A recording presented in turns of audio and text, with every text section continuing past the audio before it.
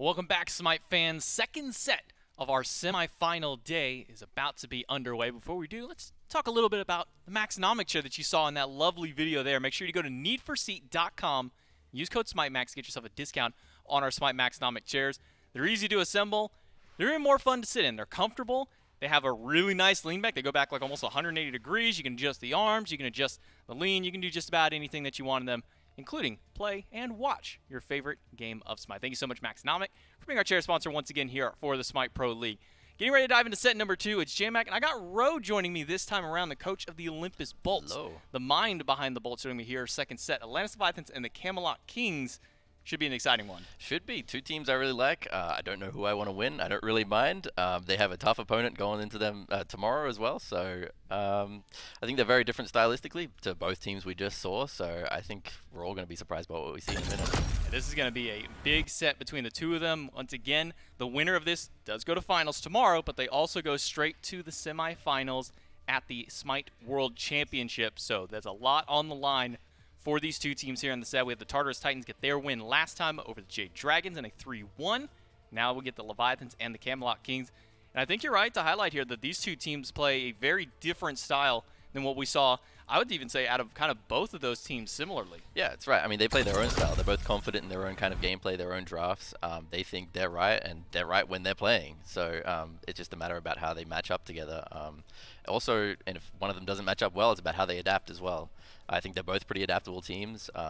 People used to say about like the Sanguine last year wasn't very adaptable, but this year they're completely different. With Steve Zapman, they're completely different as well. But you have to give credit to Kings for being probably one of the most adaptable teams for sure. They were the ones that, probably a couple months ago now, were brought the hell into meta, even though it was in the solo lane. I'm sure they've transitioned that over to the mid lane by now. If not, they might still be pulling out in the solo lane. Harry Variety is always on a different god pool than most other solo laners. Different playstyle as well. Can be aggressive like he was in season 2 or 3 with the Ratatoskr and the Thanatos and stuff like that. We'll always bring that up. So he can still play that style, or he can get on his Guardians like Xing Chen and Cerberus and things like that. So it could be anything today. I really don't know what to expect. They've both got deep god pools on these teams. Yeah, I mean, that's an old throwback, hearing the old assassin solo meta. And we've even seen kind of some thoughts of it out here. We've seen a little bit of light there. We saw the Camelot solo come out a couple times. We've seen Ratatoskrs out of Camelot Kings. But the Atlantis Leviathans, we haven't got a chance to see them this weekend. So let's go ahead and listen to the caster's thoughts. A nice little video we put together for you guys to talk about the Leviathans.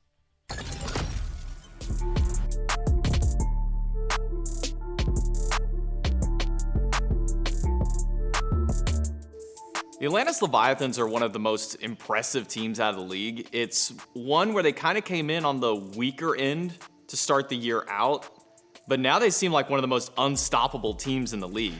I feel like the Leviathans have that X factor.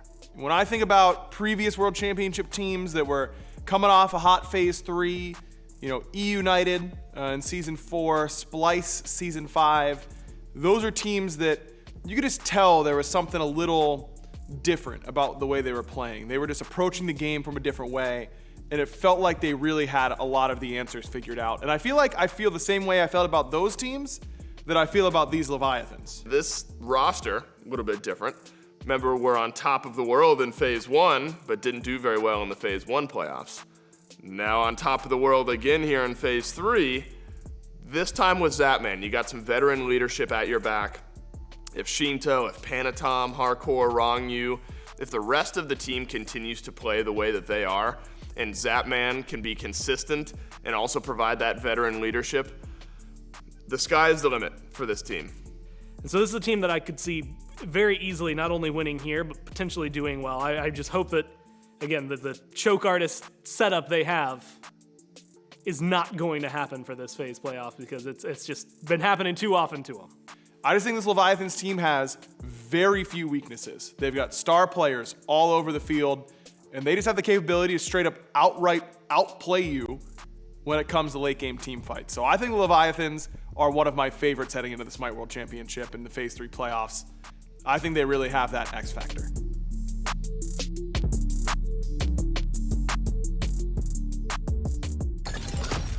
And the ultimate question that then boils down now, is that X factor going to be enough to go up against the Camelot Kings here? The Leviathans have gotten a day to kind of see how the meta is developing, to kind of see what teams are playing out here and maybe try and make some internal adjustments. Though I say the same about the Tartarus Titans, and in their first game, they didn't make any normal adjustments. It wasn't until maybe the second game that we kind of saw anything here. You imagine Leviathans maybe run something similar, kind of test and kind of tread the waters a little bit and see what's going to come out. Yeah, I think Titans went into today seeing what Jade Dragons did yesterday, and we're like, okay, we've seen that. I think we can beat some of that. We'll ban some of it away. I think they banned the Jonqui in the game 1, but left the Zeus open, and then kind of swapped it game 2, where they was like, okay, the Zeus is too much. We'll see maybe similar from Leviathans this week. This match. But in, I guess, the last set, they got to see 5 games compared to Jade Dragons only had 3 games against us yesterday, not to bring that up. So they have a lot more info to go off of.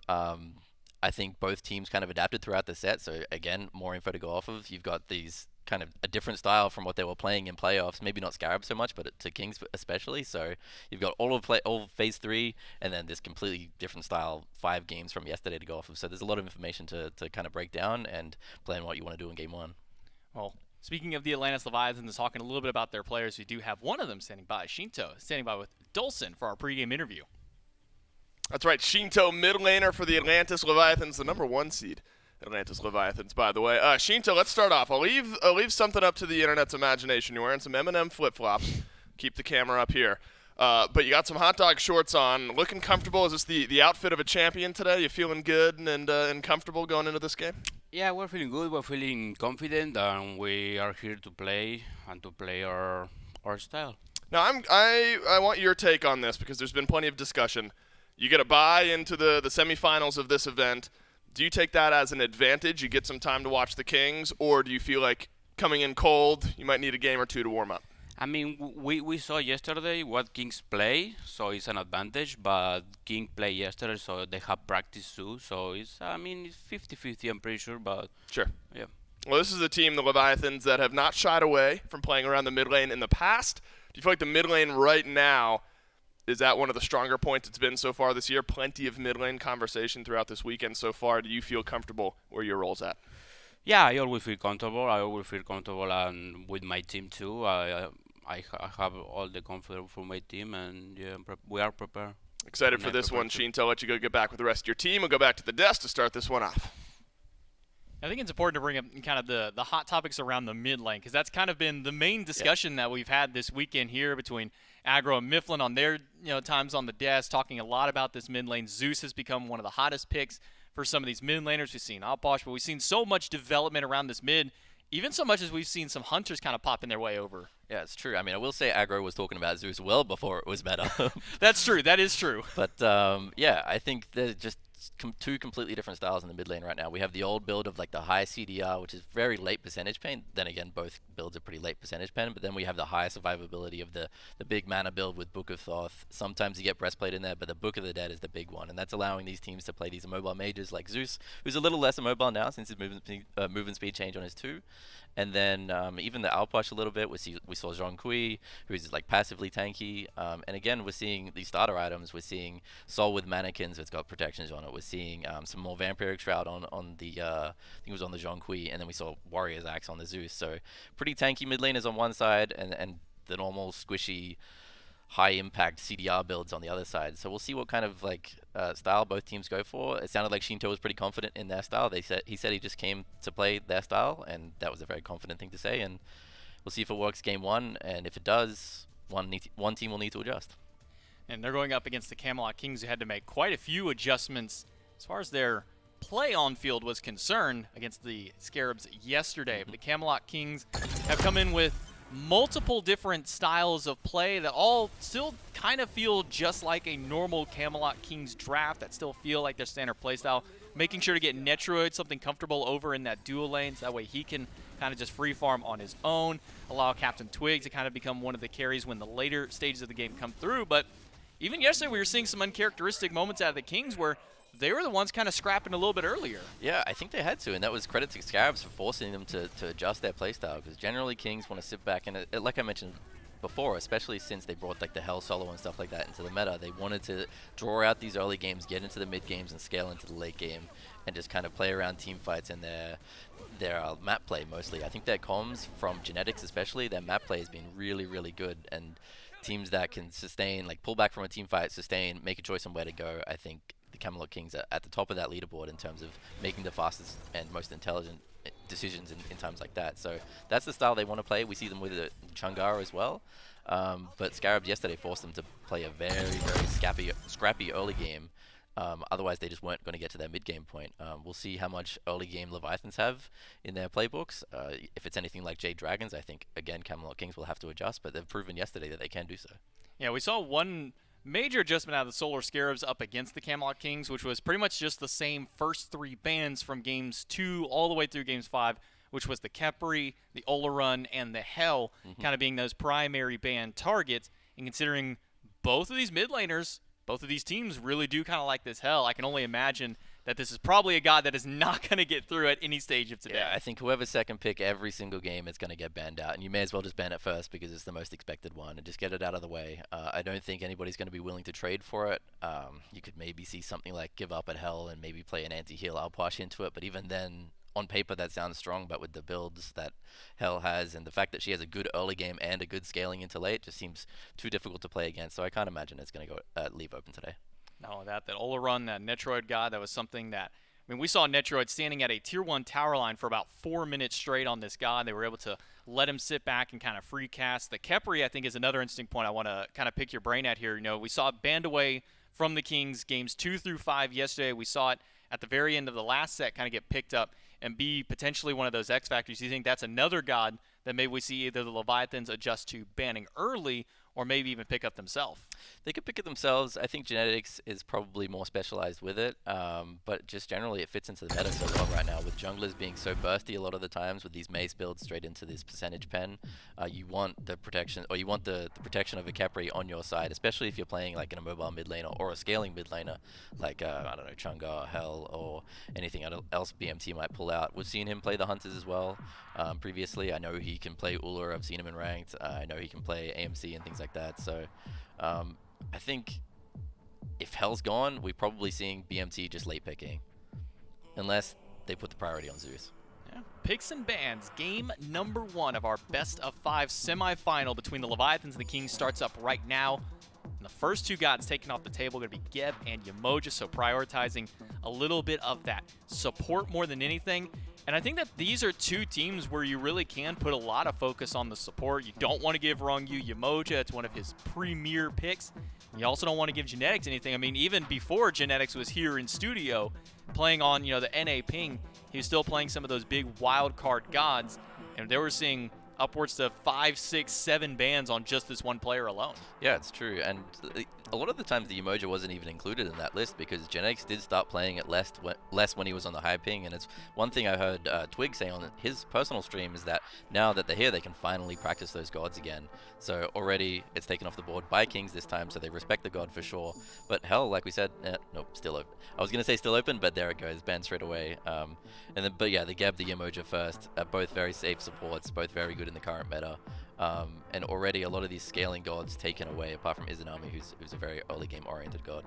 Yeah, it's going to be Hell, Yemoja, and Izanami Geb. 2 more bans left between these 2 teams, and it can really just go anywhere. So far, it hasn't been much of a meta adjustment in bans as far as they're concerned here. It's still a lot of the standard of what these teams have just been playing up until now. The Zeus is still open, though we didn't really see the Kings show any favor towards that yesterday. Even the Scarabs didn't really care too much about that mid lane selection. But with Leviathans having their final ban ready to go, we could see maybe one more shot over towards Genetics, or maybe a shot towards Netroid again.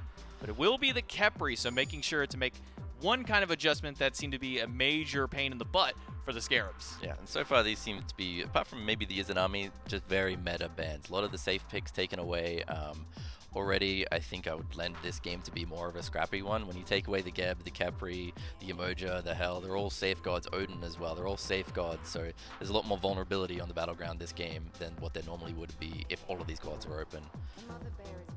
RTO though, still some sustain coming out from Leviathans.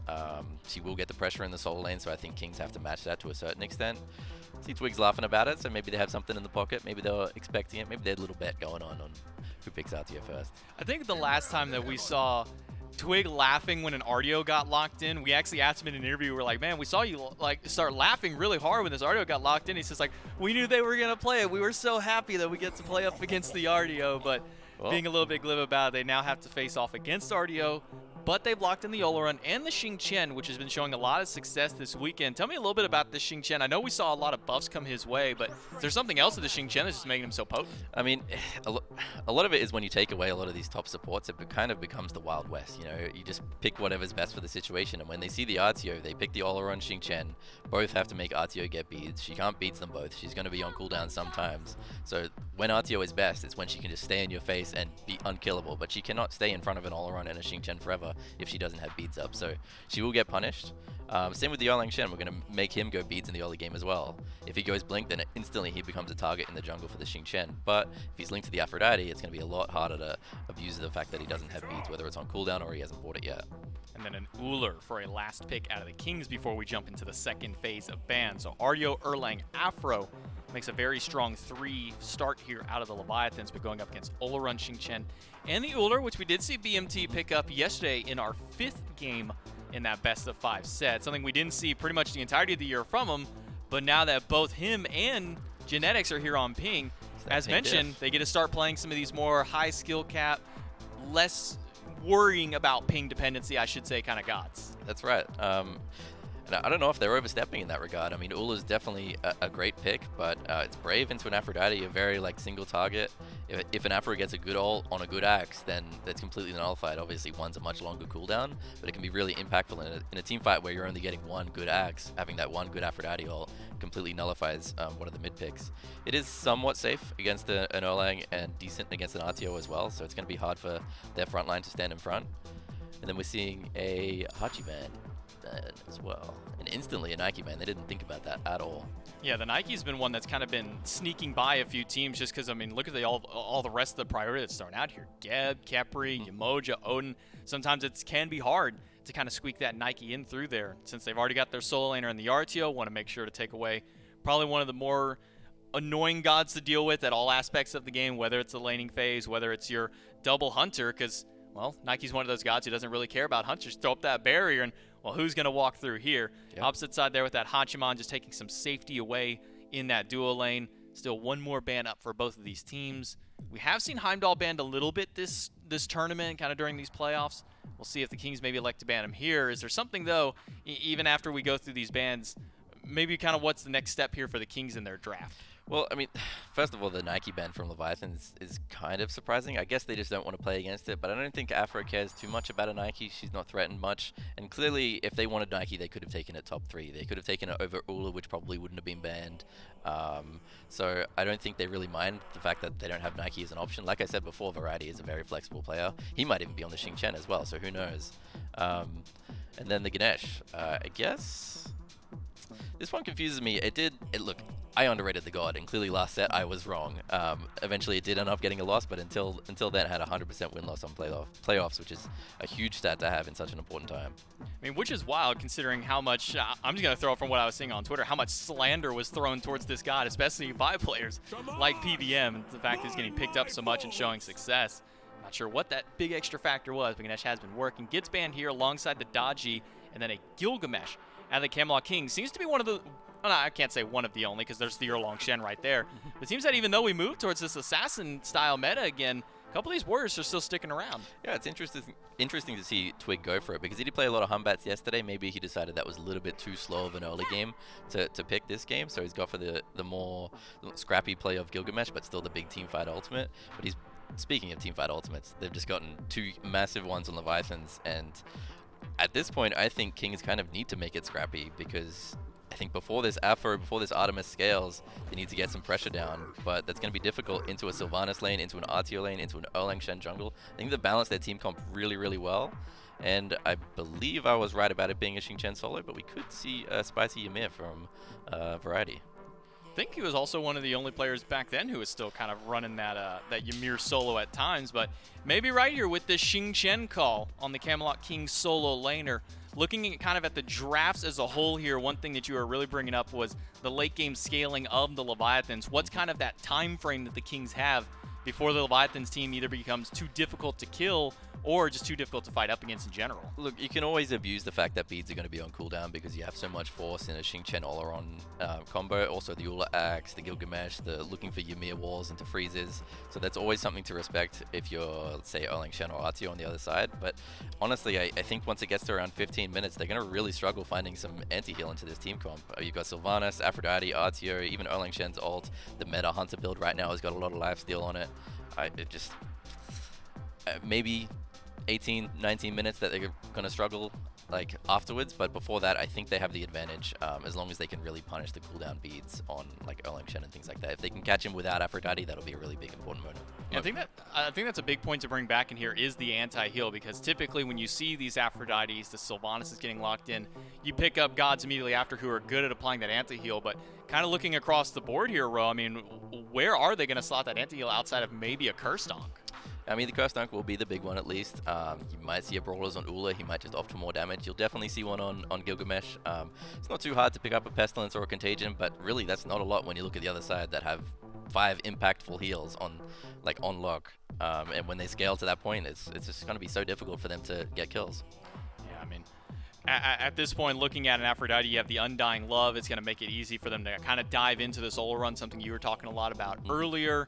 This Ula going into the mid lane being that very single target. I mean, where are the Kings going to be able to find those picks? Do they have to make their rotations towards solo or duo to maybe try and find some kills? I think the picks are going to have to be in the jungle. They need to get deep wards, find out where Erlang is pathing, catch him without the Aphrodite or without the Sylvanas, Meditation, Lotus Crown, whatever he ends up building, and just pick him there, especially if he starts Blink. I think if he starts Blink, it's going to be really difficult for him the early game, but if he goes beads, it's just going to be a slow game until they scale.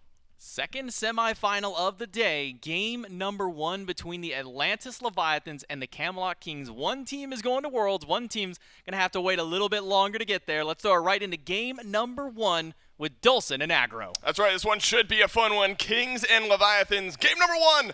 And what a way to round out this fine Saturday in SPL Phase 3 semi-final action. And Aggro, I don't think it can be understated what J-Mac talks about there. The birth to the SMITE World Championships, the semi-finals of the SMITE World Championship. Regardless of whether you come in first or second at the Phase 3 playoffs, you get to skip that play-in tournament, you get to skip the quarterfinals of Worlds, and you get to wait one game away then from playing for the finals. And that might be very important here for this Leviathans team, a team in the past that has struggled in these types of tournament events. The addition of Zapman, I think it's made them feel a little bit better. But how good would it feel, really for both teams? You get to take a weight off, take a break for a little while, and get ready to go 1-2 sets away from winning the SMITE World Championship. I mean, that makes you just 3 or 6 games away from winning Worlds. Like, that is not a lot of games that you have to win. So certainly a huge deal between these two squads, and I think for the Leviathans, like you mentioned, just getting that confidence and knowing that they can win these absolutely huge sets would be a big boon for them, and that addition of Zapman, like you mentioned, has been huge. Now, we've seen, I think, improvements in that area for the Leviathans. The story for all of last year and maybe the beginning of this year were the playoff issues. They went through Phase 2 playoffs. They make it far into that tournament. Nice double stun from Captain Twig. Doesn't result in much. But I think now, you know, that was the story. Might still be to an extent, but I think the Leviathans, as players and maybe even as viewers and fans, have started to quell some of that. You know, I think the confidence has returned for them and for us and their ability to push forward. I was the only one that predicted them to win this weekend. That is true.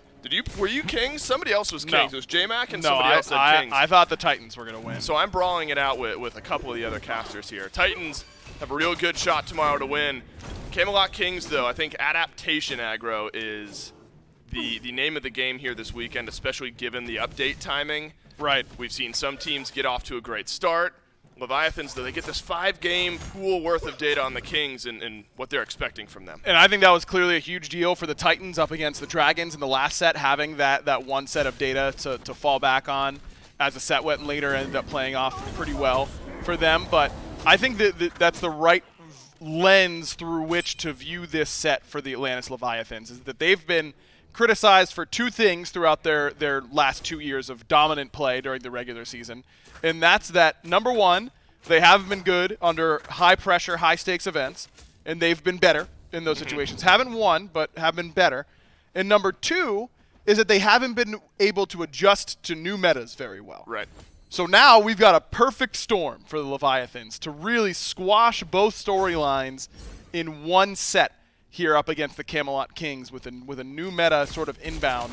But it seems like they're picking a little bit more similarly what the Titans were doing. You know, the Jade Dragons were really the ones that were looking like they were pulling out a lot of new things. And I said it on Twitter that I personally was a huge believer in the way the Dragons were playing. That I thought that, you know, I think that the Book of the Dead build is the strongest thing you can be doing. Only a few gods can use it well enough. And I would be changing my entire picks and bans around facilitating those types of gods. But the Titans didn't do that, and they just destroyed the Jade Dragons in a 5-game set. And the Leviathans haven't been doing that really, and neither have the Camelot Kings. So maybe the meta isn't as different as I thought it was going to be. And if that's the case, then that should make it that much easier for the Leviathans to continue their dominance that they've shown on the last few patches. Right, doesn't look like we're going to be seeing Book of the Dead, at least by the early indicators of builds here in game number 1. Does feel like group stage style of composition here from the Leviathans. The Aphrodite paired with some other healing, whether it's Hardcore and his kit, Wrong You, of course, on the Sylvanas. Admittedly pretty interesting here, Aggro, where Artemis, if you asked me, you know, 2 or 3 months ago, or I asked you why we're seeing Artemis 2 or 3 months ago, you'd laugh at me because that's all we were seeing for a little while when the bow build was at its peak. Right. Has slowed down a little bit, but still maybe at a good spot here for Zapman to have an impact. Yeah, I think Artemis is probably intriguing to me at the very least, but at the same time, I'm looking at the front line that she has to play against, and it's things like Xing Chen. You know, Ymir is sort of fringe right now, but ends up being a very strong pick for genetics up against the type of draft the Leviathans have, which is exactly where Ymir should be in the meta right now, in my opinion.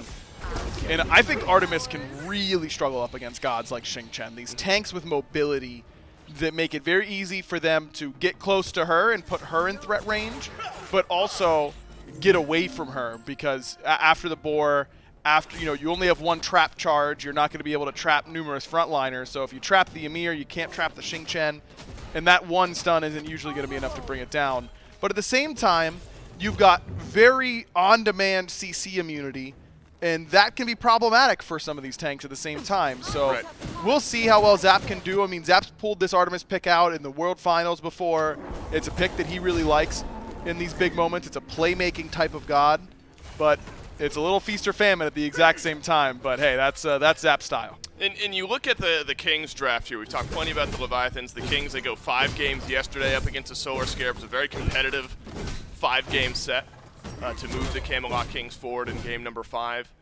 And they come into this draft with a little something that we've seen a little bit more of this weekend, which is some style of Hunter in mid, whether it's straight up traditional Hunter or more ability-based, in this case the Uller, obviously the latter. Magical Hunter, you can call it that for Netrioid. So you're still diversifying that damage between physical and magical a little bit. But this style of composition is one that we've already seen a little bit of so far this weekend. Maybe some lockdown onto Wrong You here, who was forced into his ultimate. First ultimate of the game gets spent, and it's defensive from Wrong You in the mid. And it was smart to do so because I think if he gets frozen there, it's a pretty easy full commit from big man Tings as well. And Wrong You doesn't have Lotus Crown. He doesn't go with that sovereignty quite yet. So not really sure exactly where he's going to go with the build ultimately, but for what it's worth, having Shinto there ends up being that much more of a safety factor, knowing that Aphrodite ult can really throw a wrench in your plans quickly. Uh-oh, Captain Twig, he'll blink forward. CC immunity is perfect from Zapman. And the wall on the other end from Wrong You will lock down First Blood. Panatom, the heal, ticking away. And Shinto keeps his jungler alive. The 9 turns blessing, the heal popped in there as well. And a well-executed jump in from the Leviathans gets First Blood. Yeah, I don't know that Zapman would be the guy that I'm trying to set behind early in a big game because he has looked so good in these do-or-die sets, the ones that matter the most. Zapman in the World Finals has looked really strong, and he just makes a perfect play. Use that CC immunity. Oh, but Panatom is hung around here, and Netrioid from over the wall drops the damage, and the Kings are able to answer back very quickly here. A slow connects on a Wrong You. Double root on the back end is great from the Sylvanas. And maybe you just call that an overstay from Panatom as the Camelot Kings were able to even the score. Yeah, he wanted to get that purple buff invade off, but didn't come up in time. So a little bit unfortunate timing there for the Leviathan's jungler, and ends up just overcommitting to his timing. And that's the thing about Oleron is what makes him a lot better now than he used to be. It isn't just that spectral armor change to not affect his crits, though that obviously helped a lot, but it's that this mannequin start gets a lot better. He's gotten some buffs to his early game, and what before was a very weak laning character now becomes pretty lane dominant and very, very strong on his first item, Power Spike, and that's exactly where he is in the build whenever Panatom overextends. Genetics obviously brings a lot of damage on the Amir as well with a perfectly timed Shards of Ice. So with those two combining, that's a lot of magic damage you have to worry about. I'm seeing Ring of Hecate, and it's giving me flat. What was that, beginning of Season 7 or Season 8, where it was only Ring of... 7. I think early Season 7, that's all we Dark saw. Days. That's Yes, right. Dark Days. Well, it's fun for the magical ADC players, less fun for just about everyone else, but now at a point where you can get some value early in the build. Still objective shred, though. Remember, Erlang Shen plus Mannequin Scepter will still help you out in dropping these objectives quickly, and there looks to be no answer from the Camelot Kings. Great ward coverage for the Leviathans, covers all their bases, and the first Fury of the set goes to the Leviathans, and with it, aggro, 1.5k gold in the lead, a quick 4-man grouping, gives the Leviathans an early objective. I mean, look at the ward coverage on this left-hand side by the Leviathans. I mean, it is all blue over there. It's like I'm listening to Eiffel 65 all over again. That's an old reference for those of you. I realize now that is actually too old for the vast majority of our viewer base, and that makes me I was going to sad. say it wasn't too old for me, and then I realized that we're old, I'm Dave. getting up there. Okay, shut up, man. You are not getting up there yet. I mean, Am I come not on allowed now. to say that? No, it's reserved for old people like me and like Zapman. Zap would have gotten that reference. I got at it. the very least. Yeah, I know. Thanks, Dave. I appreciate you. But overall, that Gold Fury really happens because Leviathans are just dominating ward vision on that side of the map. And the Camelot Kings, I think it speaks to where they want to be playing through. They don't necessarily want to be playing through Netrioid's lane, so they aren't trying to guarantee that they know where everyone is on that side. But still, you don't want to let him just be on an island where he doesn't know who's coming and how many and all that kind of stuff. So this is the smart move. Come over and get a little bit more guaranteed vision for your Hunter. Camelot Kings free up some of that ward coverage. I wonder, though, as this game goes on, you look at the dynamic that is double Guardian between Variety and Genetics, Tings and Netrioid. As they scale up, you imagine there's going to be big damage numbers coming from Tings and Netrioid as this game goes on. I'll hold that thought as Panatom is going to try to get things going early. Big man Tings uses the beads, backs away beneath the tier 1 tower. Panatom has the heal coming in just a moment's time, and that extends his life a little bit further, but good disengage ultimate from Rongyu as the Winds of Shamash swirls around in the mid lane, but enough sustain and delay from both sides keeps everyone on the map. And this is just the problem now between both of these 3v3s, that it's so melee based though. Yarkor may have just wandered into a bad spot, but he's a level 11 RDO, and Variety knows that this is not a fight that they can end up taking. Is that the 3v3 for the Leviathans just doesn't have that range damage. Genetics chipped away, and you're going to need some of that range damage to finish off the kill onto the Amir, but it's not there. Shinto does not have Undying Glove, but that's a great wall from range from Genetics to keep this fight intriguing. Captain Twig drop kick, see you later, Rongyu. It's a re-engage from Panatom, finds its way on the back end of mid, but watch out, Zapman in the boar will add another. Easy rotation in from Zapman makes it 2 for 2 on the kill department with the jungler going down for the Camelot Kings. Both deaths onto Captain Twig. And that's just kind of par for the course for the way the Kings want to play. They want Twig to be that first spear on those initiations, and his damage was solid. I mean, he goes for Serrated Edge right afterwards. Looks to me like that he must have gotten Katana 1 from his passive, and that's why he prioritizes that. But certainly Anti-Heal needs to be coming through soon for the Camelot Kings because they have none of it. And Ro was talking about it a lot on the desk, and for good reason. There's just so much sustain here for the Atlantis Leviathans, especially in that mid 3v3. And that's why it looks like no one's dying, because Leviathans don't have great damage, specifically from range they have very little. But they have so much sustain that it's kind of hard to bring them down anyways. And now with Aussie for Zapman, everyone's got some for themselves, much less talking about the ability to spread it out for Shinto, Rongyu, and some of the other players. Everyone's got a little bit of healing baked in, whether it's itemization or kit-wise for the Leviathans. A little bit for Netrioid, and so that's something the Leviathans may have to consider moving forward. But Shinto going back to, again, if you're talking about builds and kind of metas, rewinding to group stages, things like that, this Aphrodite maybe doesn't synergize with Book of the Dead quite as well. Because what we had seen, right, physical DUIs was Breastplate of Valor in that build. Right. But Lotus Crown still feels really good.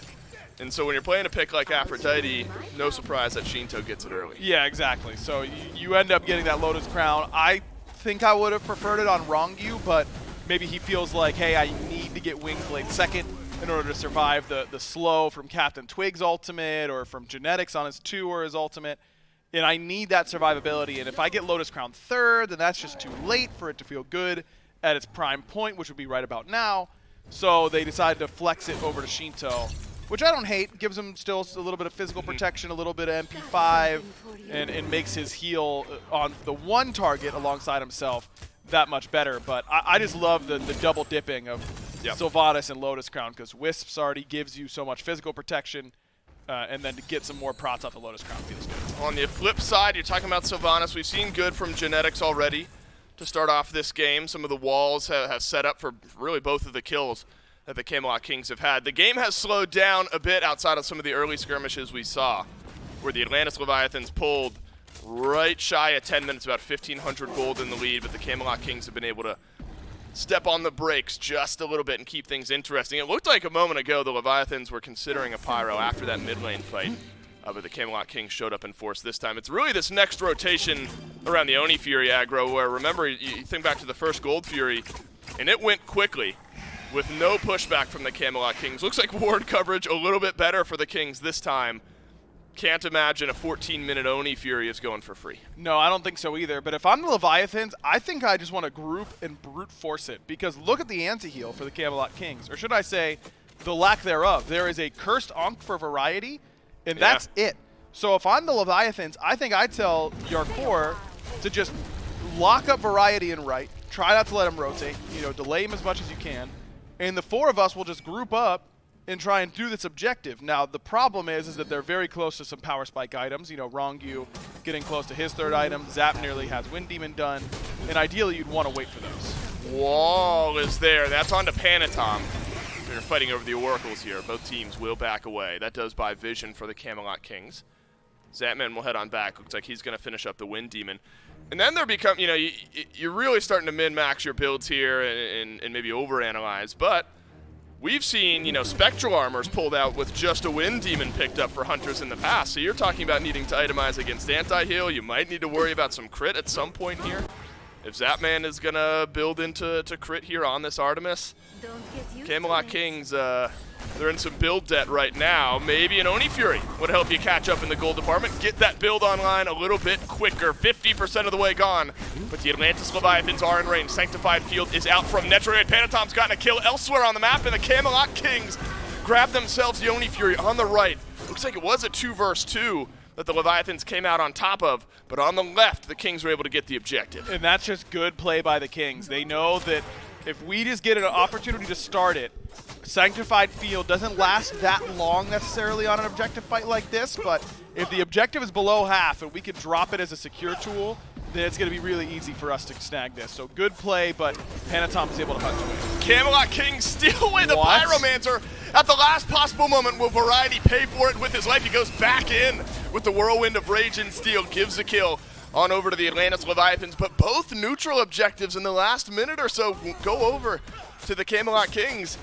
And you're thinking, Dave, the Leviathans got 2 kills, but the gold doesn't care about that at all. It's actually shrank in favor of the Camelot Kings. That team gold has brought things back closer to even. Now we get to see what happened on right while the Leviathans were on the Fury. Yeah, that cripple from Yarkor just absolutely devastates Twig. You already used the beads, so it means that the CC chain is going to be easy peasy after that. And finally, the Kings get some anti-heal. Finally, there's a Brawler's Beat Stick there for Captain Twig and for Big Man Ting. So now, these fights for the Leviathans should theoretically be a lot harder in the 5v5s. And I think that the Kings were very greedy, in my opinion, for not going anti-heal in their first 2 slots anywhere else. I think the Leviathans probably, look, I know they're trying to scale with this type of composition. They want to take 5-on-5s. Zap is huge. They want to fight around him. But if the team, if you got to look at what the other team is giving you at the same time. You can't just stick with what your game plan is all the time. I think you have to be a little bit more flexible in what you can do, and I think there might have been a bigger window there for them to punish. Oh, wow. That's 2 auto attacks, and Little bit of damage from Zapman with his range. Captain Twig is here. This would be a 3 versus 2 immediately, though Panatom hovering around the left could even the scales if there is an engage. But it looks like the Camelot Kings will back up, do their buffs on the left side of the map. Panatom with an early bubble will help him out on some of that initial engage. We've seen him walled off by Genetics, and I think that's an interesting conversation to go into here. You look at a Sanctified Field plus double Guardian. Do you have some concerns for the Leviathans and their ability to even get into the backline? You look at Tings and Netroid and their ability to play from range. Yeah. Looks like Yarkor and Panatom are going to be the ones having to walk in there. Does that worry you a bit as the team fight phase maybe starts to loom? If I'm the Leviathans, it absolutely worries me because Oleron is the type of pick that changes the way that you have to draft, and you have to draft good answers to him. If the Oleron plays it perfectly, you need to have answers in order to deal with it.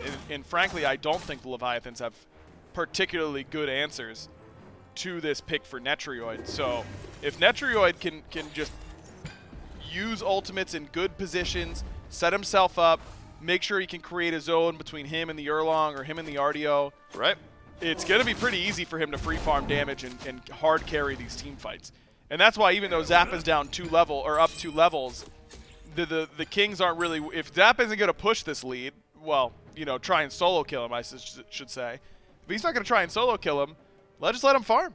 He'll get there eventually, and whenever we do, who kills him? Because I don't think there's a clear answer to that. Yep. It looks to me like the Leviathan's game plan is just to death ball through the team fight, and whenever they get to Netrioid, they'll spread out a little bit, get around the edges of the Sanctified Field. Hopefully our relics are still up for it, and we'll just kill everyone else. All 5 of the Leviathans have beads. That'll help walk through some of that engage. Plus the bubble, as mentioned for Panatom. Fire Giant, first of the game, started up sub 20 minutes, but it's immediately been dropped. As the Leviathans surge in, they found Genetics, but the wall of the Sanctified Fields has got 2 of the Leviathans stuck in place. Undying Love used onto Panatom, who will back away from this engagement. Panatom half HP, say the same for Genetics, but the ultimate advantage, Sanctified Field's a big one, but it's in trade for the 9 turns blessing and the Undying Love. Yeah, that's, I mean, to get that Sanctified Field down and the Ankh as well from the Kings, I agree with the Leviathans. This is a good fight for them. They're going to pull the Fire Giant yet again. Captain Twig has to walk forward, and he Good will pin. jump away. Great pin for Panatom over the wall, but it's Hardcore all alone on the backside of this fight. Now, the Winds of Shamash does so much for the Camelot Kings in slowing down the re-engage of the Leviathans. Wrong you, stunned in place. Panatom has found the backline, but big man Tings kiting back. Oh. No problem. Massive ultimate from Wrong you is the re-engage for the Leviathans, and the Camelot Kings want nothing. Hardcore gets a 4-man stun. 2 of the kills over to Shinto. 3 of the Kings left running. It's almost like the Leviathans want to just death ball at you, and you won't have a lot of answers if you don't have Sanctified Field, and that's exactly what happens. Sanctified Field doesn't get enough. They drop it a little bit too early when everyone still has beads. The Leviathans reset, re-engage, and without Sanctified Field, there is just not enough answers to take down this healing of the Atlantis Leviathans, because remember, you can't double stack the Brawlers. You're only getting 1 Brawler's proc. That's it. That's all the anti-heal they've got because Ankh was down. No Divine Ruin, no Toxic Blade, no Contagion, no Pestilence, and so it's very easy for the Leviathans to just go, oh, your Ankh's down and your Sanctified Field is down? Cool. We win because you don't have an answer to this RDO in particular. And Yarkor, who has to lead the league in ASC, that's average space created, by the way, has to be the league leader in it, man. Just absolutely dominates that team fight. 1v3, 1v4, and his health bar looked like he was in a 1v1 with a blue buff. Unlucky that's not a trackable stat. I know, I wish. I've asked. We can't do it. Yeah, no chance. I mean, that's like people backing away from you, I suppose. I don't know. I think you're right, though, Aggro. Hardcore played a massive role in the last fight, has played a massive role for the Leviathans so far this year. And now the Leviathans, they're playing with time. You got 3 minutes left on this Fire Giant buff. The Kings at least are able to get the Gold Fury, so that is some gold taken off the map that the Leviathans otherwise would have been able to get. But the downside is that not a lot of towers have fallen on your side of the map in the meantime if you're the Kings. That maybe slows down the Fire Giant. You got to push through these nonetheless.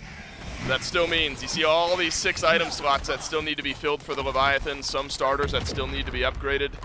Seems to be pretty cut and dry on the direction the Leviathans look to go.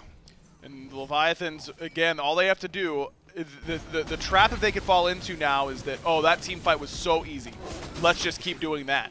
But you really can't deathball until Ankh is down and until Sanctified Field is down. Once those 2 cooldowns are down, the Leviathan should win the team fight easily. But they have to, someone on that team has to be saying, hey guys, we won that fight so easily because we baited Sanctified Field. I'm sure it was a discussion coming into that team fight that, hey, we got to be careful around this. Once it's down, back up, and then we'll re-engage. It's someone's job to remind everyone of that in this moment. Remember, we're going in until Sanctified Field gets dropped, then we're backing up, then we're re-engaging. Panatom is around behind 3 members of the Kings, and the health bar of BMT is gone. Lovebirds nearly get the kill. What? You does anyway. He is back at his own base, and he dies alone under his left side Phoenix. And now the Camelot Kings fighting without their mid laner, the Leviathans. There's blood in the water, but you got to go back for the tier 2 first. Yarkor again, 1v4, and everyone just turns to run, and they're correct to do so. Leviathans that time still won the fight through the Sanctified Field. Right, he does have Ankh, and he's got to get a good one here. Has to, and it's got to be huge because BMT is down. You're fighting a 4 versus 5. If the kills roll here for the Leviathans, a game 1 victory around the corner. Good damage onto Hardcore, stun and wall. Willforce speeds out of the RDO. Twig jumps away as Panatom making life difficult on the right side of the Phoenix. BMT 15 seconds away from respawn. A little bit of damage finds its way in under the Phoenix. So this wall is going to create so much space now, and Yarkor doesn't have beads anymore. No blink anymore. Yeah, it's going to be harder. Winzo Shamash down for Captain Twig. That'll slow down Shinto, and that's an early Undying Love. Playing things close, playing things safely are the Leviathans. Now a big piece of protection missing. Ankh does get used by Variety. Maybe that's why you see the disengage. And there's a lot of AoE defense for the Camelot Kings that makes that siege difficult. I mean, even though Sanctified Fields is down, every Ymir wall is threatening on a Phoenix defense. And every single Winds of Shamash is going to back you up off that wave. And the Leviathans, in particular Zapman, because Zap didn't have beads or ult, it makes it very hard for him to be able to step up and actually hit that Phoenix. And Yarkor did go in and create some space, but the damage from Netruid was still pretty high, and he felt it pretty quickly, as Netruid has finished off that Demonic Grip. Yep. A lot of pen that he has now, basically the magical ADC version of Executioner. So I don't know what Yarkor's actually building offense with his 6th item, which is a little bit surprising. I mean, he has 2 dedicated magical defense items. At some point, Olaron, you just feel like you got to throw your hands up and say, hey, I'm racing him, because I just can't build enough defense to actually stand in front of this guy. Well, the good news is for the Leviathans, when that's all said and done, is that you get about half of the Phoenix health gone. But more importantly, you're getting a tier 1 in mid, both of the towers over on left. Fire Giant falls off, 30 seconds away from respawning. It would have been like a nice prize if you're able to get the Phoenix on left as well. That makes this Fire Giant maybe a little less contestable if you're the Camelot Kings. But you still spooled up a lot of gold. I'm talking about at the beginning of that FG how none of the starters were finished for the Leviathans. Now every single starter is finished for the Leviathans. Still working towards that same mark are the Camelot Kings. So you look at that, you say the Kings were able to repel a Phoenix, which is good for them. Leviathans still were able to spool up a lot of gold. I agree. I think that the Leviathans did, get to a pretty strong point now coming into this Fire Giant fight, but the Kings are still close. And they are. It only takes one Sanctified Field to instantly win you the game. And between an Olaron and an Uller, their objective DPS on something like towers is much, much higher than that of the Leviathans. I was wondering how quickly the Leviathans would look to pull this. Panatom's got his chin size. Zapman will shred this objective as well. And the Leviathans immediately go to it. The Fire Giant going quickly. Camelot Kings have to close this gap. The Leviathans drop the objective. It's a pull back in onto Genetics, who has not been able to get anything off. Into the Shards of Ice he goes, and the Ymir will live on. Sanctified Field just backed away by the Atlantis Leviathans. Taunt no good from Panatom. Pyromancer is now eyed. BMT, I was going to say he holds on to his ult, but that's a bit of a non-statement there. Wrong, you really the only one that's not a stance changer that still has his ult going into this fight. And again, Sanctified Field is down, Curse Ankh is down. Thank you very much. We'll be taking the next fight for sure. Love this aggressiveness. Fire Giant down to 50% HP. Yarkor knocked up on the right side of the fight. Fire Giant dropped yet again by the Leviathans as Twig jumps on out. Wall just secures the disengage by Genetics. But it's a blink over from Hardcore. He finds his way into the back here. Stun onto Variety. Suppress the insolent from Zapman. Slows down the disengage, but the Kings are able to do so anyway. Now you're just waiting for these ults to come back up. Yeah, I'm surprised Leviathans aren't just trying to pull them a little bit deeper in. Just do the objective. Woo, whirlwind of rage and steel from Variety is out. Pull in from Rongyu. But Variety will leap away nonetheless. Fire Giant continually chipped away, but not fully committed on by the Leviathans as the Camelot Kings have been close enough by. Captain Twig wins the Shamash, almost there. Variety into the Fire Giant pit. Now the Leviathans scattering on out, but look at the damage that Zapman's done. Fire Giant is reset here. Variety, goodbye. As a killing spree from Zapman makes its way in. 27 minutes into the game, Zapman with the double, but the Kings have secured the FG. The Leviathans, they need to get these last couple of kills, and they're able to at least get one. Twig and Ting's the only two left standing. Genetics, I thought he was trying to kill Panatom with that Shards of Ice, but he had eyes for the bigger prize, which was that Fire Giant, and he did manage to steal it away, but it loses 3 members of the Kings.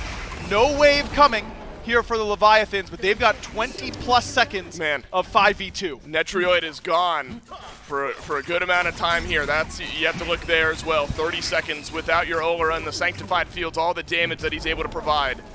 And no surprise that there's not a big commit here from BMT and Captain Twig. And that's where you look back to that first FG push, the fact that the Leviathans, I say only with heavy quotes, got a couple towers on left. Still a lot for the Leviathans to work towards, but still a lot of time to work towards it with 3 minutes left on your FG. And the Leviathans really, I think, just gave too much respect on that second commit. Yep. Because by that third commit, you see why they didn't want to commit the second time, which was if they get in and start doing a lot of damage to us, that's going to be difficult for us because they're pretty tanky. We're a death ball composition. That means we don't do objectives particularly well. We don't kill particularly well. We just sustain really well. And if that's the case, then it can be difficult when they get into your face. But I think they had much more space on the second one than they did on that third that ends up losing them the Fire Giant.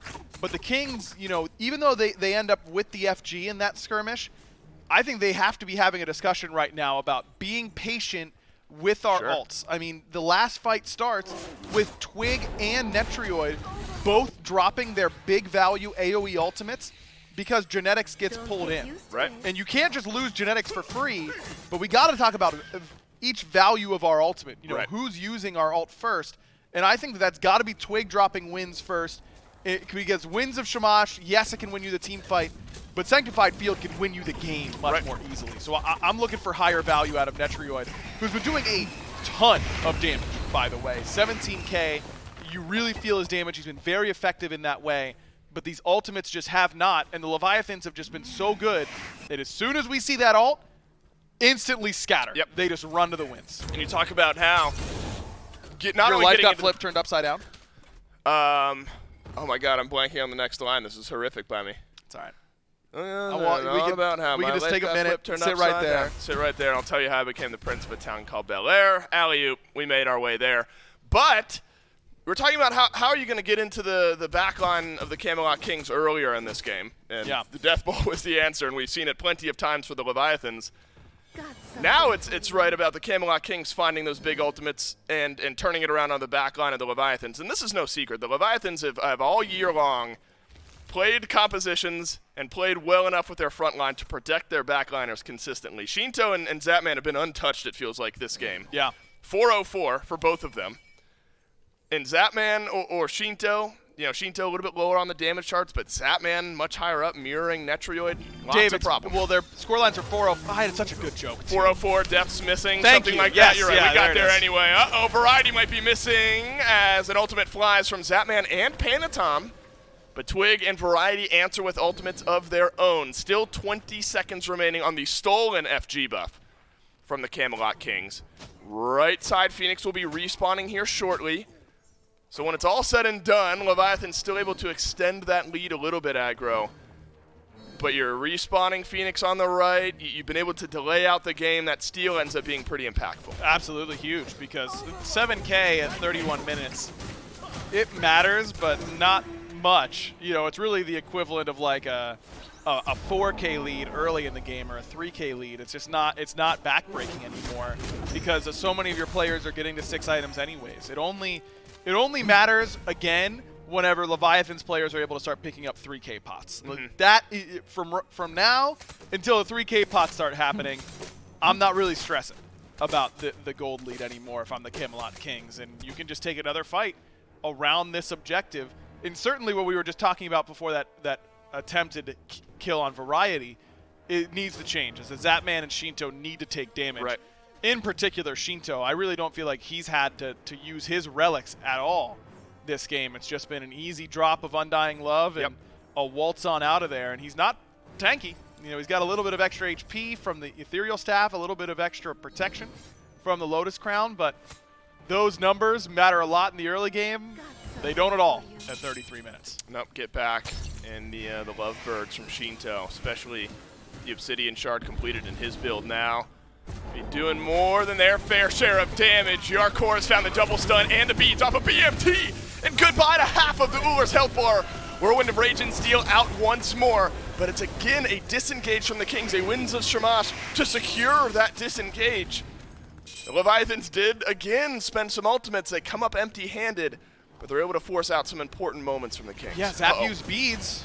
But it's a Variety, maybe caught out. Winds of Shamash only tickles out onto a couple. It's the Sanctified Field that separates out this fight. Zapman on a rampage now as the Camelot Kings lose their solo laner. You don't want to lose your support as well. Should be Pin coming up, but Twig went in and went out just as fast. Zap found himself a double, and Genetics is next. Who needs the FG? We gotta fight the Leviathans. They've come to play in game number 1. Zapman might end this game with a quad. He will in all likelihood end this game undying, and the Atlantis Leviathans rolling over the Camelot Kings from minute 1 to minute 34. That was just dominance by the Atlantis Leviathans. The Camelot Kings had some team fight presence a little bit, a good Fire Giant steal, but it was never going to be enough. 8-0-5, top of the player damage chart for the Mr. Two-Time. You think Zapman's feeling himself a little bit here, Aggro? I do, yes. I saw him in chat earlier on today. During our first set of the day, he's joking around. Wrong U is feeling himself as well. And Zapman's just, I distinctly remember, it was a very short message, but it made me nervous for the Kings. He said, God, I can't wait to play. And I was like, uh-oh. I'm feeling a little nervous now. And Zapman's feeling it. He looks rejuvenated. When your team's protecting you the way that the Leviathans do, should be feeling pretty good. Exactly. That death ball style composition, just so difficult to stop, especially when you don't layer those ultimates properly, when your front line is so immobile like it was in the form of that Ymir. I mean, Xing Chen has a lot of mobility. We talk about it a lot, but with all the CC that the Leviathans had, it really made it look easy. And the conversation around getting a bye in these tournaments is maybe you start off a little cold. Leviathans doesn't seem that way. No, it doesn't seem that way for the Leviathans. Game 1 to the Atlantis Leviathans. Bounce back time for the Kings in Game 2 coming up next. But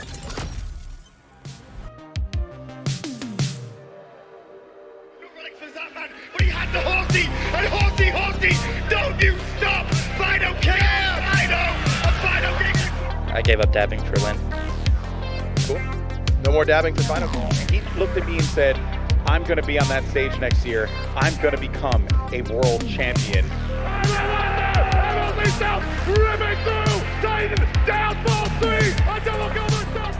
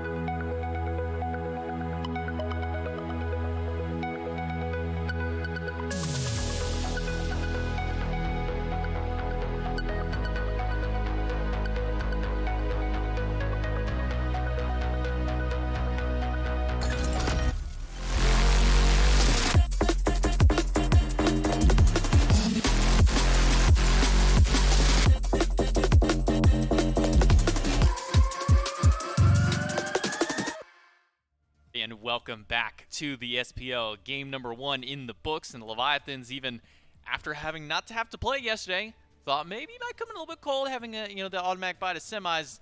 Did not seem to be the case here, as they run right through the Camelot Kings in game number 1 and put themselves that much closer to the SWC. And with the SWC coming up, you got to make sure that you bundle up yourself. Make sure to pick up the SWC bundle that includes the amazing zip-up hoodie. If it's anything like the one that we had back in Season 7, you're going to want to get this hoodie. It's one of the most comfortable ones out there. Then you get the wall banner that has all of the pros' signatures on there, and then you also get the SWC digital loot pack, which includes so many goodies. Let me pull it back up just so that way you guys know.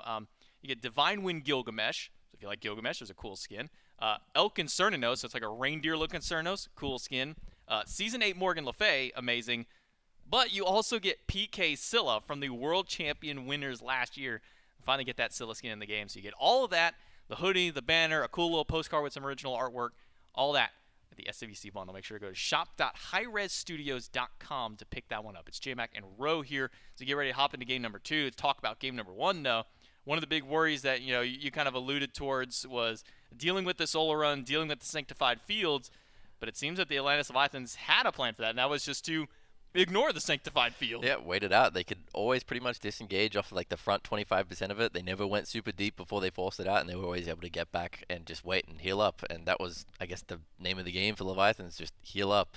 Group up and heal up, I guess, would be the two. They had a pretty quiet early game, apart from that one left lane fight, because they just don't have to push their lead. They had like a passive maybe less than 1k lead, and they just get to 15, 16, 17 minutes until they can finally group up with Zapman. He's got the crit online. Look at him go now already, and just getting 2 kills off the start, it feels great for your Artemis. The sooner he can group up, the better. And then once that healing's online, which is generally around 2-3 items for our Sylvanas, our Aphrodite, you're basically unstoppable, except for that all-around, like I said. And if you can deal with the all-around, you can deal with pretty much anything Kings has to offer, as long as they don't get an early game lead. Panatom gets an 8.0 KDA, an 8.5 KDA out of Shinto, a 10.0 out of Zapman previously through.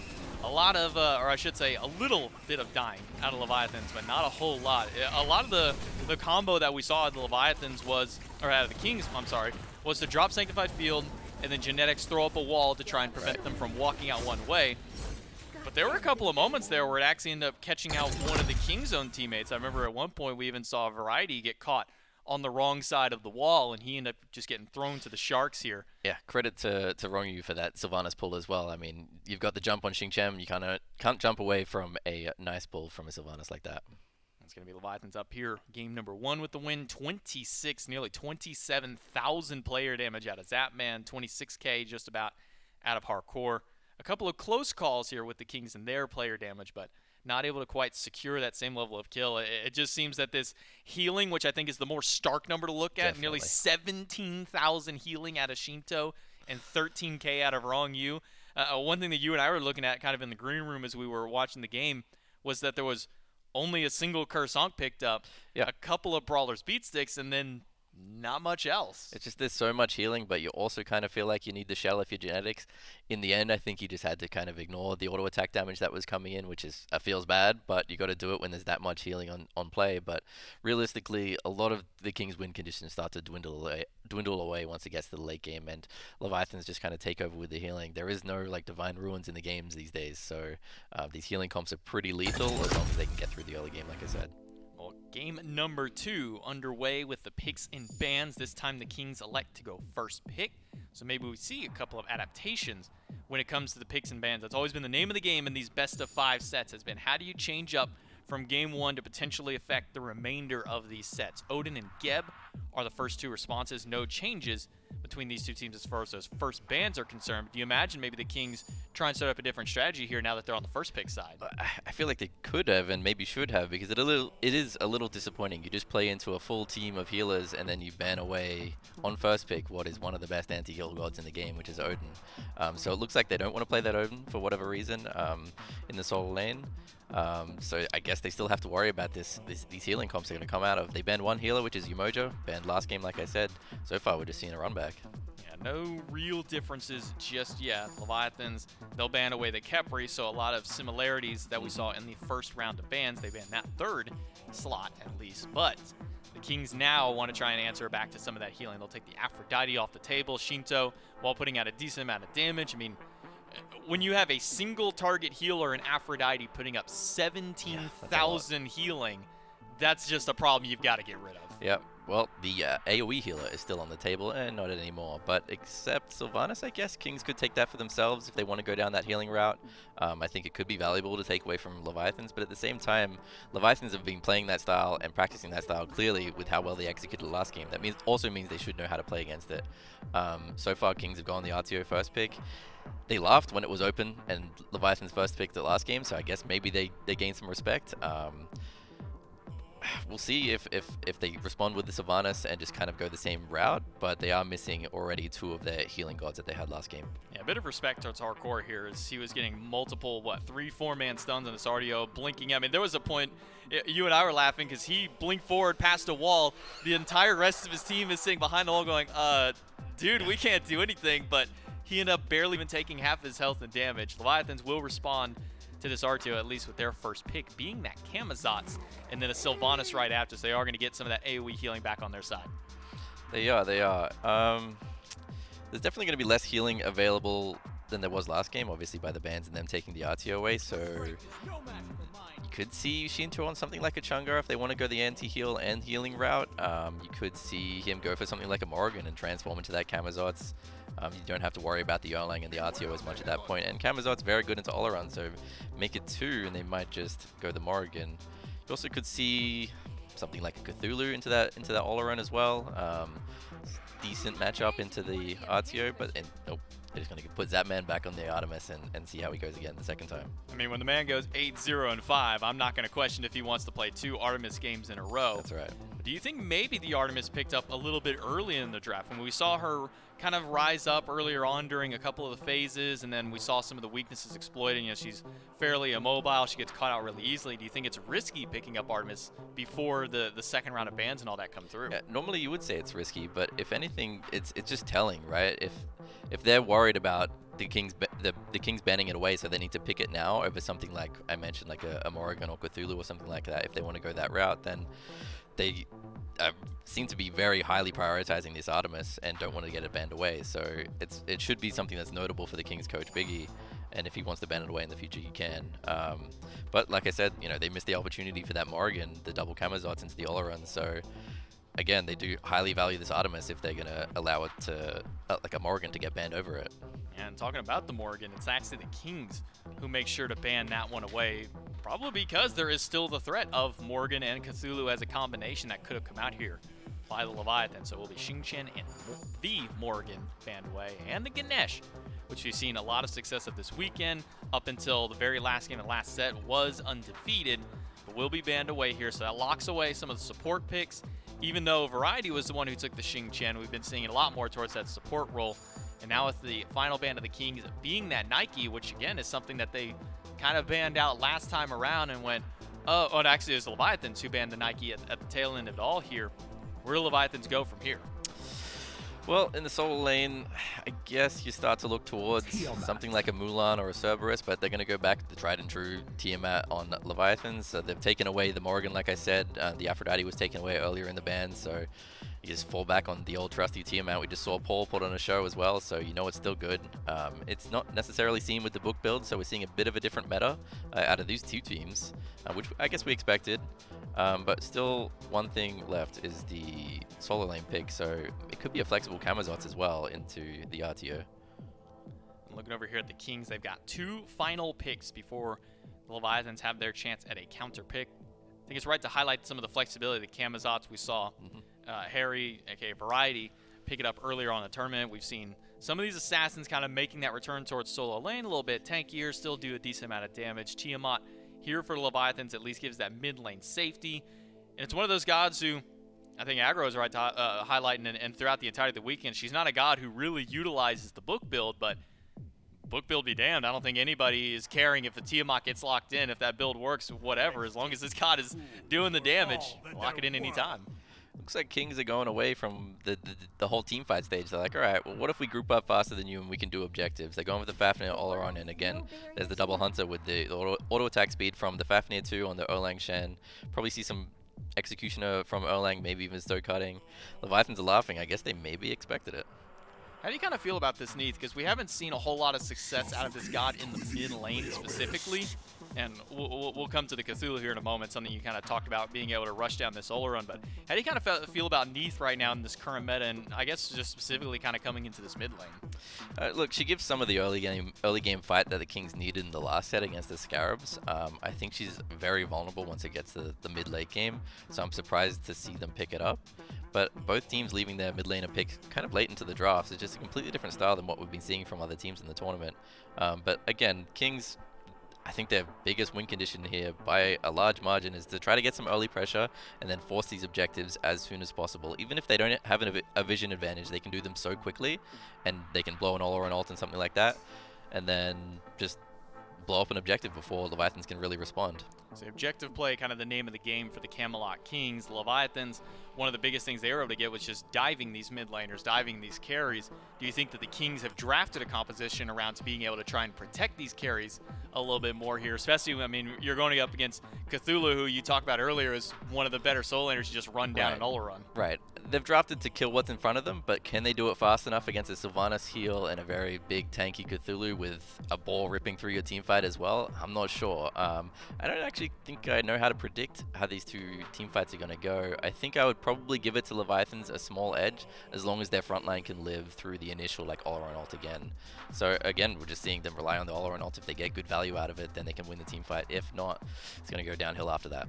Decent amount of sustain, maybe not quite to the same level that we had last time, no Aphrodite, but do you think that anti-heals, things like that Curse Donk is still a valuable pickup that you might need to go here up against this Leviathan's comp? Yeah, I'm not 100% sure on the Ankh, but you definitely need the Brawlers. The Hunter builds, like I said, a lot of lifesteal coming out from their builds right now. The Sylvanas, a big part of his heal is just the protections as well, but you see the Cthulhu 3 spam is going to be big healing, and you're probably going to have the old style Tiamat build with the Soul Gem as well. So yeah, I would like to see some anti-heal. I don't know if Ankh is necessary. They may just want to go something like a Sandra and just kill what's in front of them as soon as possible. Well, just looking at these two drafts specifically, after kind of getting a nice little look at how game one is, do you have any predictions as to which team might actually come out on top here in game two? I think Kings are saying, all right, we need to just push the buttons in the early game and just get in there and let's make things happen. If they can do that and effectively they can get kills, then they might snowball a game. If not, they're going to struggle once these team fights go longer.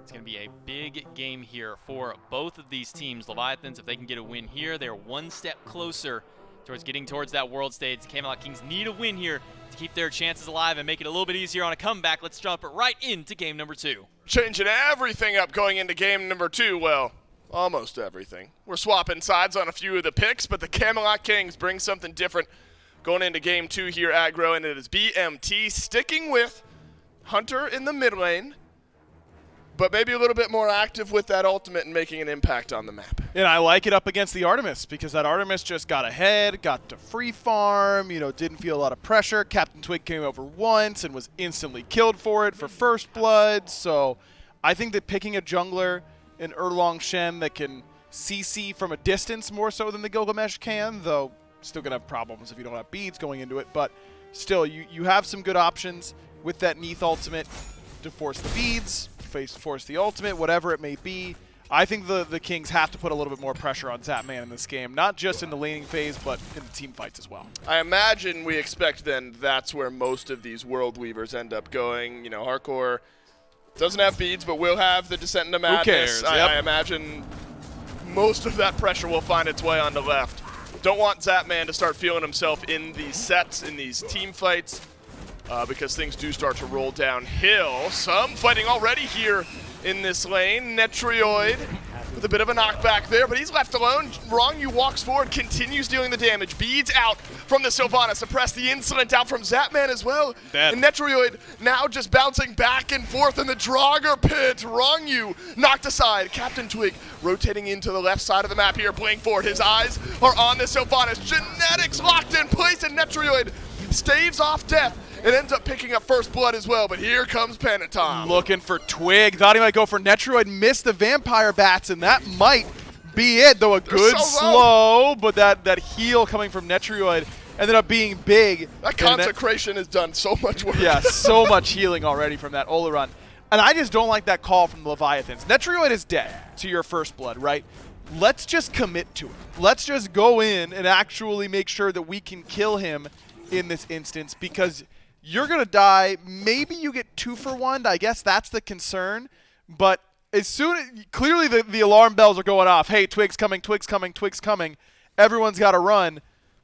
I feel like they could have just killed Netrioid and accepted the 1 for 1 and hope that Panatom gets there in time. But maybe I'm wrong. Maybe it would have been a 2 for 1 that would have been worth it. And all of that's without the World Weaver. That's just a good old rotation in from Captain Twig. Something that we're used to seeing with Erlang Shen, right? Early in the game, you have Blink, you have Pin, you have Mannequin Scepter. You can find early pressure. Sometimes it finds its way into mid. But just enough time bought by Genetics and Netrioid gives Twig time to rotate over to the left side of the map. So a fantastic start here. Camelot Kings looking for a red buff invade early on here, drop down, and Shinto will have to watch his red buff go by the wayside. So Captain Twig, he is active early on a pick that he likes to play. And I love that look on Erlang Shen always. You don't want to be playing passively on a god like Erlang. And that red buff invade goes completely unanswered. No blue buff invade on the other side. It was Panatom simply securing the blue for Yarkor, so they end up splitting that. Whereas Variety gets to solo his blue, so Variety gets ahead, Captain Twig gets ahead, Shinto gets a little bit behind. Love the aggressiveness so far from Captain Twig. All right, so now alarm bells going off. BMT level 5, World Weaver is there. Zapman only level 3, does have beads, but doesn't have kind of that double CC immunity with the boar and the beads just yet. So that's something we have to keep our eyes on over the next couple minutes. Do BMT and the Camelot Kings just start to let some aggression fly towards the left side of the map, because feels like a bit easier setup this time around. The interesting pivot, though, Aggro, is the Leviathans have this Aphrodite, of course, gets taken away and picks and bans this game. You throw Shinto on something like the Tiamat, which in the right hand still, I think, carries a huge threat alongside of it. Yeah. Dest set it up, I think, pretty well here. It's something we've talked about a little bit this weekend. The Book of the Dead build is all the rage in the mid lane right now. That said, Tiamat, you know, you might give it a bit of a knock on paper, but in the right situation, still a strong pick. I mean, Paul just proved it. Right. Yeah, I would have said that I think Tiamat's fallen pretty far down the prioritization list in mid. Still playable for sure, but not nearly as good as she used to be. And I think it's about a little bit more about mid pressure right now. I think it's a little bit more about the AoE and the skirmishing and the ability to build that Book of the Dead. But Shinto is just as much of a Tiamat specialist as Paul is, so I think that I'm totally fine with him going for it. Twig to the left. Zapman still level 4. He's got beads and he holds Nice on. pull. Here comes World Weaver, but gets blocked off by Rongyu. Sanctified Field out, and Rongyu does big work here in keeping his hunter on the map. Now Panatom over to left. Nice Good body block by Genetics. Keeps the damage off of Netrioid. Second bit of damage connects, but just a bit of a good buy from Panatom there. He's got to be careful here. Yeah. Panatom will jump back in. Zapman and Rongyu walking forward. Zapman does have his ultimate here, so an overextension could be punished. So does Panatom, whereas Genetics has his, but Netrioid and Captain Twig do not. Neither does Big Man Tings. So that was definitely a good attempt by Panatom to bait them back in, but that body block from Genetics just too good. Variety double stun on his own blue buff. Looks like he's able to secure it for himself, but might end up paying for it as he'll walk around the wall here. It's actually the Leviathans blue buff that gets invaded there by Variety. There was a bit of an answer by the Leviathans, but not quick enough. Variety's gotten Stone of Binding first on this RDO. So you're opting for a little bit more setup here out of the solo lane and allowing your teammates to follow up. Yeah, I like this pick up a lot on RDO. I think this item is just pretty undervalued by Guardians in general and feels really good in order to up your trade patterns. And Variety ends up getting enough pressure to solo invade on that right-hand side. Captain Twig, of course, still present on the left. And Shinto had the rotation over, but wasn't enough. Netrioid uses his beat, still doesn't have Sanctified Field. Is his health bar low enough for Panatom to consider a dive here? He's got Bat Out of Hell. Panatom splitting between Tier 1 and Tier 2. See the ping on left. Doesn't look like Netrioid is channeling his back just yet. Is now. And so Panatom will hold on to his ultimate, hold on to the dive, and back away into the rest of the jungle. Captain Twig makes his way on right here, and it looks like everyone will just back away. Yeah, a little surprised Panatom doesn't go for that dive. It looks like Zap wanted to hold the wave and freeze it out, but Panatom wanted to dive, and a little bit of a miscommunication. Netrioid still hangs around in that lane, though, as the 3 versus 3 collapses in on mid, minus Captain Twig, who did head out onto base just a moment ago. So Zapman now aggro. I mean, this is a very small window, but you're looking at 30 seconds without beads for Zap, a little bit of time without the boar as well. Big Man Tings has World Weaver. So if you're trying to punish Zap, you got a small window to do so. And we thought that Big Man was going to be going for Transcendence right off the rip with that Morningstar, but he actually backed, bought Mace 2, and then backed again and finished off Jotun. So a better power spike right now. This should be able to carry him through his Transcendence buy a little bit later on. I kind of like this order that he's gone for. Wrong use here on right as well. But he will end up backing away. Seems like Shinto happy to just farm things up here. A bit more of a standard build from what we were seeing during group stages. With the Conduit Gem into the Chronos Pendant row, feeling like maybe we'll still see Soul Gem, Soul Reaver at some point for Shinto on this Tiamat. So not surprising when that burst damage starts to roll out. And that's not something this Leviathans team shies away from, right? Just funneling farm into Shinto, getting those big, costly items online, and letting the mid lane carry-esque play style come to fruition. No, but right now it's Big Man who's getting the farm. And, Right. and this team for the Kings, they do that for Big Man as well. They prioritize his farm level over that of the support most of the time and the jungler a lot of the time as well. So both these junglers have learned to operate on lower incomes than some of the other ones. And all the income is going to the Camelot Kings right now. We're 8 minutes in, we've got 1 kill, it's just the first blood. But it's 2,500 gold in the lead for the Camelot Kings, and this is a playstyle that the Kings have been able to utilize throughout Season 8 so far. When this Kings team really hits their stride, and it's something we talked about in the Caster Thoughts video, World Weaver eaten by Wrong-U, as Oracle's picked up by the Kings. The Kings are a very good macro team in the sense that when it comes to farm, buffs, objectives, things like that, these low-kill games, you can't be surprised if you look up 5 minutes from now and the gold lead has gone up another 1,000 or 2,000. The Camelot Kings are just good at that style of play, it feels like. Very much so. And normally it's kind of the other way around, right? Where they're trying to catch up and not fall too far behind, and that's where they're able to really show off their macro play. But this is the better position to be in, no doubt about it. It's the ability to stay ahead, get a little bit of a lead without overextending, without taking big risks on what you want to be doing. Because Leviathan's team composition is all about the team fight. Cthulhu's a team fight master. Tiamat very, very strong in the team fight. And that's where the Leviathans made the difference in the last game. So the Kings picked a little bit more pressure this time around. They pick a little bit more fight potential, specifically on side lane with this Neath in comparison to the Ullr and the Erlong Shen instead of that Gilgamesh. That makes a pretty big difference in their fight potential. Variety walks forward into the blue buff of the Leviathans yet again, but RDO safe enough. It looks like Variety will be just fine. This is a 3 versus 1, though. So is he just fine? That's the question. Ultimate spent. No, but here's Captain Twig from the left with the 9 turns blessing. A rotation in from Shinto as well. Gotta be enough damage onto Variety, but World Weaver is great.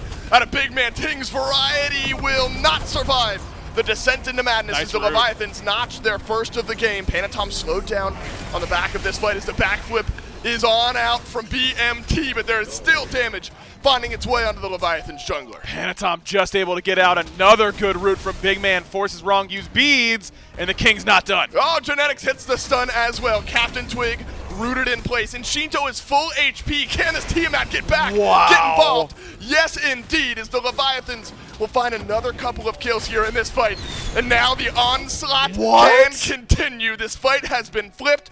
Shinto's got 2 of them, and Genetics is the only one left alive. Look at Wrong-U laughing in his player cam as if you can chase us out with all of this sustain. And again, just not enough anti-heal from the Kings. And this one's excusable at the very least. It's early in the game, and this Neath has gone for the Jotuns and the Transcendence. You know, no Brawler's Beatstick or Toxic quite yet for Captain Twig, though it looks like he might be working on it soon.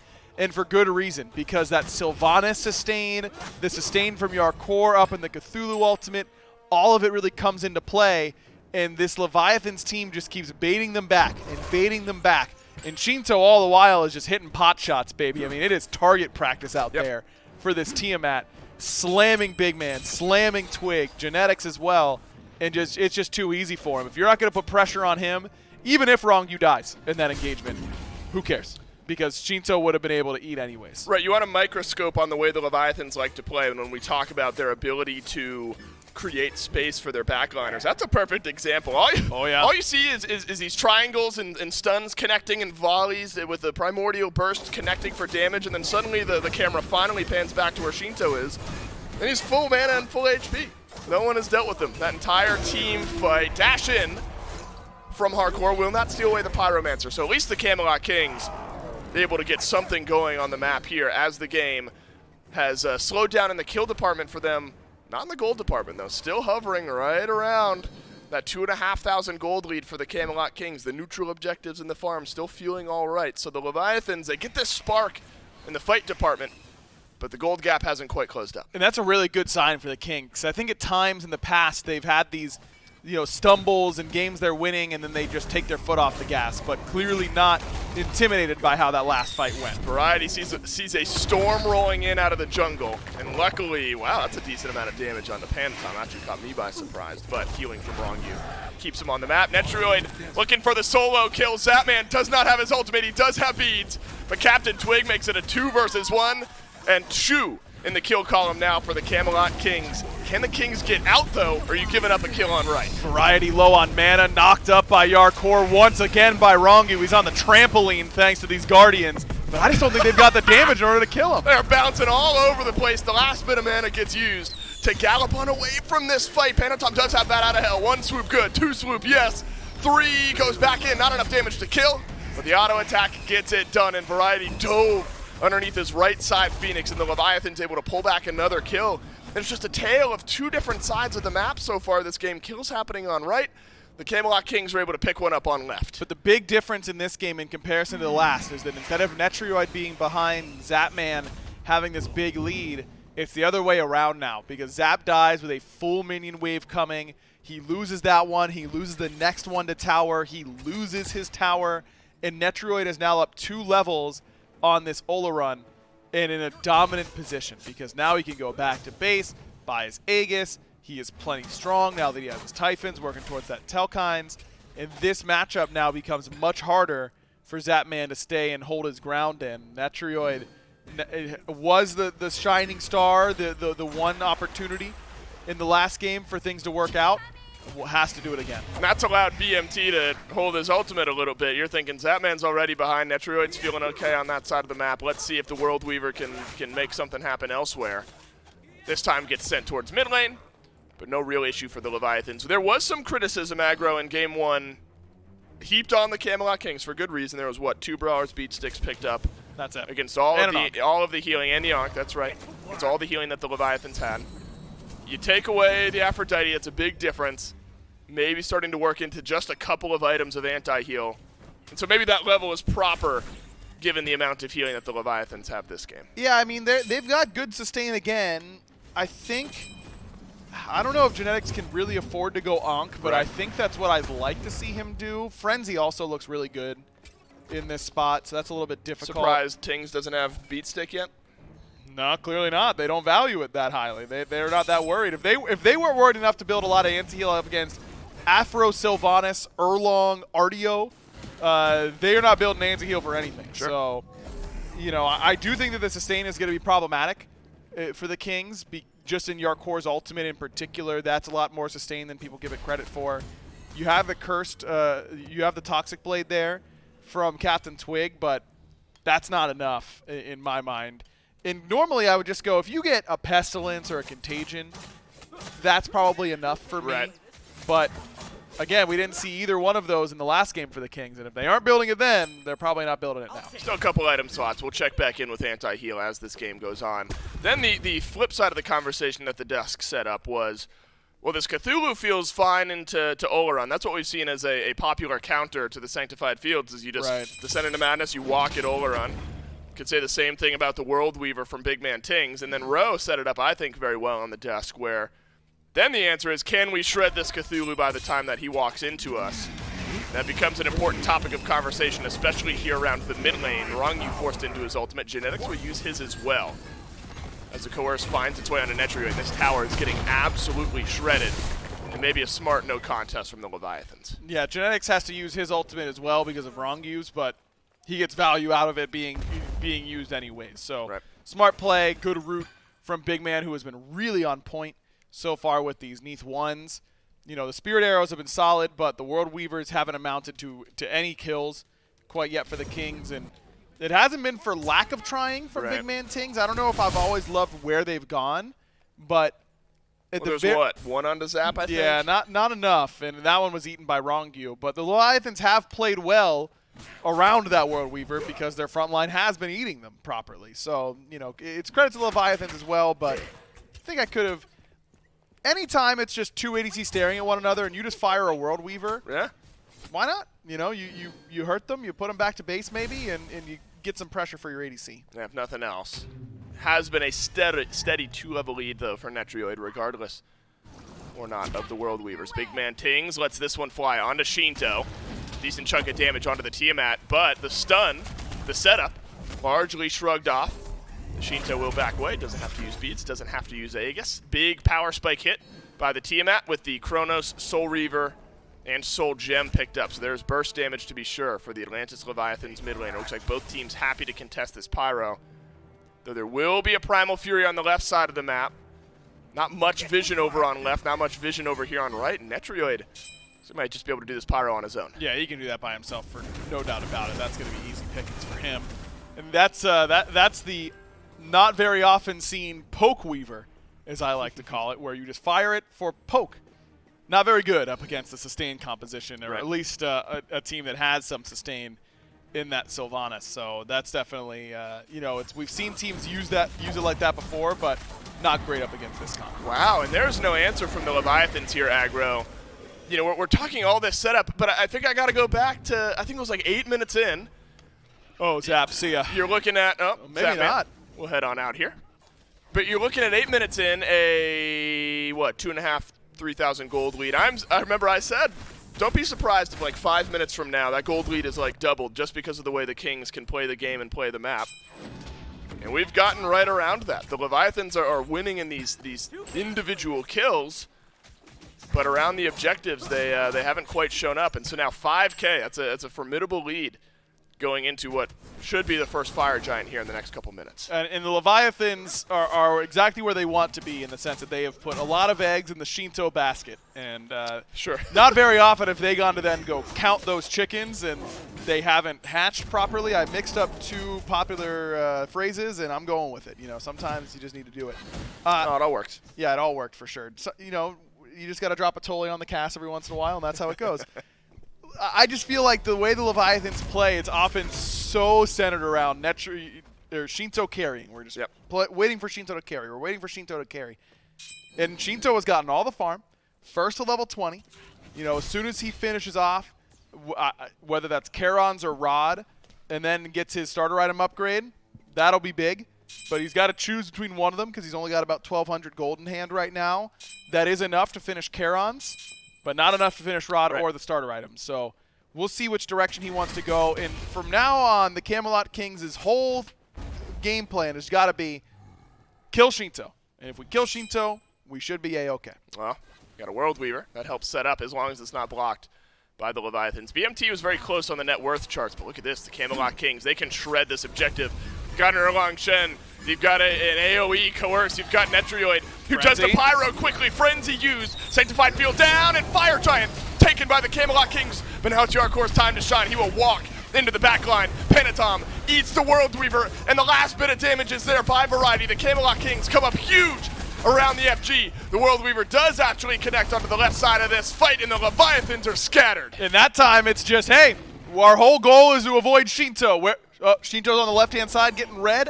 Yeah, thanks. We're going to be here. And if you're Shinto, you have to know that your whole responsibility is to carry this game from this position, and you cannot afford to go to red any time that there's a significant grouping on the right-hand side. Not with this composition. Not with double auto-attacker, Fafnir, Shogun's Kasari, Frenzy. You just can't do it. 25 seconds without Yarkor, 10 without Panatom. This is going to be a quick Phoenix, and the moment after this Phoenix falls will be pretty telling. See ya. And it's a turn tail on out for the Camelot Kings. And this is the stage, this is the table that's been set all game long. where you're saying the Leviathans are feeling okay in these individual pick departments, but the objectives have just been shredded so quickly that it's given the Kings a 5,000 gold lead that has doubled over the course of the last couple of minutes into a 10,000 gold lead, and it's only going to get worse. The Phoenix falls immediately. It's a perfect storm for the Camelot Kings to answer back and take game 2. And it just feels like they're out there playing solitaire right now, and the Leviathans are still waiting for their pieces to come online. You know, Zap's only level 18. He's only got 3 items right now. There is no world in which he's actually scary enough to step up and hurt the Camelot Kings. So they just go to the objective. We'll take that fight. You know, we're not worried about you stealing this away because we know we'll win the team fight either way. But if we get it, then the game feels like it's basically over. And that's where it feels like to me the Leviathans just never interacted with the Kings. They got those few kills when the Kings chased them on the right-hand side. And ever since, it's just been the Kings taking what they please around the map because of how strong their objective or their team fight is and how strong their objective play really is. And this Cthulhu for Yarkor, still only level 17. He's been sitting on Cloak 1 for what feels like an hour. That's just not going to get the job done. He's not even going to be able to finish his 4th item before the siege starts. So this defense, you know, we've been talking up the Leviathans team fight and what Shinto should be able to do in those. He's got his work cut out for him here. On the flip side, I think we've also answered the question of can the Camelot Kings shred Yarkor before he walks into a fight. Oh, yeah. We've seen a couple of times now Descent into Madness immediately met with just massive amounts of shred damage from the Camelot Kings. Looks like a grouping on left for the Kings, and these towers should be made quick work of. And probably smart for the Leviathans here, aggro. You don't really stand a chance under a tier 2. You're not going to defend it anyway. If you're really making the most of every moment, you can get the Pyro, but now you got to get back in time to defend the Phoenix if that's what you want to do. You don't have a say in the matter because the Camelot Kings will transform their support, spread out that coerce, and get the second Phoenix of the game down. So if you want to figure out how to beat these you know, Fafnir, Frenzy, auto attack style compositions, watch this VOD and do everything differently than Leviathans because they have just completely butchered these objectives. It's Fire Giant, having both your backliners go away from the objective whenever they're grouping on it. It's trying to get trying to squeeze as much gold out of the map as you can. Yeah, that's not a good fight for you on left side Phoenix, but a fight would be nice that we could actually maybe think about trying to be aggressive on that side of the map because now where do we fight now? Because it's on fire whenever right side Phoenix. Well, they had better be there whenever the Kings show up because there is no knocking for the Camelot Kings. They walk through your door like the Kool-Aid Man, and they're just ruining the house of the Leviathans. I don't think the Kool-Aid Man walked through any door. I think he just breaks them. Oh yeah! Oh yeah! And then the Phoenix just in fear decides to fall down. The Camelot Kings will have the Fire Giant buff drop off. 40 seconds remain on the respawn here. And that is like max value out of a first Fire Giant in one of these games, given the map state there. You got some Oni Fire minions pushing in mid, Oni minions pushing down right. Mid lane Phoenix at least is going to respawn. That's a good question, aggro, is where do you put up that defense if you're the Leviathans? Because Fire Giant's about to be here, and you saw how quickly it died last time. I mean, if you're not there immediately, it's gone, right? It's gone. You have to defend. It's already gone. It's already gone. It's not spawned for 13 seconds, but it's already dead. Because Hardcore might be. Yeah, they're setting a trap. They might not even be looking for the Fire Giant. Worldweaver finds its way in before Hardcore can go into the madness, and Captain Twig grabs the kill. Here comes the coerce out from the rest of the Camelot Kings. They have baited the Leviathans forward. You thought your side of the map was safe, but it is anything but. Mid lane Phoenix not long for this world either if the Camelot Kings look towards it.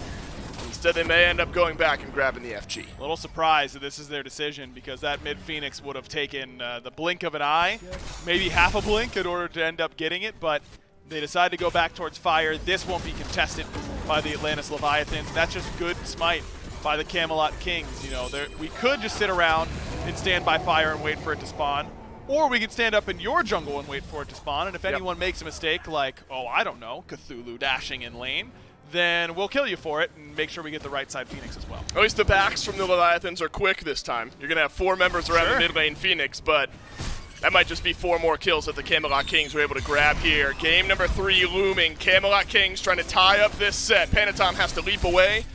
The mid lane Phoenix will head back into the ashes, wait to respawn for another 5 minutes or so. And now you have an opportunity, 1.5k gold at least for each member of the Camelot Kings. Go back, buy up, and end this game. Now, no Oni Fury this time around, so it is a little bit harder for you to just play around a Gold Fury pull. If you're the Leviathans, I think that you walk out of base and try and catch them in the jungle, and if you're the Kings, the only thing you should be talking about right now is only move as a group, do not go to a buff alone, let's play together, you know, don't get caught, because that's the only way we lose from this position as the Camelot Kings is if there's 5 members of Leviathans in the jungle and they find 2 of us and kill us there, because otherwise this one looks done and dusted. Feels like it's been a minute since, maybe 27 minutes since we've seen a full team fight, because we're still waiting on this Tiamat to take over, right? I mean, Shinto's undying, hasn't died on the Tiamat just yet, but haven't seen the fight form around the mid laner of the Leviathans, haven't seen that signature Leviathans team fight come out just yet in Game 2, as the Camelot Kings from very, very early on have controlled the left and spread out that control to the rest of the map. Every objective shredded quickly.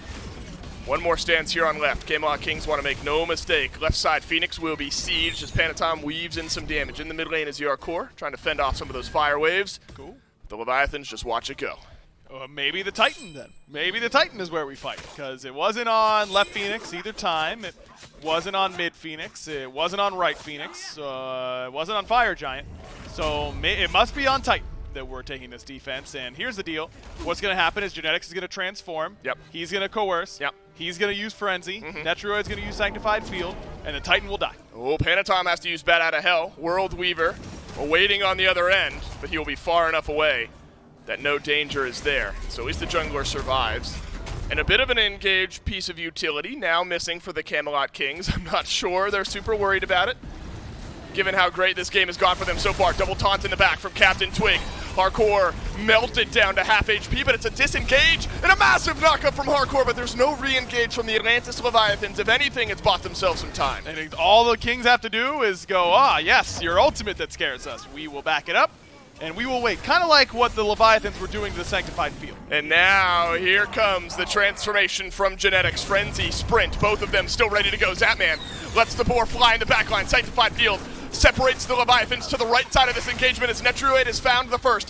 Zapman, walked at by Variety, has to use his actives, and this RDO will not be denied. Zapman finds some damage, but that's just about it, and the Camelot Kings continue to play slow. Yeah, they didn't go for the Titan at all. I mean, I don't understand why they don't just do exactly what we saw on Titan, because there's no world in which the Leviathans could have stopped them. I just don't see it.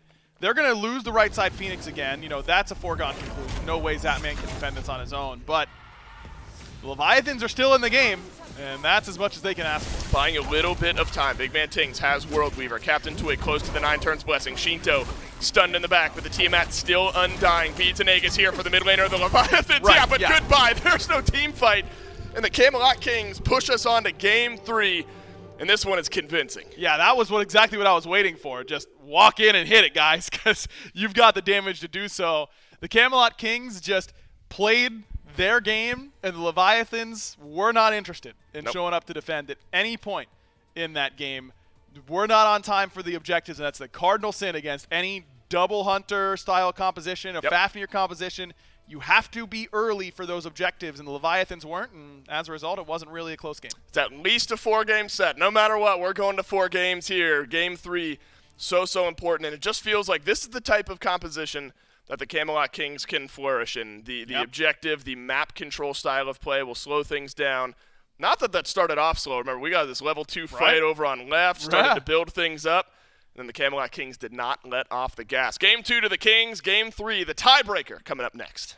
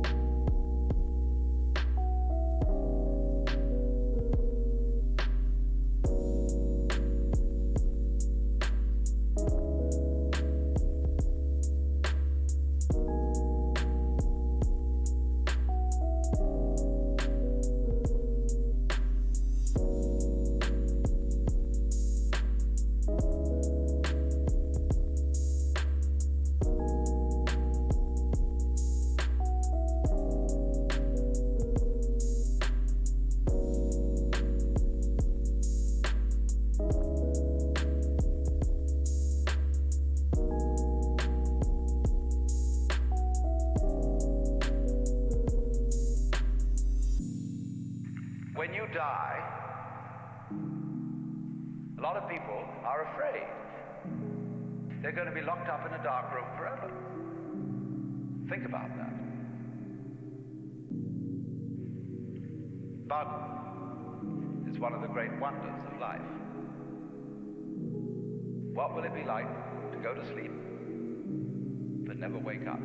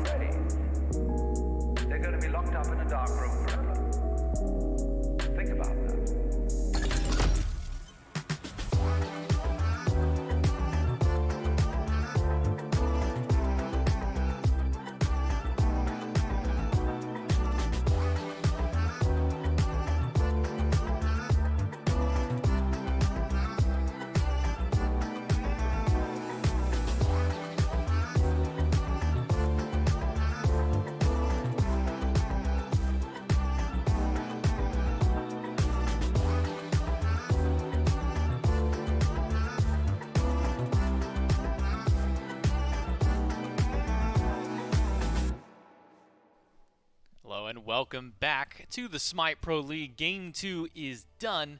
What better way to play, watch, or just do anything at your computer than getting yourself a nice mouse pad to complement anything else that you might have on your desk? We got the perfect one for you. The limited edition SPL mouse pad is out and available for one final time. This is the last chance that you have to get this mouse pad, so make sure you go to shop.smiteproleague.com and grab yourself a mouse. I've been told by my boss that I need to make sure at least one person buys one, so please somebody at least go out there and buy it.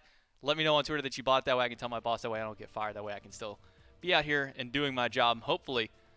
With all of that said and done, shop.smiteproleague.com. Pick yourself up an SPL mouse pad. Last chance to get it this weekend. It's J-Mac and Ro here getting ready to jump into game number 3. Game number 2, a lot of objective-minded play out of the Camelot Kings specifically. A lot of much more patient, methodical play coming from them here in the second game. That's right. Got them just to build a slow lead. You know, we saw the speed that they can do objectives, like that 18-minute Gold Fury was gone just like that, just with the amount of DPS that they have. And the amount of DPS wasn't just going on to objectives either. That big Cthulhu, which I wish we had seen 2 of them with the Morrigan in the earlier pick, but we unfortunately did not for the Leviathans. And then they're able to melt through one, just like any objective that they're able to melt through. So I think they kind of had the advantage in the team comp in the end this game. I thought they would struggle a bit more in team fights than what they did, but man, that DPS coming out of that squad was a lot.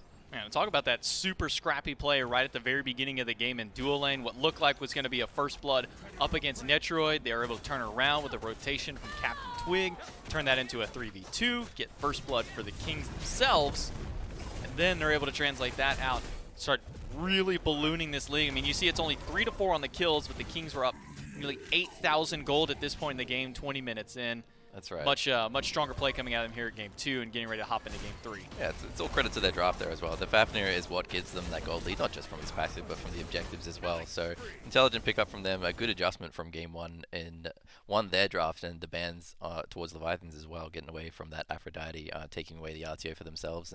But now I believe we have Leviathans on first pick, so they may go back towards that RTO, and Kings have to again adjust their bans. Yeah, as we take a look at the kills, the builds, and everything across the board, Shinto going undying, even though his team does end up losing out there. Netroid as well, 2-0-4 on this Oleron. Big Man Tings putting out the top damage in the map here, or at least on his team. Hardcore on the Cthulhu, always going to have quite a bit of damage coming out of the solo lane, no matter what hero. Putting up 17k nearly on this Neath mid, something that maybe we worried about potentially struggling just because of how susceptible to gank she is. And one of the big problems that we were worried about is, how easy it could have been to die this team, that you have this Cthulhu, that you have this Camazotz, but the Kings were able to adapt to that nicely. Yeah, they did just stand their ground kind of play and just kill what's in front of them. I was kind of impressed by the Neath. That was a lot more damage than what I expected. Those ults were hitting hard, but just the fact that they can take down that Cthulhu so easily and be able to scare him so far away. He didn't have to just worry about the Oleron ult. It was all the damage as well, even when the Oleron ult was down. So that was really important in order to fight off Yakor. But now it's Game 3. The set is tied up. And now you got to win 2 more in order to punch your ticket to the SMITE World Championship semifinals for the winner of this game. And then obviously they still get to go on and play tomorrow in our grand final of the tournament. But let's jump into picks and bans here in game number 3. And maybe we see if any potential adjustments come up. We've seen a couple of Erlong Shen bans earlier throughout the day. Do you think maybe Erlong Shen might be one of those junglers kind of jump up in the rankings here of potentially being a ban? Or do you think it's just Leviathans maybe grab it themselves? Maybe they could, but it seems that the bans are just going to be generally focused on, I mean, we might see some healer bans, but just generally focused on these support picks. They want to get the Oleron out now. They didn't want to deal with it last game, even though they dealt with it well the first game, and just having the healing and being able to reset off that ultimate. But if Leviathans want to go with the similar style as what they had last game, they cannot afford to play into that Oleron, it seems. And Kings, as expected by Leviathans, are going to ban away that Aphrodite. They're not going to deal with it again, but the Hell's still on the board. I think Kings kind of bluffing and like, maybe they'll ban it so we don't have to, but I suspect Kings will have to ban that Hell in the third pick, because I can't imagine Shinto isn't willing to play it. And you were right about the Erlang Shen. Maybe force their hand here, because Yamoja and Hell are both still up, and maybe making the Kings pick their poison. The Odin, Aphrodite, and Xing Chen. So the Kings seem to be calling the bluff of the Leviathans here. They're just going to trade the 1-for-1. Assuming Leviathans do play Hell, they, I think, should take it. I think it is the stronger pick. In my opinion, it's been strongest in this meta so far, even kind of before the meta with the Lotus Crown, before the Book of the Dead. But I would argue probably since this build has come into play, I think Hell might be a better pick than Umoja. I think just the cliff that the mid laners fall off of after that, just because she is so good with this build, is not comparable to the cliff that the support picks fall off of after Umoja. They could also be saying, you know, Genetics hasn't been able to play the Umoja much this year, just based on the fact that he's had more ping. I know it was one thing that I said earlier that Twig had said on stream, that they're finally able to practice it again, and they do pick it, which is good, so that it shows already the ping difference, just like game 1 with BMT on the Ula already coming into play this weekend for the Kings. So it will be Hell for the Leviathans' first pick, and then RTO and Umoja, so getting both their frontliners, two very obnoxious gods to deal with out of that Guardian class specifically, one into the solo lane, one in the support role. Leviathan's going to make a quick answer back to some of this healing. It's a god that we haven't seen very much of in the last few weeks of play. Really, throughout a lot of Phase 3, we haven't really seen much of him. Cerberus kind of making his way back in here. What kind of happened with Cerberus where he just seemed to kind of just fall off a cliff himself? He took some nerfs, but there's always the one thing that he can fall back on, and that's just his inherent anti-heal, and he needs it against this Kings comp. I think it's kind of invaluable to take, especially when you expect Kings to have more healers available to pick. The matchup into Artio is not great, it's not bad, it kind of just nothing much happens, which is sometimes just what you want into an Artio. The one thing you don't want Artio doing is just being able to run the game, and if you can hold your own as Cerberus, even if you're not winning it, that's what's important. Well, alongside the Cerberus, we will see a Charybdis locked in. Zatman was the first one to bring the Charybdis in the Pro League. Now, granted, that was before all of her buffs came through.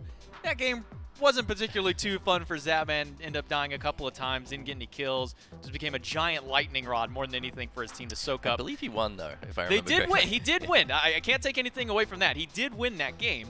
But it became just essentially him saying, hey guys, I'm a Charybdis, come try and kill me. And ended up taking, what, like 10, 15 seconds to try and kill him. Eventually they do. But yeah, at the end of the day, Leviathans did win that. Now it goes back over to the Kings. They've got their front line. Do you think maybe it's an option here that they hold their kind of backline carries till the next phase? Yeah, they could. Honestly, it's the jungle pick as well. They're looking at Hell and Charybdis. Hell with this build is going to be incredibly hard to kill. And a Ratatoska, not something I'd expect Twig to be playing, but we have seen it before. And like I said earlier in the day, Variety could be just back on that train. He played it last year when I was coaching him. He's played it over since Season 3 or whenever it was. A bit different style from then to now, but I don't know if I'm a Ratatoska that wants to dive a Charybdis and a Hell with Book of the Dead. I think Charybdis is very hard to kill just based on her kit, and the Hell, if she gets Breastplate on top of all this mana with the big shield, it's going to be incredibly hard to kill. You might have a chance in these Umoja walls if you can find her and trap her out, but I can't imagine wanting to really dive deep on this backline as a Ratatoska. Yeah, and that's one thing to kind of bring up is those Umoja walls, trying to pick a draft around being able to get out of there. Cerberus can leap out, Charybdis can get in that whirlpool to get under there.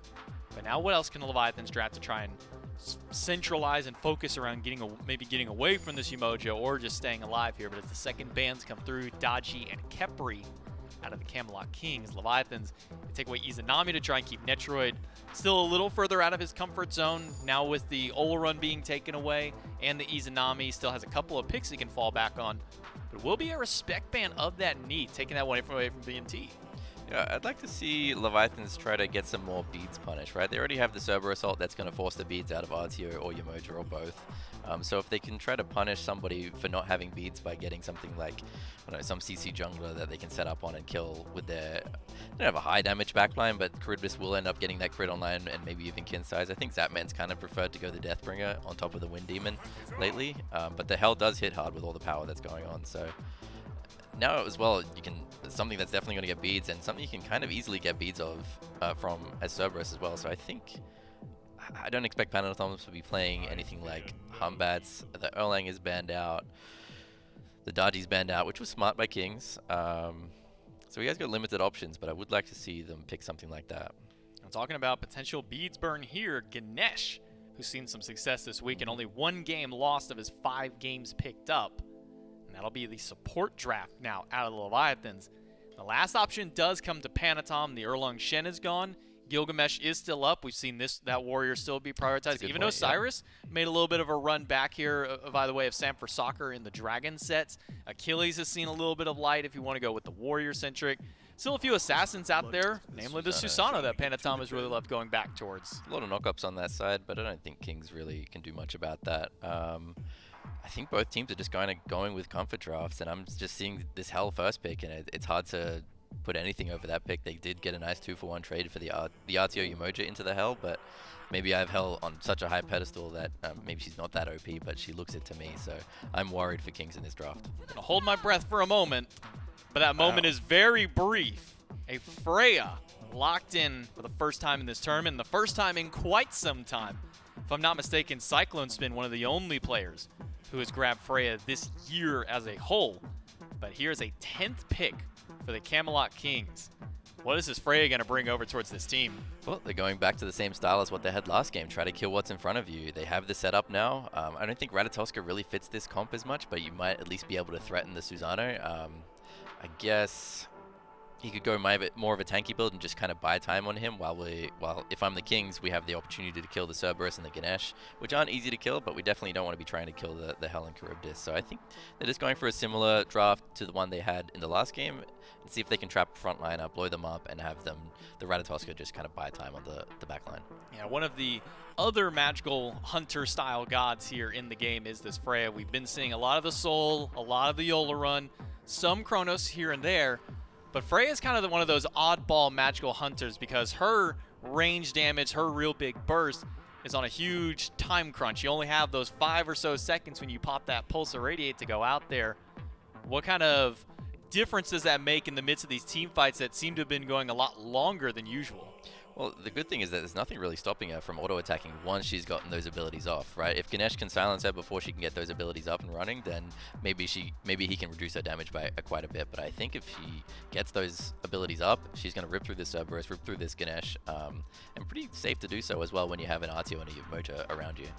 What kind of build path do we maybe see towards this Freya? I mean, we saw Stone of Fall go out, and now we've seen a little bit of nerfs to it. Do you think it's just lifesteal and a few rings thrown out there, or maybe something else kind of tossed out? Look, every Freya builder likes to build it differently, right? It's either you want some attack speed early, or you want just like heavy damage lifesteal early. I would hope we see like a hasten ring in the first 3 items. You can even see it first item sometimes, at least after the starter. I wouldn't even be able to predict what starter he's going to go, to be honest with you, but everybody loves a different build. It depends how much early game they want as well.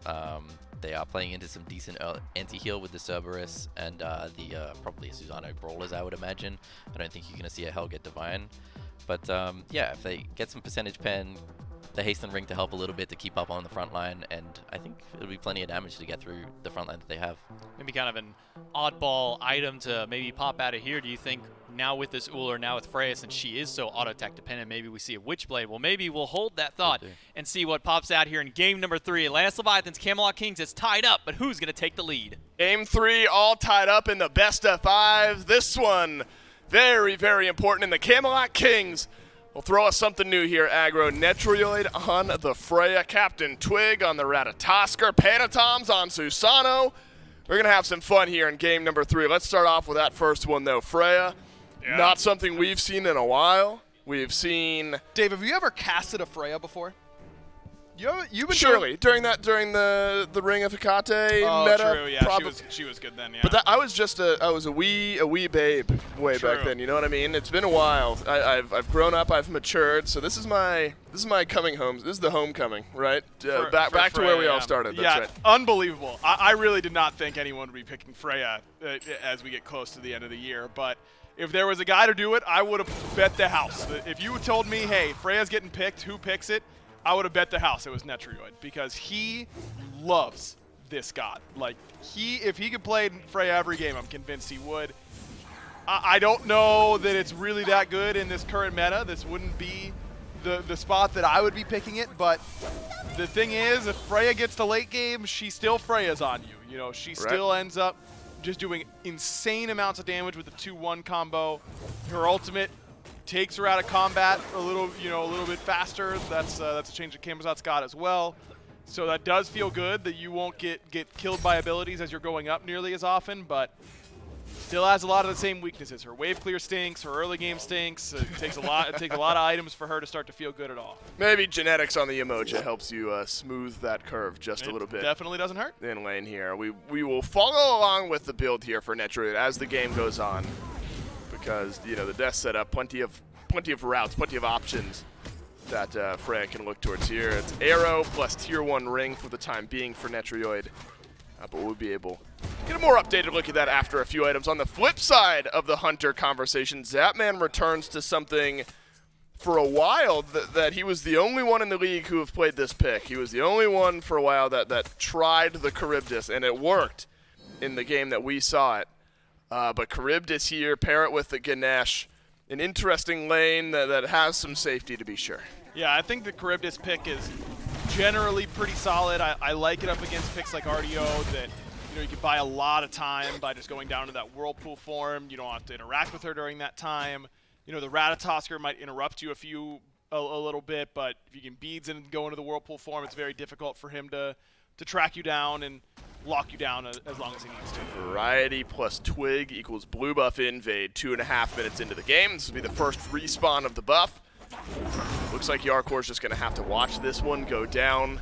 And so the RDO and Ratatosk are able to buy enough pressure here on the right side of the map, keeps Yarkor in lane, farming up. And it looks like Variety and Twig will be able to go back and grab their own blue buff as well. And Captain Twig has played a variety of picks from what we've seen in recent weeks here. Ratatosker, I think, a standout as far as uniqueness goes in what we've seen in Twig's God Pool. Plenty of Erlang Shen. The Gilgamesh has still been in there, does not hesitate from dipping into the Assassin Tree. But this one's definitely unique. And especially for the Kings, where typically it's been Variety on this pick that has made it look really strong. But, Twig, he likes to press the pace early on. He likes to be aggressive. He likes to be an initiator. All of those things fit very well with Ratatosker and his play style. And I think Rat is probably a little bit undervalued right now. So if there's a team that's a believer in it, it's certainly the Camelot Kings. And this should be able to put great pressure onto the Hell. Can prioritize anti-heal early, I hope. Yep. Because the Kings have maybe skimped on that a little bit. Certainly didn't hurt them in the last game, but maybe it did in game 1. Maybe now that we're in game 3 and they're up against Hell, the premier healer. Right. That you want to anti-heal. They should be going for that pretty stock standard brawlers from Twig. But the problem is again, they don't have a mage that can apply Divine Ruin super well. I don't think Netruid's going to build it.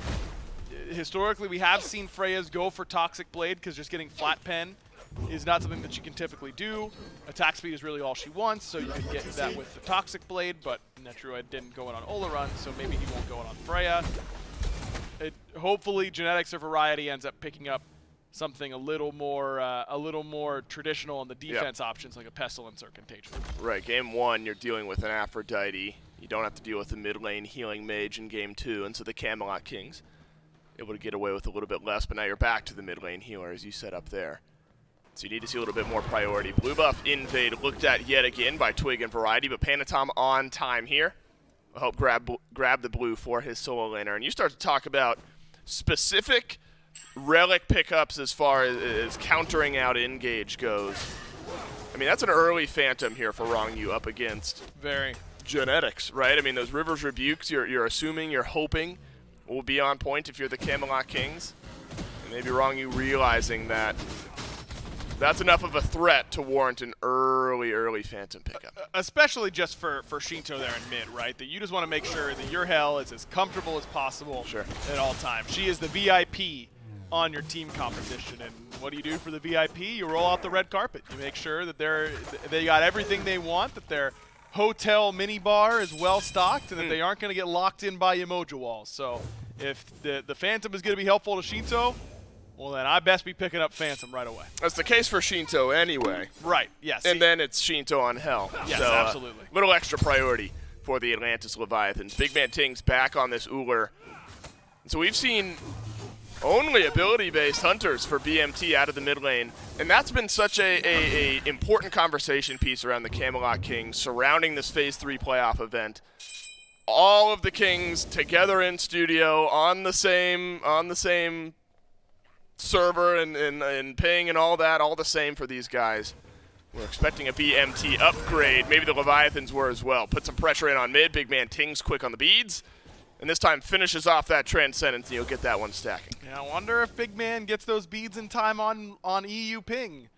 That's right. Probably not. That's a tough one to react to, Wind Siphon. So good use of the relic, but good aggressiveness from Panatom. You know, you trade Blink for beads every single time, especially whenever you've got a god with great CC like Cerberus and Ganesh on your side to try and set up for some kills. Now, same thing can be said for Genetics as far as how well him and Big Man Tings have both played from their respective areas, and now they're here. And you expect a little bit of a bump from the Camelot Kings. Win all 5 against the Scarabs, but have come out strong here against the Atlantis Leviathans into Game 3, as both of them will take some time to stack things up here. So this is the style of game that the Camelot Kings aggro were happy with in game number 2, where you're able to build up some of that gold lead. The question is, though, is this comp as good at doing what built you the gold lead in game 2, where you can shred those objectives without much of an answer? Quick look at Captain Twig there, who will dash away. But you can slow play it if you're going to shred the objectives. But you don't have the Fafnir, you don't have the early mannequins, things like that, so you're going to be a little slower. Yeah, you don't have the Fafnir, you have Freya instead of Oleron, and that doesn't feel great to say, let alone to play, I don't think. But, you know, maybe this Freya can catch some people off guard. Maybe people won't be respecting her damage output as she gets to the later stages of the game, and Netroid can really make some people pay. But I think that's a pretty big difference, trading out that Oleron for the Freya, because Oleron changes team fights so much. Like he just Sanctified Field. If you've played against it once, you know how potent it can be. Freya just does not have anything like that. She could maybe one-shot your team, but she doesn't affect the fight like an Oleron can. Panatom has eyes for first blood, Nice but beads. yet another set of beads used perfectly. This time by Variety to avoid being pulled in by Panatom. So it's not for a lack of trying by the Leviathans. We've seen the Susano gather up around mid lane a couple of times. And so Panatom has not shied away from finding early aggression. Camelot Kings do not around this Gold Fury. Shinto is going to step right around this corner and check here. River's Rebuke goes up, and this is good for the Atlantis Leviathans, but it crashes together a little bit too soon. The Atlantis Leviathans will take away the Fury, and Shinto grabs first blood. It's a disaster. 8 minutes and 45 seconds in. And Panatom finds Tings again, gets his beads once more, and heads on back to mid. That's the type of play that you got to watch out for whenever Shinto is on the other side. Genetics tried to wall him off. Netroid even whooped him, but Shinto gets in there, gets his hands dirty, and steals away the Gold Fury, gets first blood. And look at the cascading effects now as Netroid's in trouble. Netroid has ultimate and bead. Stun does not connect from Zapman, so Netroid will walk away just fine. But without a purple buff, as Zapman was able to at least find some pressure here on left. Let's rewind the clock a bit and look back at exactly what happens as Shinto just walks in and deals the last bit of damage. And that kill is just the icing on the cake, right? You get a Gold Fury for your team anyway, and then an extra 500 gold for yourself. Yeah, absolutely huge to get the first blood for you at the exact same time, and that's on big man secure has to be a little bit better timed. That ruler secure is a little bit better than Hell 3. Even at this point in the game, you just time the 3-1 to land at the exact same time. Big man just a little bit off the mark on that secure, and Shinto really makes him pay. It was a good idea, but Genetics maybe could have ulted him off a little at a better angle. You know, it looked like they stopped DPS for a little bit, and that let the walls come down so that he can walk through and end up stealing it. So definitely a miscommunication there. And Genetics in his player cam didn't look particularly pleased afterwards. Both solo laners now, aggro, if you're looking at the topic of anti-heal, have gone into one item or another. Pestilence for Variety, Contagion for Yarkor. We're happy about that. Golf claps all around. That's right. For both of these players. Prioritizing some important itemization here. Netroid still has beads in ultimate. Whoop just short of Zapman. Panatom is here, but so is Genetics. Genetics doesn't have River's Rebuke, but does have enough health and likely support from the team. That'll keep the Camelot Kings afloat here on the left side. Feels like Panatom has been much more active as far as going in lane goes. Oh, yeah. Captain Twig has been active as far as farming goes. Haven't seen that Ratatosker ultimate set anything up just yet. Or used. But Twig and his farm style has allowed him that one level lead. Yeah, he's been farming well, but at some point you got to make it work on the actual fight. There's no way this was a surprise, right? Twig just saw them walking away. Maybe Wrong used the one who's left surprised. Phantom used on time, but just gives him a moment of escape. Captain Twig dunks in right as we're talking about it. Genetics! And a Riptide pushes him away, and the Camelot Kings walk on out. Unbelievable play by Genetics. Twig has no beads. He's about to get picked up in a typhoon. He's just a defenseless little squirrel, And Genetics ends up saving his life with that Riptide. Absolutely insane play coming from Genetics on this Yemoja to make sure that's an even trade or it's actually a lopsided trade in the Kings' favor. Absolutely beautiful. It keeps Twig with his level lead and saves his jungler's life. Great turnaround, and hey, that's Genetics on land with the rest of his team. Little moments like that been making a big difference all year long. Now the Camelot Kings have been able to even up that gold just a little bit further. And it's right as we're talking about how we haven't seen this engage as a re-engage in the middle of a fight, almost a kill secure from Captain Twig. But it's this right here from Genetics. The inch-perfect placement. That is crazy. To save his team's life. That is absolutely nuts because Twig's definitely dead there. I mean, it bumps him out of Shinto's damage. Shinto's damage from that position almost certainly would have killed Twig. Maybe his dart comes back up in time, but I don't love his odds in that situation. Genetics makes a big play. Also helped out Variety at the same time. Does help out Variety as well, and so the RDO snags an assist. Sticking with the Stone of Binding before that Pestilence. But the Atlantis Leviathans, that was them searching. Remember, they kind of sneak around that red buff side, but it's something that the Camelot Kings were able to read well. And so both neutral objectives now starting to respawn here, and it's these moments where game number 2 really started to tilt for the Camelot Kings, and it was the shred around to those objectives. But now Captain Twig feeling a little bit more active. He's got a Brawler's Beat Stick for some anti-heal as well. You expect this Ratatoskr to have an impact on the map. You're looking towards the Arcor. Looks like the Cerberus will be healthy enough. It'd be hard-pressed to find a kill there for Twig. Yeah, plenty of anti-heal across the board, as you mentioned. Both Contagion and Pestilence picked up by these solo laners, but Brawlers for both junglers as well. Lotus Crowns on both sides. This is the typical position now that anti-heal gets in. Whoa, what happened to Panatom here? Escape is at least the answer. Variety stunned in place, but he's missing half of his health. The Arcor takes a bit as well. And that range damage, my goodness, the 1v1 duo! Oh, the Aegis used on time from Netroid, but Zapman's got the wave. 1v1 to the old man, and the Leviathans will pick up another. Unfortunately, Captain Twig dunks down, but into the whirlpool goes Zapman. Captain Twig doesn't have the damage, but Variety does. Variety with that cleanup, but here comes Rongyu. Does have those Dharmic Pillars, but looks like that'll be it. Well played, though, for Zapman. It took all the way until the Phase 3 playoffs, but Netroid has finally been soloed in Season 8. That was the first solo kill he's been on the receiving end of the entire season, and Zap makes it happen, man. That was well played by the Hunter. Just barely able to time that capsize at the right time, but ends up making it work, and then forces out some more cooldowns on the other side. Not just the ultimate from Twig, but that blink from Variety as well. River's Rebuke goes up in the mid lane, but it looks like Shinto will be okay for the time being. Netroid, Valkyrie's discretion buys you a moment, but Zapman Aegis has had a lot of the damage. And that's actually a great Aegis from Netroid. Yeah, and beads. Unfortunately, doesn't mean much. Zapman, it had to be Zapman, right? The old 100%. veteran getting a solo kill on the young blood, and this is something wily vet. And that's something Netroid hasn't shied away from, taking those 1v1s all year long. You know, to go one further, yeah, he hasn't died in any 1v1s, but he's taken plenty. Netroid has. Leads the league in solo kills. Come out on top of every single one of them.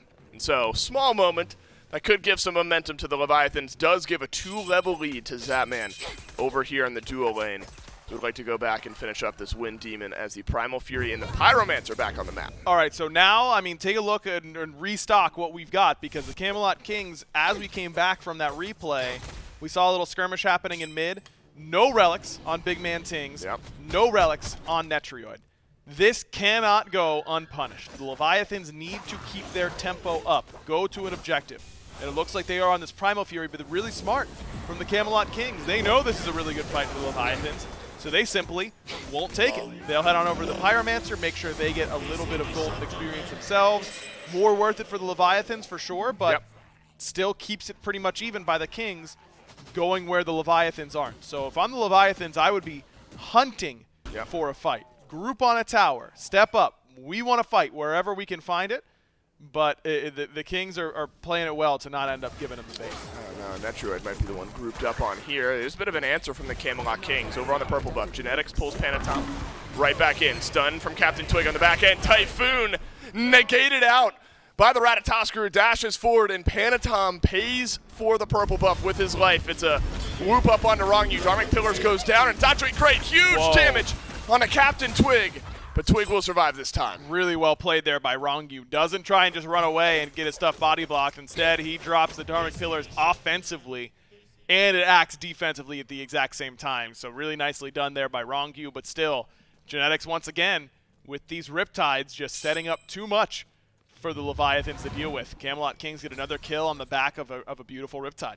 And so Netrioid aggro, the level discrepancy notable, but worth talking about the scaling of this Freya pick. Looks like ring build is the answer. Something that we did see when we used to see Freya a whole lot, Ringificate into just all the rings down the row. We'll see if that's what Netrioid ends up sticking with. But if nothing else, maybe feels like it puts a bit of a timer on the Leviathans, because what we do know about Freya is the early game woes feel a little bit better as the rings come online and that attack speed and the damage is there to follow up. Definitely once you get Telkines, you feel significantly stronger, but doesn't have it quite yet. Hastened is the classic item for her. Lets her really hit the gas pedal. But at 1900 gold in hand, that means Netrioid can basically back and finish that right now, so he can just easily start to get his big power spike. And historically, it's always been 3 items for Freya. I think is actually her strongest point, because at times in the late game, she just gets killed too quickly. But with the changes to the ultimate, making sure that she's untargetable as she rises, I think that might change. I think that she might be really scaling. Uh-oh, Captain Twig looked at and nearly killed off here as Rongyu drops the Dharmic Pillars. And you might feel like that's value if you're the Atlantis Leviathans. Dharmic Pillars on a bit of a lower cooldown. You got Relic Dagger there if you're Rongyu. And now you're missing a bit of engage. You get a bit of gank potential if you're the Camelot Kings, so maybe relatively low investment there for the Leviathans. Yeah, I like the idea because Twig's beats were still down, but Yarkor didn't have his ultimate. He used it in a little skirmish on the right, so doesn't end up getting as much of an opportunity there to kill down Captain Twig. But good idea, Leviathan still playing with a little bit of passion. Mid lane tier 1, a bit low here. That makes you raise your eyebrows, but the Camelot Kings will show up and clear out this wave. Big man Ting's finding a way to add some poke damage into the back of the fight, but you got to do a whole lot more than poke. Shinto is going to sustain up those health bars just fine as this game goes on. It looks very similar to a build here for Shinto as what we saw in the Aphrodite, Chronos Pendant, Lotus Crown. Ethereal Staff has been pretty popular on these picks as well. And then a Soul Reaver on the back end. And make no mistake, you look at Aphrodite, you say, well, how much damage is the Aphrodite going to be able to do? Hell, you could have a similar conversation about, but Shinto on this pick will certainly find a way to chunk some damage down. Yeah, especially, it's a little more close range, but hits way, way harder than the Aphro. She hits way, way harder than just about anybody whenever you get to the late game. I mean, her scaling on Dark Stance 3 Repulse is just absolutely crazy. So you definitely have to worry about that. Getting towards the point where her damage is going to be really, really relevant, especially on the dive in from Captain Twig, who has gone pretty offensive in the build. A lot of times we've seen Rat jungle to still go pretty hybrid, but Captain Twig, 3 full damage items working now towards either a Mantle or a Spirit Robe. Would guess that it's a Mantle. Ooh. That'd be the only defense. Zapman into the waters he goes, and he'll walk on away. So let's recap here. We hit the perfect 20-minute mark. And we're even. We're about as even as it gets here. Just a few hundred gold in the lead are the Camelot Kings. 1 kill in the lead is all they've got here, and it seems like both teams content with the way that this game has gone. It's this next rotation of neutral objectives where sometimes we see the fight start to flare up. There's a Pyromancer coming up on one side, a Gold Fury coming up on the other side. This time, though, remember last? BMT, no actives, no relics. Netrioid, no relics either, and that had the Camelot Kings happy to go to the Pyromancer. This time, you're fully stocked up if you're both of these teams, and the Gold Fury could be important in giving yourself a bit of that lead. So, maybe see a clash around this Pyromancer because the Kings know what's happening. Yeah, I like the idea to go to Pyro instead of Gold necessarily because you don't want to leave yourself open to a Fire Giant rush instead. So I like this call. Variety, Genetics, and Twig have a chance to steal it away, but come up just short. But there is a fight afterwards. Dharmic Pillars keeps Big Man Tings in the middle just for a second. The beads are out. The leap is out as well. And the Riptide from Genetics pulls Hardcore right back. River's Rebuke is up, and Genetics walks out on the other side. As Zapman sprouts forth, wondered where he was going, but this fight A bit split up here, Aggro. Watch out for Captain Twig and his dunk. He's found the back line.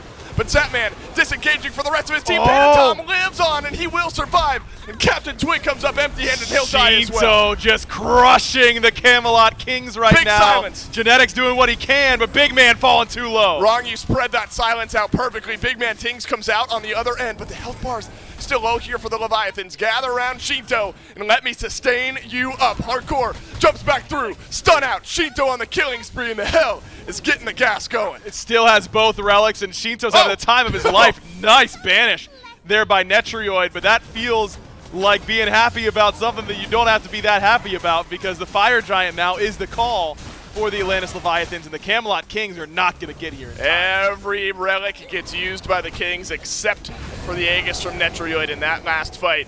And look whose actives are up after this fight, Aggro. Shinto's got both. Zapman, he's got both. Yep. Backline left untouched. Yeah, the Camelot Kings just are really struggling against these styles of comps. These death balls where the Leviathans just present their front line with hit us. We will let you hit us as much as you want because we've got this sustain coming behind us.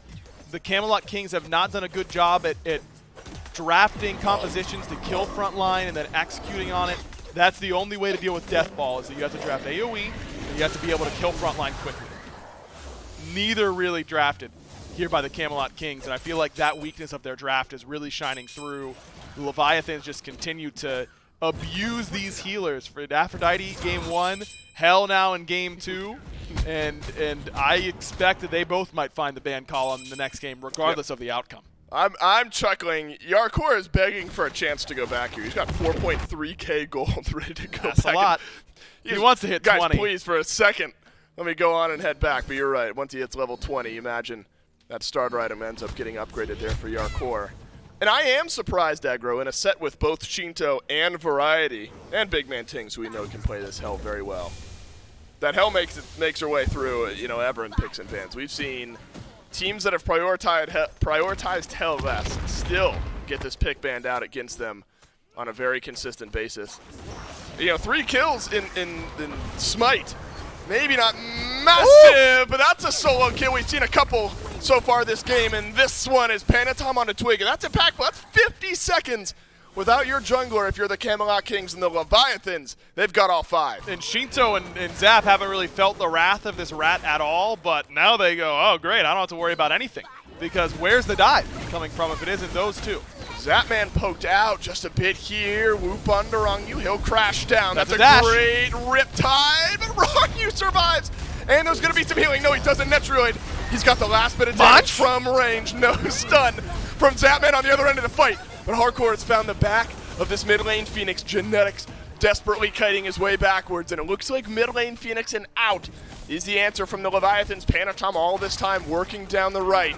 And I think the riptides from Genetics this game have saved so many moments. Yep. And a bit of a help there in mid and getting a kill onto Ronyu. But the right side, Phoenix being looked at. Twig's up right now and does have his ultimate, Oh my but God. the backline's still totally fine for the Leviathans. Oh my God, Variety just chipped away at, and that's an understatement, is the right side Phoenix now being worked on by Zapman. There's no pushback from the Camelot Kings. This one will fall as well. Whoa! He does it again! My man, he's off the rails. Then Panatom gets another. Captain He's Twig, feeling it. goodbye. He comes back from death and immediately finds his way back. The Atlantis Leviathans, 25 minutes into game number 3, walk into the Titan room. Variety finds a good stun here, but there is way too much. The Atlantis Leviathans rip through the Kings, and they do it quick. 1 game to go between the Atlantis Leviathans and the semifinals of the SMITE World Championship. And if they don't get these healers taken away from them, I don't know how they're going to stop them, because this Aphrodite Shinto is just too good at setting himself up for success there. This front line has been too solid from the Atlantis Leviathans. And these Hunter picks in mid, Big Man puts out a ton of damage that game, and it did not matter at all. Nope. Because you have to be able to kill front line. That has got to be on the forefront of the King's mind. AoE in front line, they need those. At least Olaron had that AoE in the sense that Sanctified Field turned fights. Freya didn't bring that at all and didn't kill the front line. And as a result, the Kings got steamrolled. Do you see Zapman's face at the end of the camera there? He's going, Oh boy. Oh no, we're feeling it. The Atlantis Oh, no. Leviathans bounce back in game 3. 1 game away from the grand finals of the playoffs. 1 game away from the semifinals of the SMITE World Championship. Can they get there? Find out after this.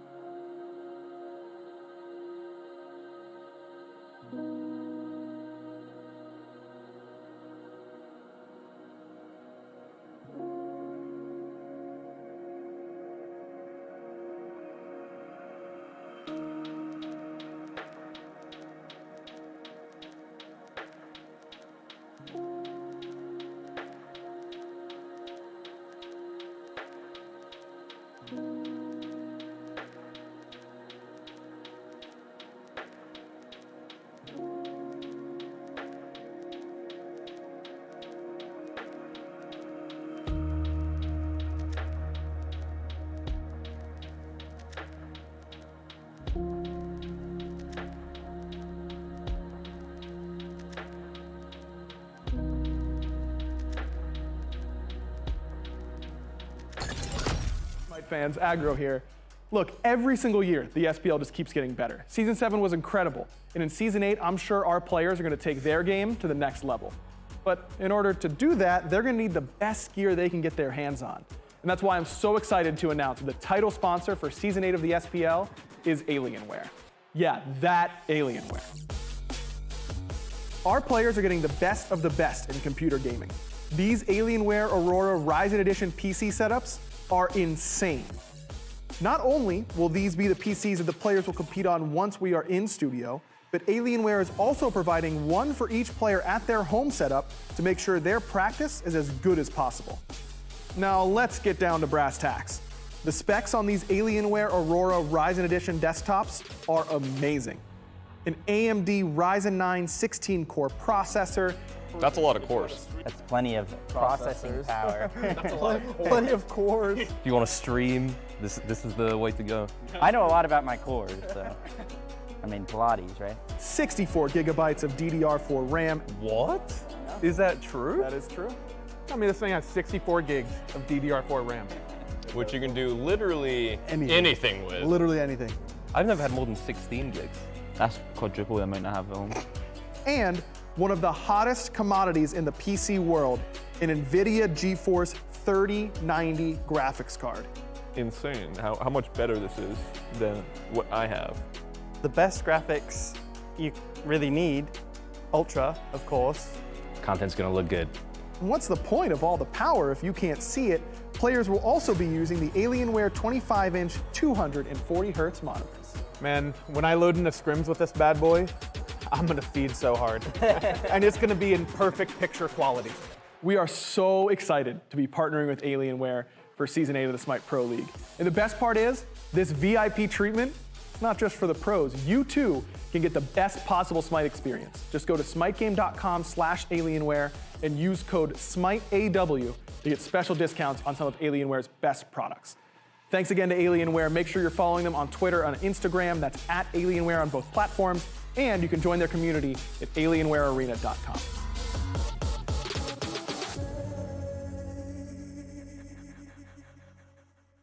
Welcome back to the desk of the SMITE Pro League, Season 8 of our SMITE Pro League, powered by our good friends over at Alienware. Make sure you give them a follow on their social media at Twitter and Instagram at Alienware. Go to their website at alienwarearena.com to see all the cool stuff they have out there.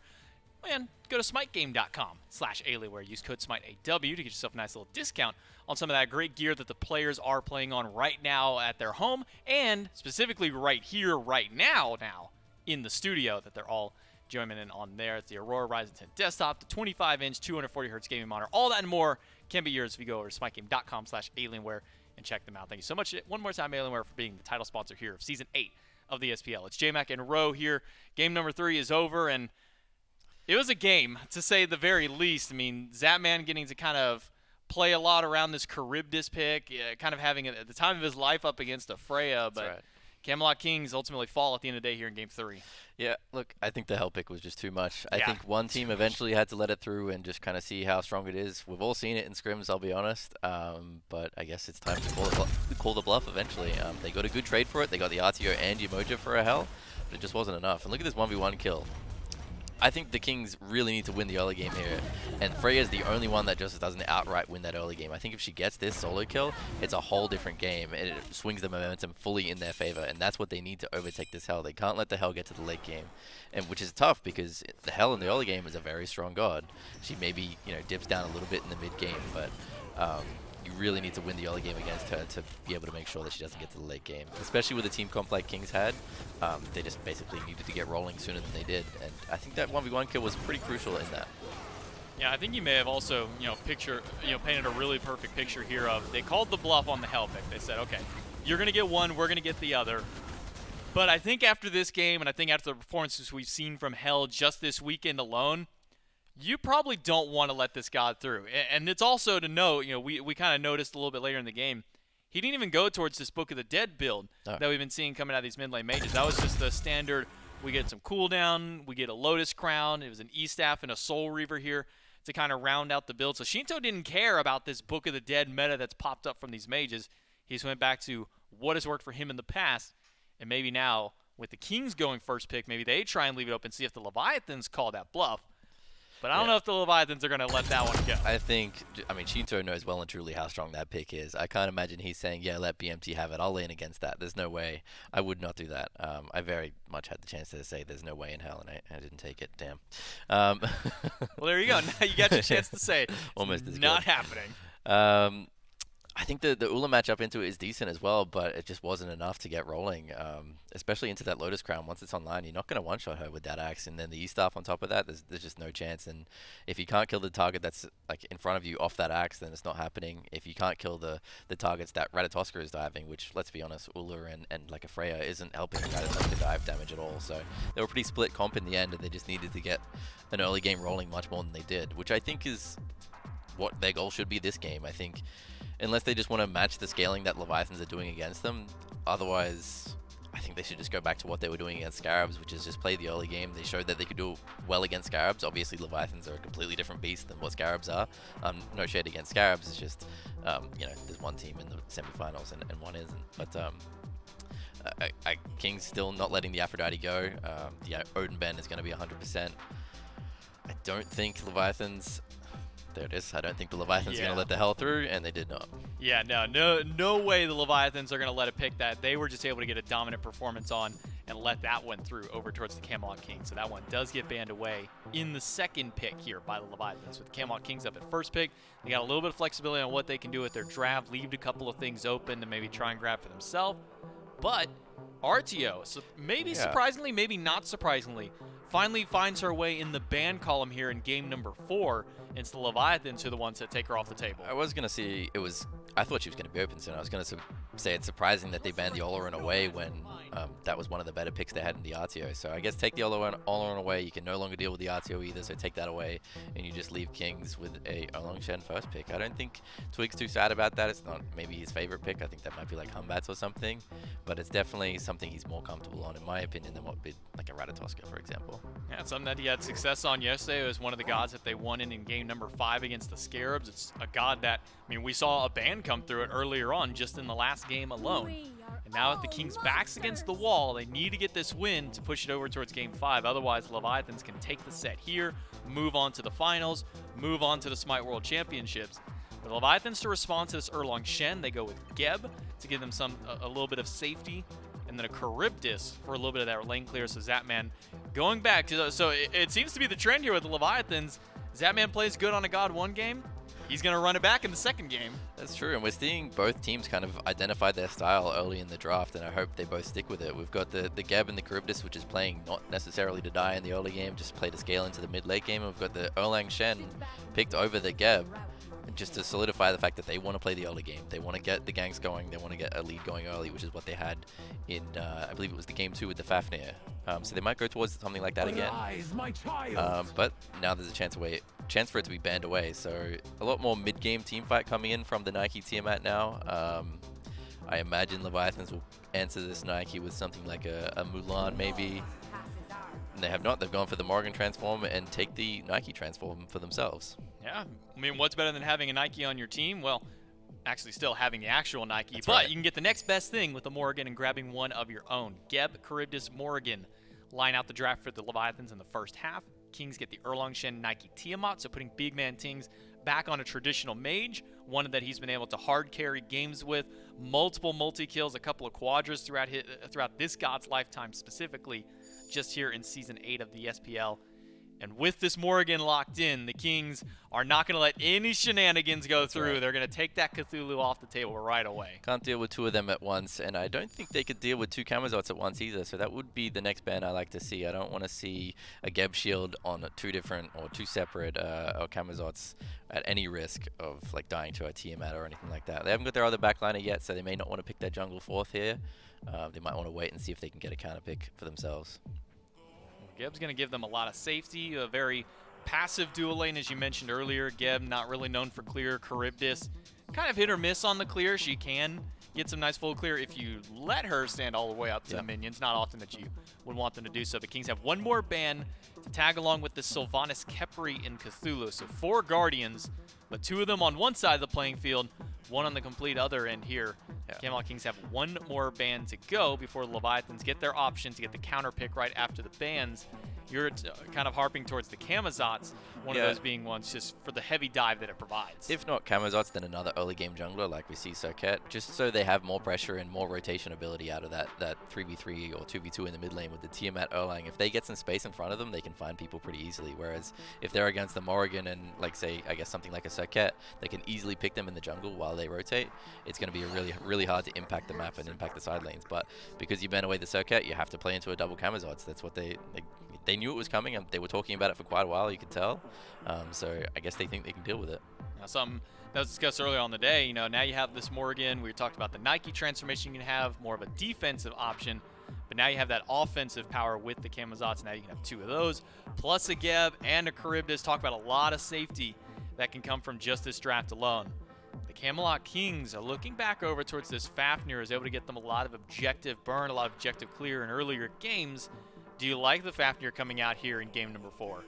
Look, if they were going to go down that route, then I would have rather them ban 2 junglers than ban the Cthulhu, right? We saw them deal with at least one of the Cthulhus without the Morrigan in that game because they had the Fafnir and that DPS in front of them. Maybe they struggle more this game, and that's why they ban the Camazots, because they have the Tiamat, which doesn't have as much frontline damage as, say, like a Hunter or something.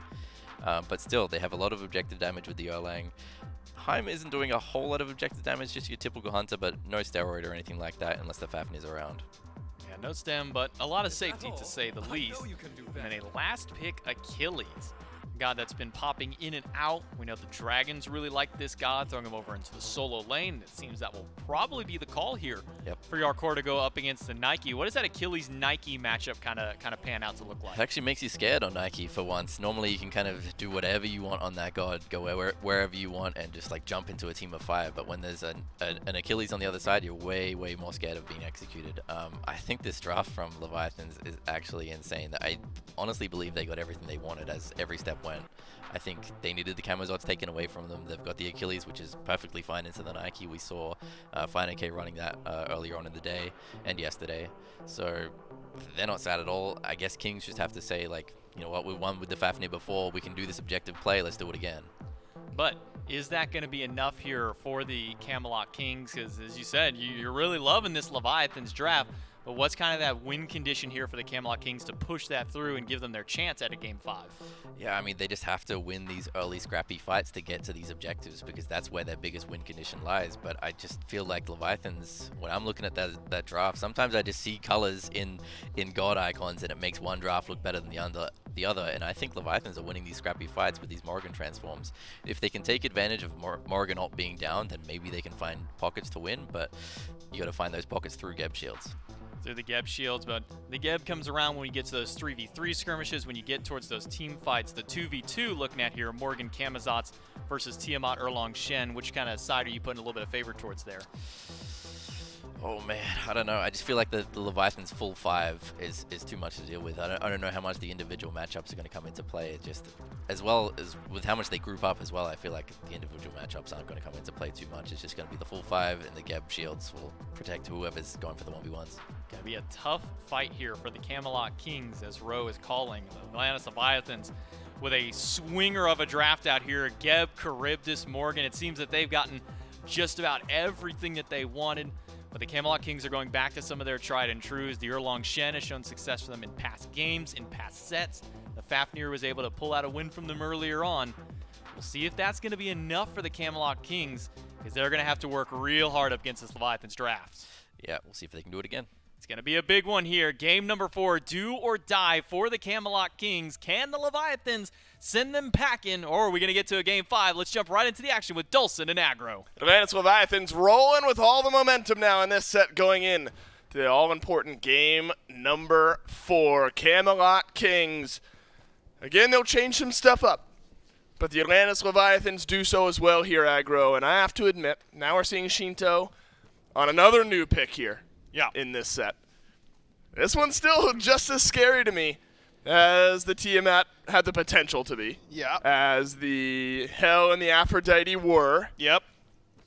The Morgan is just another unique play style type god that I think Shinto can play well. Yeah, Shinto's been very good on this pick this year, and you know the way the good news is for the Kings is that they have really struggled against these healer comps, and they have not drafted very good compositions in order to take down the front line of the Atlantis Leviathans. And I think that they're more equipped to do it this game than they were in games 1 or 3. So they've got that going for them, which is nice.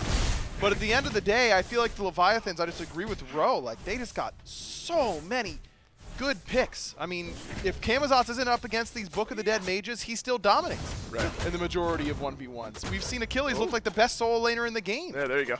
earlier this today. That was today, by the way. It's just a lot of really strong stuff for the Leviathans. Metroid's going to get some good damage here on the Zap Man. Then the question becomes, because the Camelot Kings, not as if they have a bad draft, but you're going back to the Fafnir, you've got Captain Twig with the Mannequin Scepter, you have the ability to maybe shred some of these objectives. You're missing the Ola run that you had in that objective shred game where the Camelot Kings were able to win. Then maybe is the game plan, can we avoid fighting against the Leviathans and take these objectives quickly? I don't think so, because I think that missing that magical ADC is a huge key to what made that composition work. I think that was really the threat.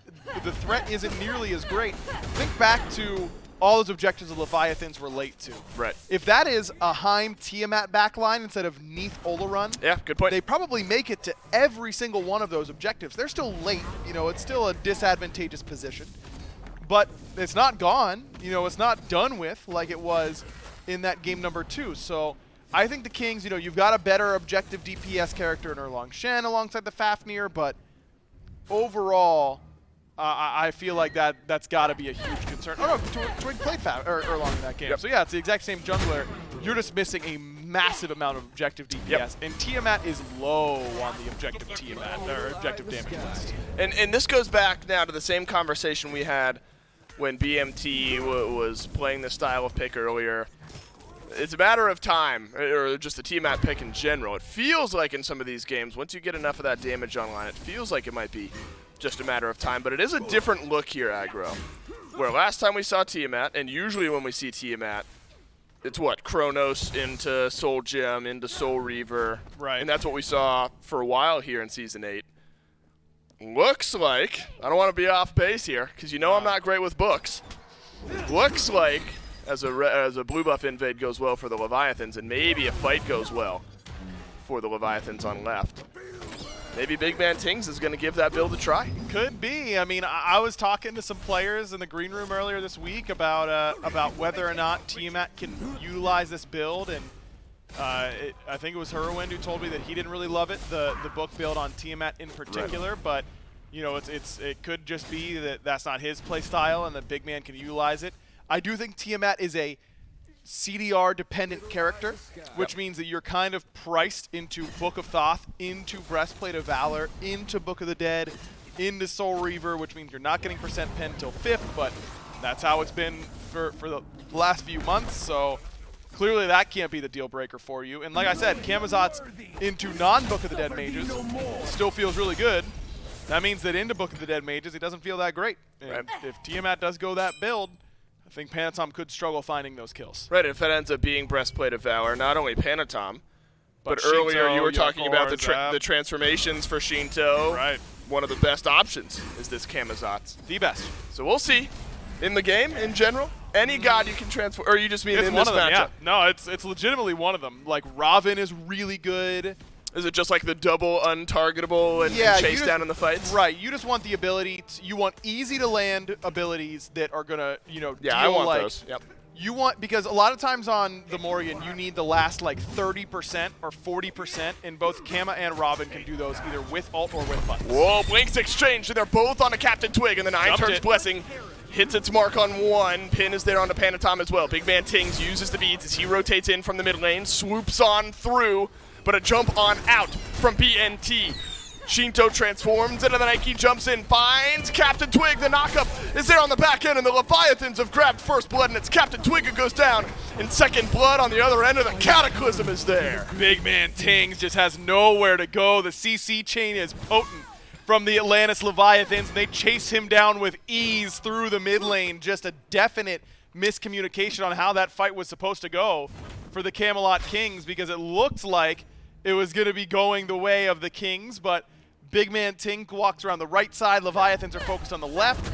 You know, it's a blink in, and it was actually a bit of a misplay, a pretty big one by Panatom. He missed his vampire bats on Captain Twig off the knockup, and I thought the fight might be going poorly, but then he jumps the 9 turns blessing, stops a CC chain from happening, and then Shinto, about to go help his front line, turns out of the corner of his eye and sees a Tiamat just kind of standing there right next to his red buff, and goes, okay, I'll stun you then, and stuns Big Man. Big Man can't find the jump over the wall. That's a little bit awkward. Means that he eats all 3 swoops from Panatom, and that funnels the rest of the Kings back into the Leviathans and makes that a really good fight for the Chaos side. Big man Tink's now missing his beads for 75 seconds. Does go Book of Thoth, so it does look like that'll be the build that we see. We imagine Breastplate of Valor at some point around the corner here. So the Leviathans start to play with a little bit of house money here. Luckily, the Camelot Kings, as far as farm goes in the first couple of minutes of the game, a bit ahead. So the Atlantis Leviathans evening and then taking the lead by about 400 or 500 gold. Unable to steal away the Scorpion here as Netroid and Genetics will combine for that one. And so maybe now, does the power curve in your mind start to change for this Tiamat? We sort of know what to expect when it's that standard Chronos Soul Gem, Soul Reaver build. Right. Do you need a little bit more time now to dial up if you're big man Tings? Yes, especially if you're going Breastplate. Now, I think if you go Book of Thoth, Book of the Dead, Soul Reaver, I think that build comes online earlier, but the other way does not. I don't think Zapman has his escape off of cooldown. One more auto, and Netroid's got it and turns it around. Reparations for game number 3. Variety, though, maybe a bit caught out. Rungyu uses the blink, but so does Captain Twig. The Leviathan's fishing for some kills on right. Looks like a blue buff is all they'll reel in. Yeah, hey, that's fine. You still get the blue buff. You still get the blink away. We're even, huh? Yeah, very even. And that's a really smart play from the Camelot Kings to know that Variety is never going to be winning this matchup on the right. We do not want to fight around the Achilles. We don't really want to fight around mid now because Big Man has no beads at the time. So let's just go left and hope that Zapman steps up and makes a mistake and disrespects it. And he did exactly that. Where did Achilles come from? Feels like this weekend Achilles has been the show over in the Soul. You know, Mulan maybe for fine, okay, but like you're talking about top priority for a warrior pick.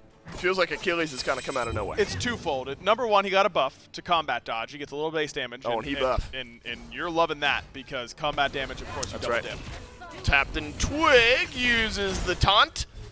And it looks like the 9 turns blessing heal might save his life. I didn't expect this. I'm not sure Captain Twig did either, shielding on the other end. Keeps Twig alive. Needed every ounce of that healing. Yeah. Captain Twig did, but he'll stay alive. And the mitigation, and you got Morgan transformed for it. That's actually a big win for Captain Twig to survive. Like if you went in and said, "Hey, I'm gonna try and ult the Morgan just to try and get her transformed," that would be a huge win in and of itself. But you also got Panatom's Blink ultimate at the same time and survive, so huge play there for Twig. That'll take the Leviathans out of the driver's seat for a little bit, but not for long. Going back to the Achilles, yeah, it's the combat dodge buff that really helps because that's where you max that in lane, right? Not in jungle. So it makes his solo lane a lot better, whereas it doesn't really help his jungle that much. And also he just has good matchups into a lot of the top solo lane picks right now. He's really good into Nike, he's really good into Cthulhu, and he's like playable against RDO. And those are the 3 gods that you have to be able to match up against right now in the solo lane. Yep. So if you're pretty good against all those, then it's going to feel solid. Well, Sigil got some buffs as well. We wondered if we'd see some of that, but a lot of Warriors Axe ends up being the answer. Another blue buff invade looked at. Genetics is low here. Remember, with that execute online, enough poke gets you within threshold of a kill there, but blue buff gets dropped down by the Kings this time. They've been mirroring the pressure of the Atlantis Leviathans. Telegraphed is sometimes a bit harsh sounding just by nature, but the Leviathans have been showing face around every single blue buff, and in that sense the Camelot Kings were close by to answer. And I like that because Variety would have started to fall pretty far behind. You know, the first few buffs, they hurt, but it's not the end of the world. But remember that farm goes up in 3-minute increments. So, you know, the 9-minute blue buff means a lot more than the 4-minute blue buff, which, you know, means more than the first one. So, but as the game goes later, these buff invades start to become more and more worth it. And somehow, some way, Variety actually has a level lead.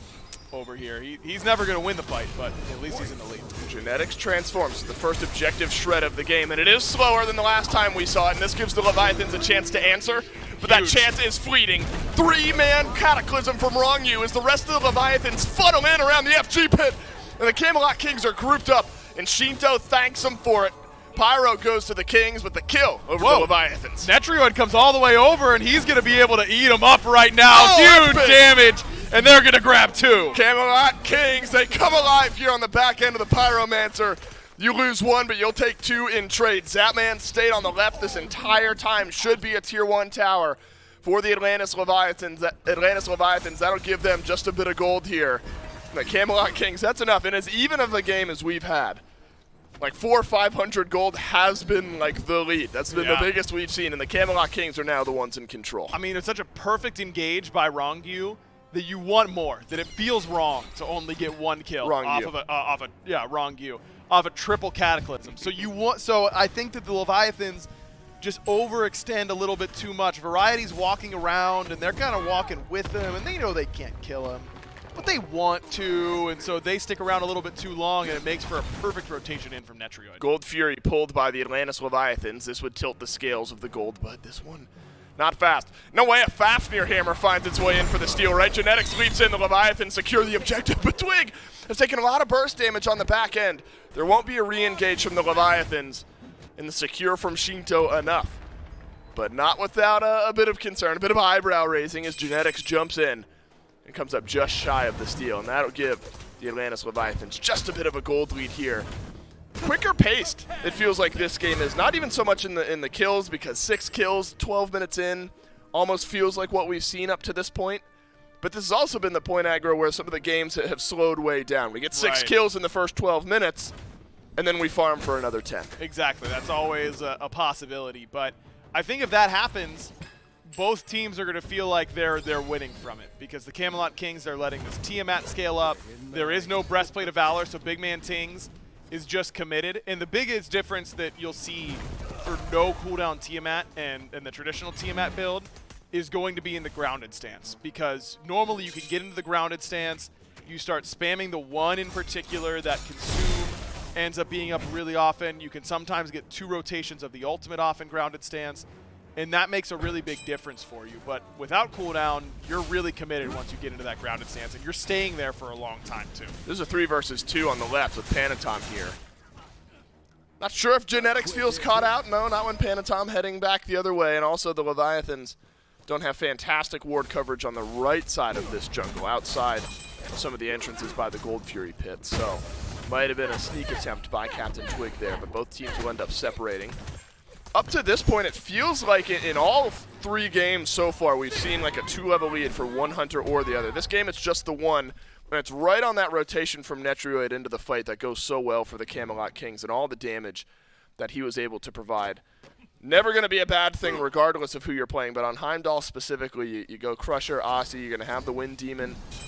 Those auto attacks getting to the point here where they're going to start chunking, and that's when you wonder if the Leviathans, you start to wonder, do we need an early Spectral? We see 1 tier of the Wind Demon online. Is that enough to make us worry about those crits later on in the game? Eventually, yes. Maybe Yarkor, he probably builds it next. He's probably going to grab, no need for anti-heal this game, so you just grab a Bulwark in this spot, get your HP, get your insane amount of magical protection and your shield, and then you can work towards a Spectral.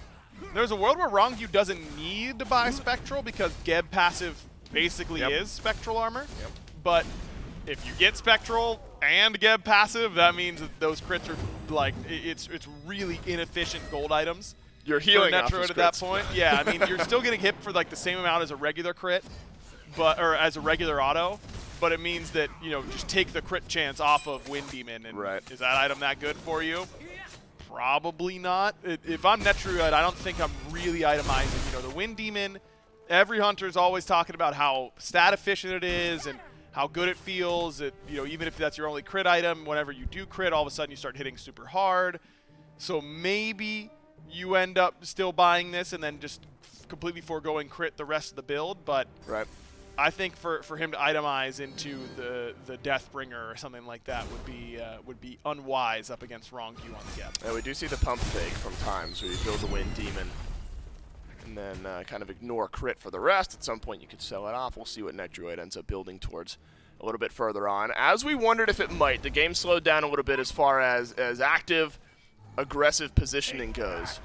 Captain Twig just needs some time to farm up here. He's off to an 0-2 start on the Erlong Shen. And that's not something, and this is not even just a Twig issue, just an Erlong Shen problem from time to time, where you get punished early in the game, you fall a little bit behind, you got to farm up. A bit of a unique build for him here. You get Crusher. Yeah. Into the Berserker Shield. So maybe he's assuming we're going to be a bit lower health in some of these fights. Yeah, it's interesting. Just getting some physical defense, because again, you expect Shinto to be transforming into physical gods. So far, it's been Nike really prioritizing that survivability more so than the damage that he's going to be pumping out, and I think they're right to do so. It's a sovereignty for genetics in that second slot, Berserker Shield. You know, that's plenty there in that department. As Big Man Tings did get a 20% CDR item, but didn't go Breastplate. Instead, he's gone Chronos Pendant third. It's really expensive, but he's already gotten it, so it's really not the end of the world. You know, this isn't the build path that I expected for him, but if he's already past the worst part of it, you know, now you just go Soul Reaver 20% pen item, you're probably feeling pretty good, and you still get to abuse Book of the Dead. That's right, you're feeling just fine if you're Big Man Tings. Only a couple hundred gold behind Shinto, who has 2 extra kills over Big Man Tings, and the levels are even. They're out of the mid lane. The biggest discrepancy, Agro, remember, we're talking blue buff pressure from the Leviathans early in this game to try to put pressure onto Variety. Variety's just been chilling, it feels like, over on the right side of the map. A moment ago had a 2-level lead, call it maybe about 1.5 now, as Yarkor has ticked over to level 15. Builds are mirrored coming out of the solo lane there. Different, though, in the relic department. Variety, with the Thorns, going to soak up a little bit extra damage where Yarkor has opted for the beads. Yeah, Yarkor, I mean, he kind of has to have beads up against Heimdall. Heimdall is just the beads forcer for frontliners. Camelot Kings, I mean, this is gone, and this was the problem for the Leviathans last time. Yep, we same saw strategy. the Fafnir. Same strategy. You know, maybe I don't know what the Leviathans are really waiting for, that they feel like they can't take that fight. You know, whenever you see absolutely no contest, it often means that the Leviathans are wary of it, but just don't feel like it's an advantageous fight for them. Maybe it was just a lack of ward coverage, and they realized a little bit too late, but they had no wards on that side of the map, and the Camelot Kings just simply walked up and took what they wanted. Pyromancer back and respawning, so there was no answer attempt from the Atlantis Leviathans. That'll build up just about a 1,500 gold lead 17 minutes in, which sounds minuscule, but when you're looking at these two teams, the gold leads have been right around this part, or right around this mark at this point throughout some of the games we've seen so far here in this set. Genetics holds on to his ultimate, about a minute left on that frenzy, so maybe you start to consider setting up for something like the Pyromancer here in a little bit. Nice hammer connects onto Zapman, but of course the shielding from Wrongview prevents any further damage from coming in. Slow rotation over here to the left side of the map, whereas Wrongview is here right now. Captain Twig taunts on through. Zapman backs away, and he's taking a lot of damage. He's in the ultimate here as well. No stun connects, but here come the Kings. And here comes Variety as well, whereas Yarkor is significantly behind on this rotation. This tier 2 is dropping fast. Behind in speed, but also behind in positioning. Watch out for the Achilles around the backside of this fight. 4-man knockup from Wrongview. Shinto melting away, transforms into the Nike. That'll buy himself some time. Yarkor found his way around the back, but it's a crystal on out from Netroid. The Heimdall will live on. Thorns used from Variety, and it looks like everyone lives on, but the Camelot Kings get 2 towers. And they put good pressure on the Netroid, but his relic usage was solid there, ends up getting through his crystal, which might have been a little greedily placed, but still ends up getting it off anyways, so not the end of the world. And a lot of beads used there by the Leviathans while still losing that tier 2 tower. The Camelot Kings go in and brute force their way in, and I thought they might just head on over, but this Fire Giant is not guaranteed. Netroid, no relics. No relics for Captain Twig.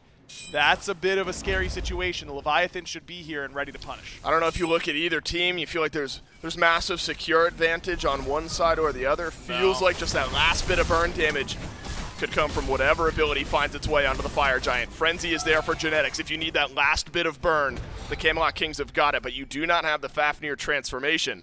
You're testing the response time of the Atlantis Leviathans pulling it there. And you're also, I think, testing a bit of how quickly you can burn the Fire Giant yourself. Right. Goes down to about half somewhat quickly. But the Leviathan's wary that the Kings are here on right. And to continue to draw parallels between this draft and Game 2's draft, I think the Camelot Kings probably get that Fire Giant. If we copy-paste everything from that situation, except it's an Ola run and an ETH instead of a Heimdall and a Tiamat. So you see the difference already. Yeah, we're sieging towers. Exactly. That's what possibly could be happening. And I like the play from the Camelot Kings. You know, make sure the Leviathans are paying attention and have made the adjustment.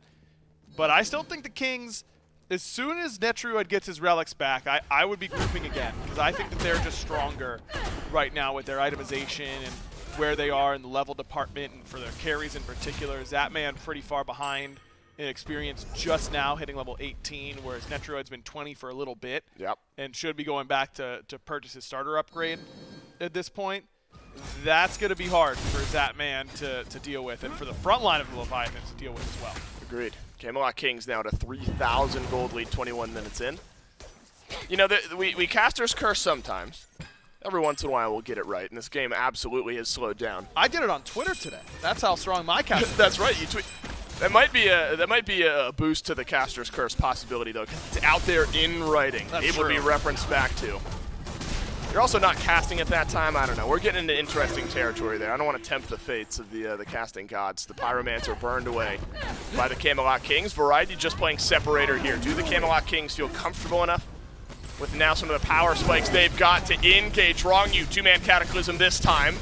As Yarkor ticked on down by the Camelot Kings around the right side. Netrioid, he can't get into his crystal, and Yarkor will kill him off. Now the Leviathans have a massive advantage on the back end of this fight. Genetics knocked up and knocked away, and look at Zatman on the re-engage. Somehow the rest of the Kings survive, but it might be an FG pull for the Leviathans. Shinto, baby. Shinto makes it happen. A beautiful double stun onto a priority target in Netrioid, and Netrioid just too far forward and doesn't have that Aegis available whenever he falls. He dies with it on 3 seconds on that timer, and that just tells me that the Camelot King should have just played more patiently. Sure. Yep. It looks like Yarkor is a tasty target, but you can't be using Heimdall ultimate when you know that you've got no Aegis and that guy's got beats. You just can't afford to do it. And Yarkor baits that fight well. Wrongyu has a beautiful shield on top of that, and then instantly Blink engages onto the back line. Beautiful play. We just pile on top of Netrioid, give him no chance to escape, and now the Leviathans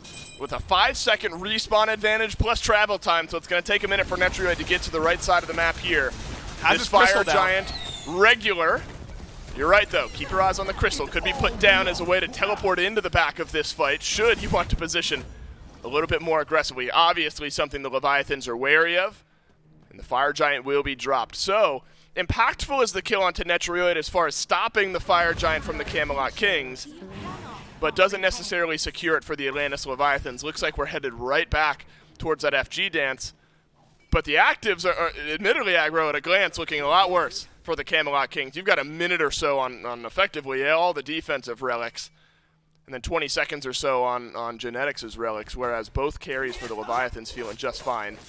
That said, that's the type of pace you expect the Camelot Kings to slow down and wait for those to come back. Exactly, and if you're the Leviathans, you shouldn't let them. You know, that's where you've got to be the aggressors, and it does hurt that Yarkor doesn't have his beads, because we see how easy it is for that turn to happen at a moment's notice, but feel like the Leviathan should not let the Camelot Kings off the hook. The problem is that it feels a little too risky to go for fire. Yeah. I'd want to go primal, and that's where they were shading, and then they get a call, hey, they're by fire, and they've got Fafnir. Get over here. Yep. And immediately here they come, and that's the right call from Zatman and Panatom. Got to respect that burn. The Genetics goes back by Shogun, so you talk about burn.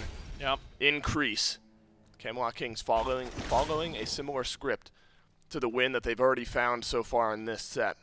Each kill starts to be a little bit more impactful at this point in the game. You're at a 7-kill game, 24 minutes in. Already you see the death timer on Netrioid slowed this game right back down. Did allow Netrioid to go back, finish off that starter item, something Zapman hasn't been able to do just yet. Wondered where the Spectral Armor, you're talking about Netrioid and his build path. What do you prioritize there? Well, Wrongyu's got one. Yeah. Yarkor's got one as well. Didn't stop the health bar of the Achilles from being melted through. But that can also come from BMT, who's got a Soul Reaver for himself. Been sitting on that one for a while. the starter item upgrade is really where that last bit of gold is funneled. So, Team At in a strong spot now to impact these fights as well. And both supports pretty close to getting their compassions, which will feel really good for both of them and feel good for their backliners. The front line both need to get their starters upgraded. Both Rongyu and Genetics, as I said, close, but Yarkor and Variety both level 20, both back, both buy it at the exact same time. Zapman has bought his. So this lead that the Camelot Kings have, 3,000 gold, irrelevant at this point. Just does not matter. Now the difference is that Genetics does have compassion, whereas Rongyu does not. Correct. So if there is a fight that breaks out before Rongyu can reset and buy that as he hits 17, then if there's a close one, you can bet that it was probably compassion diff. Yeah, Panatom's got his starter item upgraded. Captain Twig hasn't been able to do so, and we've already mentioned the Hunter disparity in that department as well. Look at this, Camelot Kings poking just a bit further forward as Zapman forced to back away. Ever safe on that Charybdis, especially when you've got both of your relics ready to go. If you can bait the Camelot Kings in forward, drop into your Whirlpool, drop into your ultimate, and your life likely goes on. But you start to wonder, where does some of that outside pressure come? Well, the Camelot Kings have a decent wave pushing on the left side of the map here. They've got a Tiamat minion working its way up. Gets repelled for the moment on that Phoenix, so not something the Leviathans immediately have to look towards. But as time goes on, could be impactful. Yeah, that's a little bit of a spooky wave state, and eventually someone should have to go back and answer it. Panatom goes back first and does get some wards, but okay, he will go left. I wonder if he doesn't want to. Yeah, he doesn't want to show himself on that minion wave. Doesn't want to give the Camelot Kings the excuse. Genetics might have the idea, though. He's got Transformation, he's got Frenzy, he's got Shogun's Kusari, all of it ready to go. At the drop of a hat, the Camelot Kings can burn this objective, and they can do it quickly. That said, remember, we talked about objective secure, how there's nothing guaranteed in this game. If the Leviathans are close by, you're flipping a coin and hoping that you come out on top when the Fire Giant gets real low. So the Camelot Kings would love, and the Leviathans would love, to win a fight beforehand and make it just a little bit more guaranteed. But now that you're starting to roll into the 27-minute territory, we've seen games where you fight around here. We don't care about the Fire Giant. You lose a fight handily enough from this point on. It's the difference between Game 5, where the Leviathans heading to the semifinals of Worlds. And here's your jump in. Variety has found Panatom, and so is a whole lot of damage. And Bat Out of Hell is down. And the Camelot Kings, they realize it. Instantly to it, but Netroid is tanking this Fire Giant. He's got to reset it or else he'll not do enough damage. Jump in from Variety. He's found Zapman in the back, but Zapman able to hold on to both of the actives. Yarkor walks for Genetics breathing fire out, and here's the Frenzy, not on the objective, but on the team fight. Shinto's transformed, and he is swooping through into the backline. Captain Twig is left, but instead, the Camelot Kings have found 2 kills, and now individually picked off for the Atlantis, Leviathans, Panatom, and Shinto, the last 2 on the map, but the end is not the call. Instead, it's back to the fire. The Camelot Kings just picked apart the Atlantis Leviathans. That poke from Big Man Tings and from the Warrior's Axe upgrade there for Variety proves to be a little bit too much. And the Leviathans just got really lost on how they wanted to start that fight, or if they wanted to start that fight at all. And that's one of the problems with these Morrigan compositions, is that it totally changes the way you have to initiate your fights. Rongyu gets a horrible Cataclysm onto just Variety, but it's as Zap is in Whirlpool form, so he can't even hit him during that time. That's not the target he wants to be hitting anyways, if he can help it. And it just becomes too easy for the Camelot Kings after that to not have to worry about Cataclysm, don't have to worry about Bat Out of Hell, not have to worry too much about what Shinto's doing because he only found Captain Twig with his flank and engage. Shinto, look at the way that Paul was able to play this Morrigan pick, and it's not a one-to-one comparison because it's also about enabling the pick and what your teammates allow you to do. It's what the enemy team allows you to do. But the positioning of the Leviathans in that last fight never looked comfortable to me. They never looked like they knew what they were ready to do. And Yarkor just ended up taking so much poke, standing around trying to get his Sundering Axe procs, that he just ended up taking too much. And the Camelot Kings were able to engage pretty easily. Smelling a lot like Game 5 around here, but we're talking. No, that's me. Sorry, Dave. Was that lunch? Yeah. No, got it. It's lunch. My mistake. It's Mo's that we're hanging out with in the caster room right now.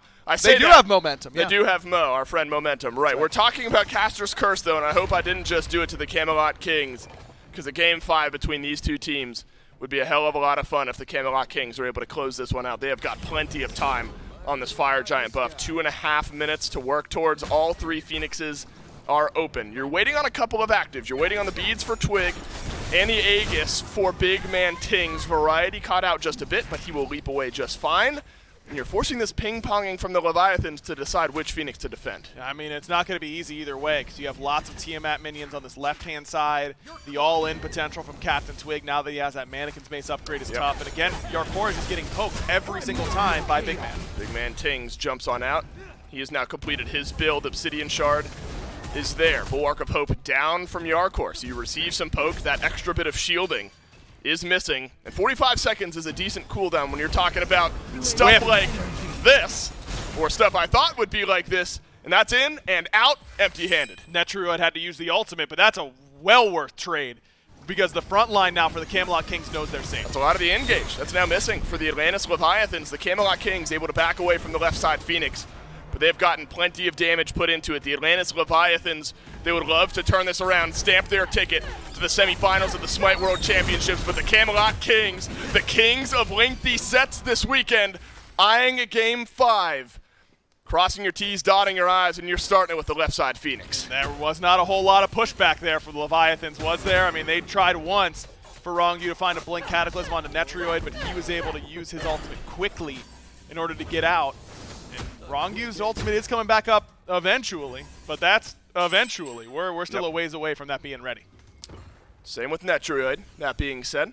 And so if some of that CC is able to find its way onto the Camelot Kings Hunter, he's going to have to use the relics to get it done there. Now you find the auto attacks onto the mid lane Phoenix. Panatom chunked down. Nice knock-up from Wrong You.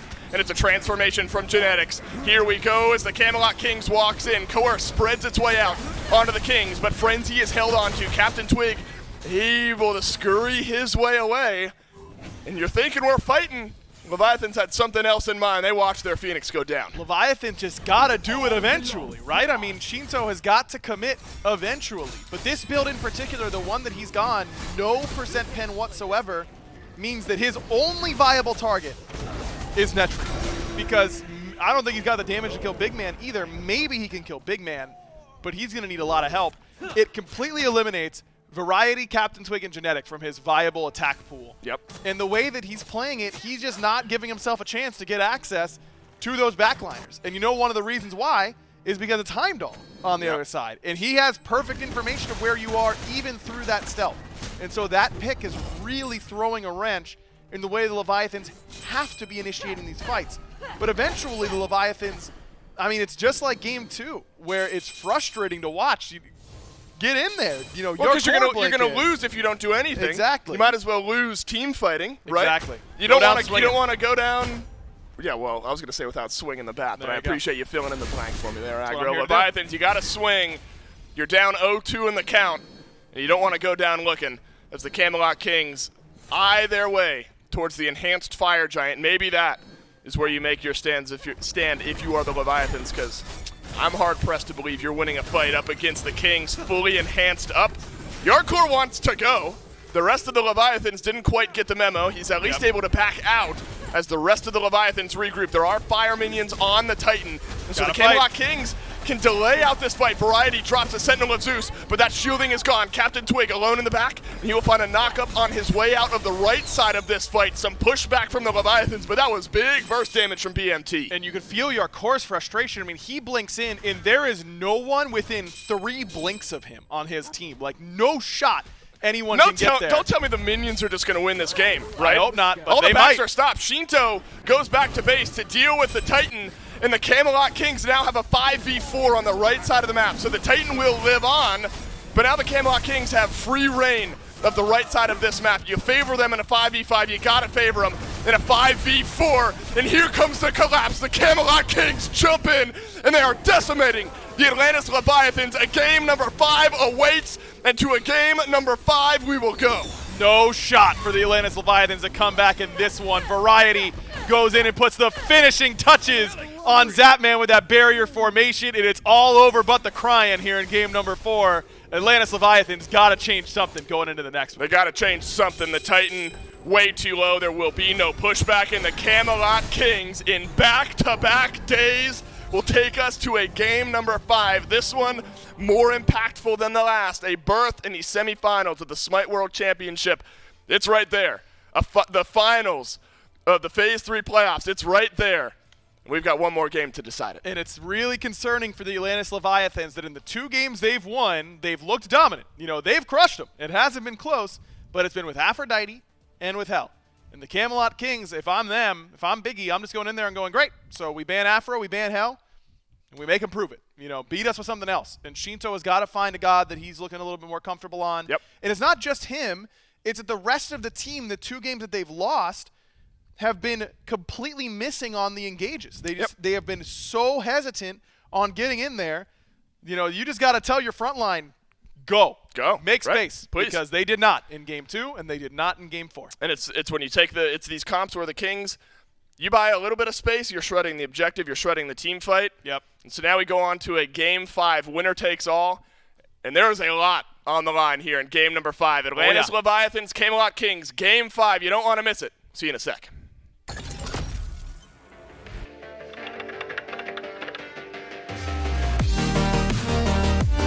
I'm gonna take off my jacket for this one. Dude, this. No, I know he was supposed to take you out last weekend, but he got busy.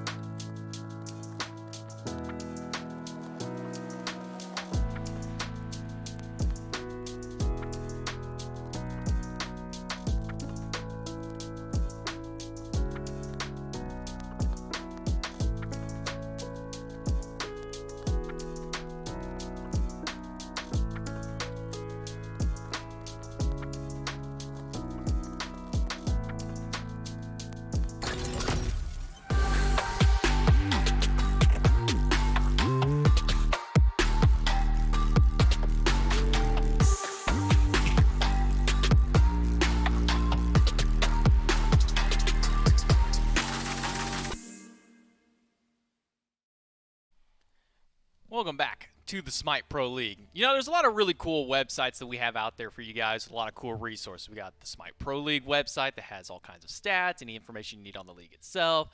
There's the shop.hi-rez Studios website. If you ever need to buy stuff for the SWC, get ready for that. We also have the shop.smiteproleague.com if you want to buy any of the cool merch that we have out there to support all of our teams, or to buy one last chance this weekend, the SMITE mouse pad for the Pro League. Last chance to get it. It's going to be gone for good. At least that's what they're telling me. It's going to be gone for good. So if it does end up coming back, hey, you can at least get you another chance. But as far as I know, you won't get another opportunity to pick up this mouse pad. So make sure that you go to shop.smiteproleague.com. Pick it up today. My quota has now been up to 2, so please, at least 2 people. You know what? I'm going to go ahead and get my quota there. I'm going to get one. Ro, will you get one? I'll pick one up too, just before they go on. Okay, cool. So we got that out of the way. So at least I hit my 2 on the quota. But you should go to shop.smiteproleague.com and pick one up before you don't have the opportunity to do so. Again, thanks so much Inside Apparel for providing the mouse pads one final time to all of you fans. Game number 4 was just a battle of the Camelot Kings just kind of outplaying in team fights more than anything. There's multiple opportunities. I think those last 2 team fights specifically, the one around that left Phoenix, where Wrong You goes in, gets one person with Cataclysm, and then there's no follow-up beyond there. And then that one fight around the Fire Giant where Hardcore goes in, gets a nice stun, and then there's nobody there again. A lot of initiation, but a bit of a lack of a follow-up from the Leviathans. Yeah, like I said during the draft, I thought Leviathans had the comp advantage. I did not account for Netroid just absolutely going off. I thought Netroid, I thought Leviathans had a dual lane that they couldn't really lose, not that they'd win it, that they couldn't die. And then sooner rather than later, genetics helps, like I'm seeing now.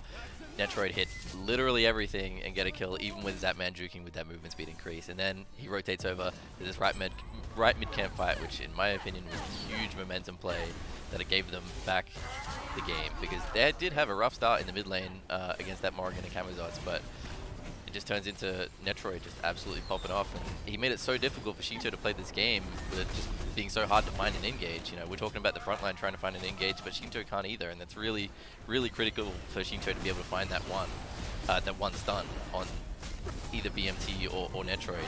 And the one time they did find that, they won the teamfight really hard, but that's really the only teamfight that they won. So as long as Netroid was outplaying any 5 of the Leviathans, then it was teamfight 1 for them. So I think this one was hard earned.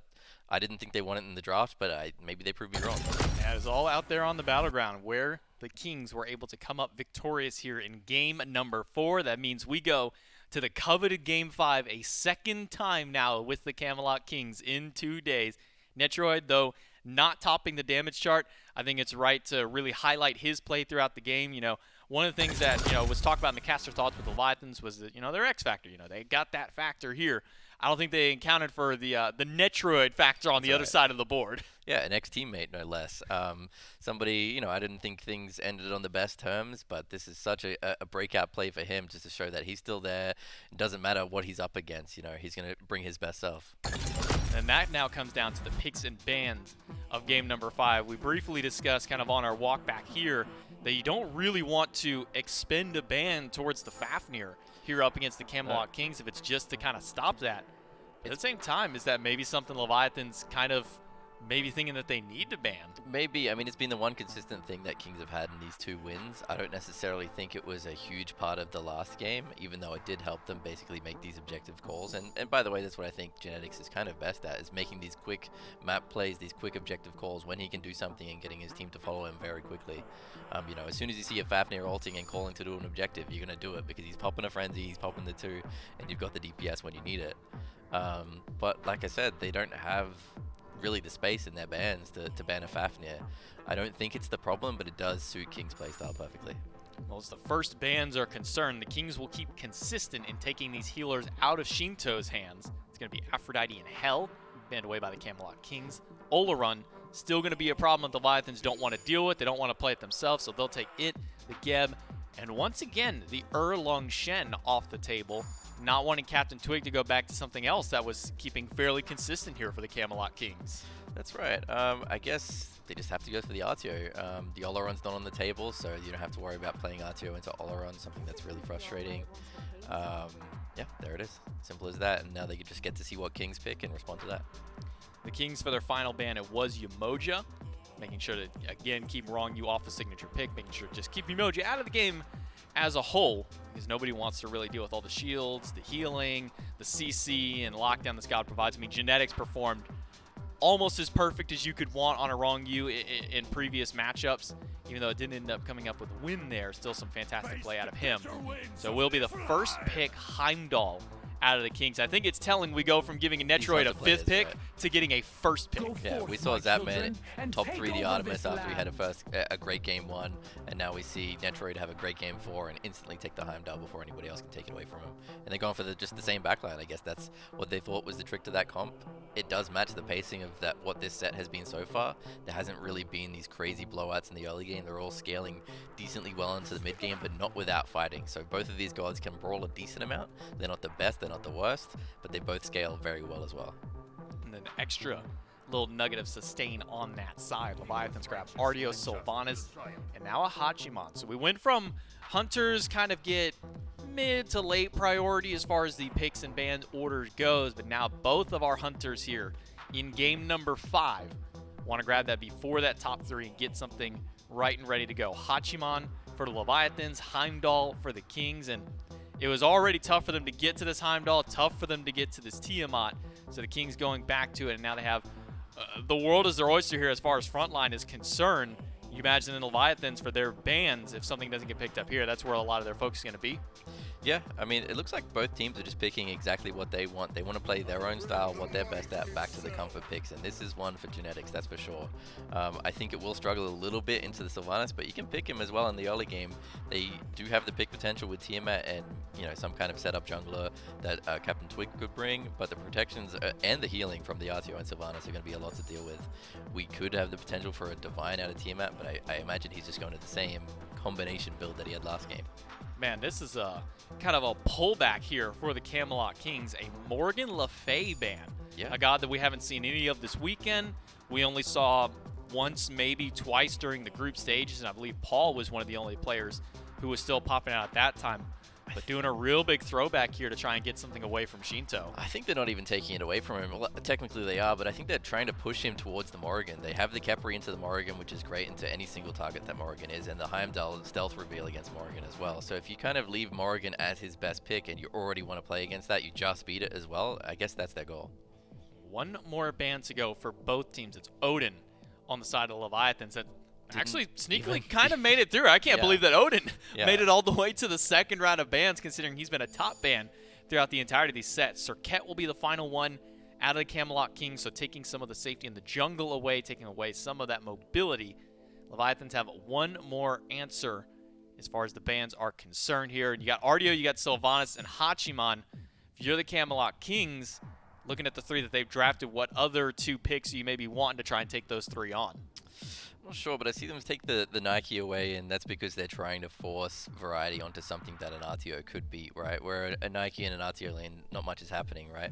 But if they don't want to play against an Achilles, they take the RTO early. That forces them, you know, Achilles would be a bad matchup into an RTO, but and then take away the Nike, force them to play the Achilles, and get that winning matchup on that side of the map.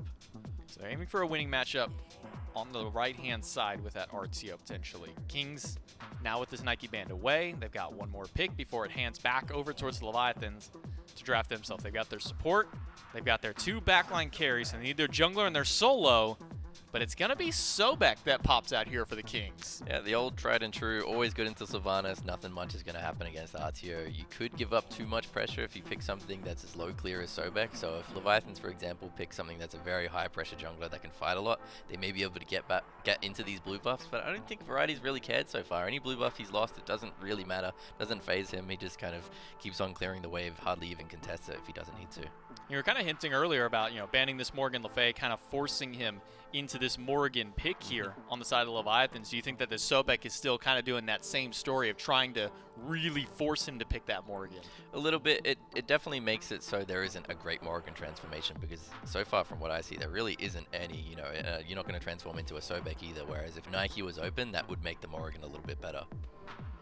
2 more picks here for Leviathans. They need their mid. They need their jungle. It was Morgan Camazot's last time around. They had a couple of other gods surrounding them in that instance. But 2 more pivotal picks. Remember, winner of this game punches their ticket to the finals of this weekend. That'll happen tomorrow at 11 a.m. But also to the SMITE World Championships and a spot in the semifinals where they get to bypass everything that happens in December. They get to watch as the meta develops. They get to start seeing everything that goes around. And the Atlantis Leviathans start their final 2 with a Kali jungle.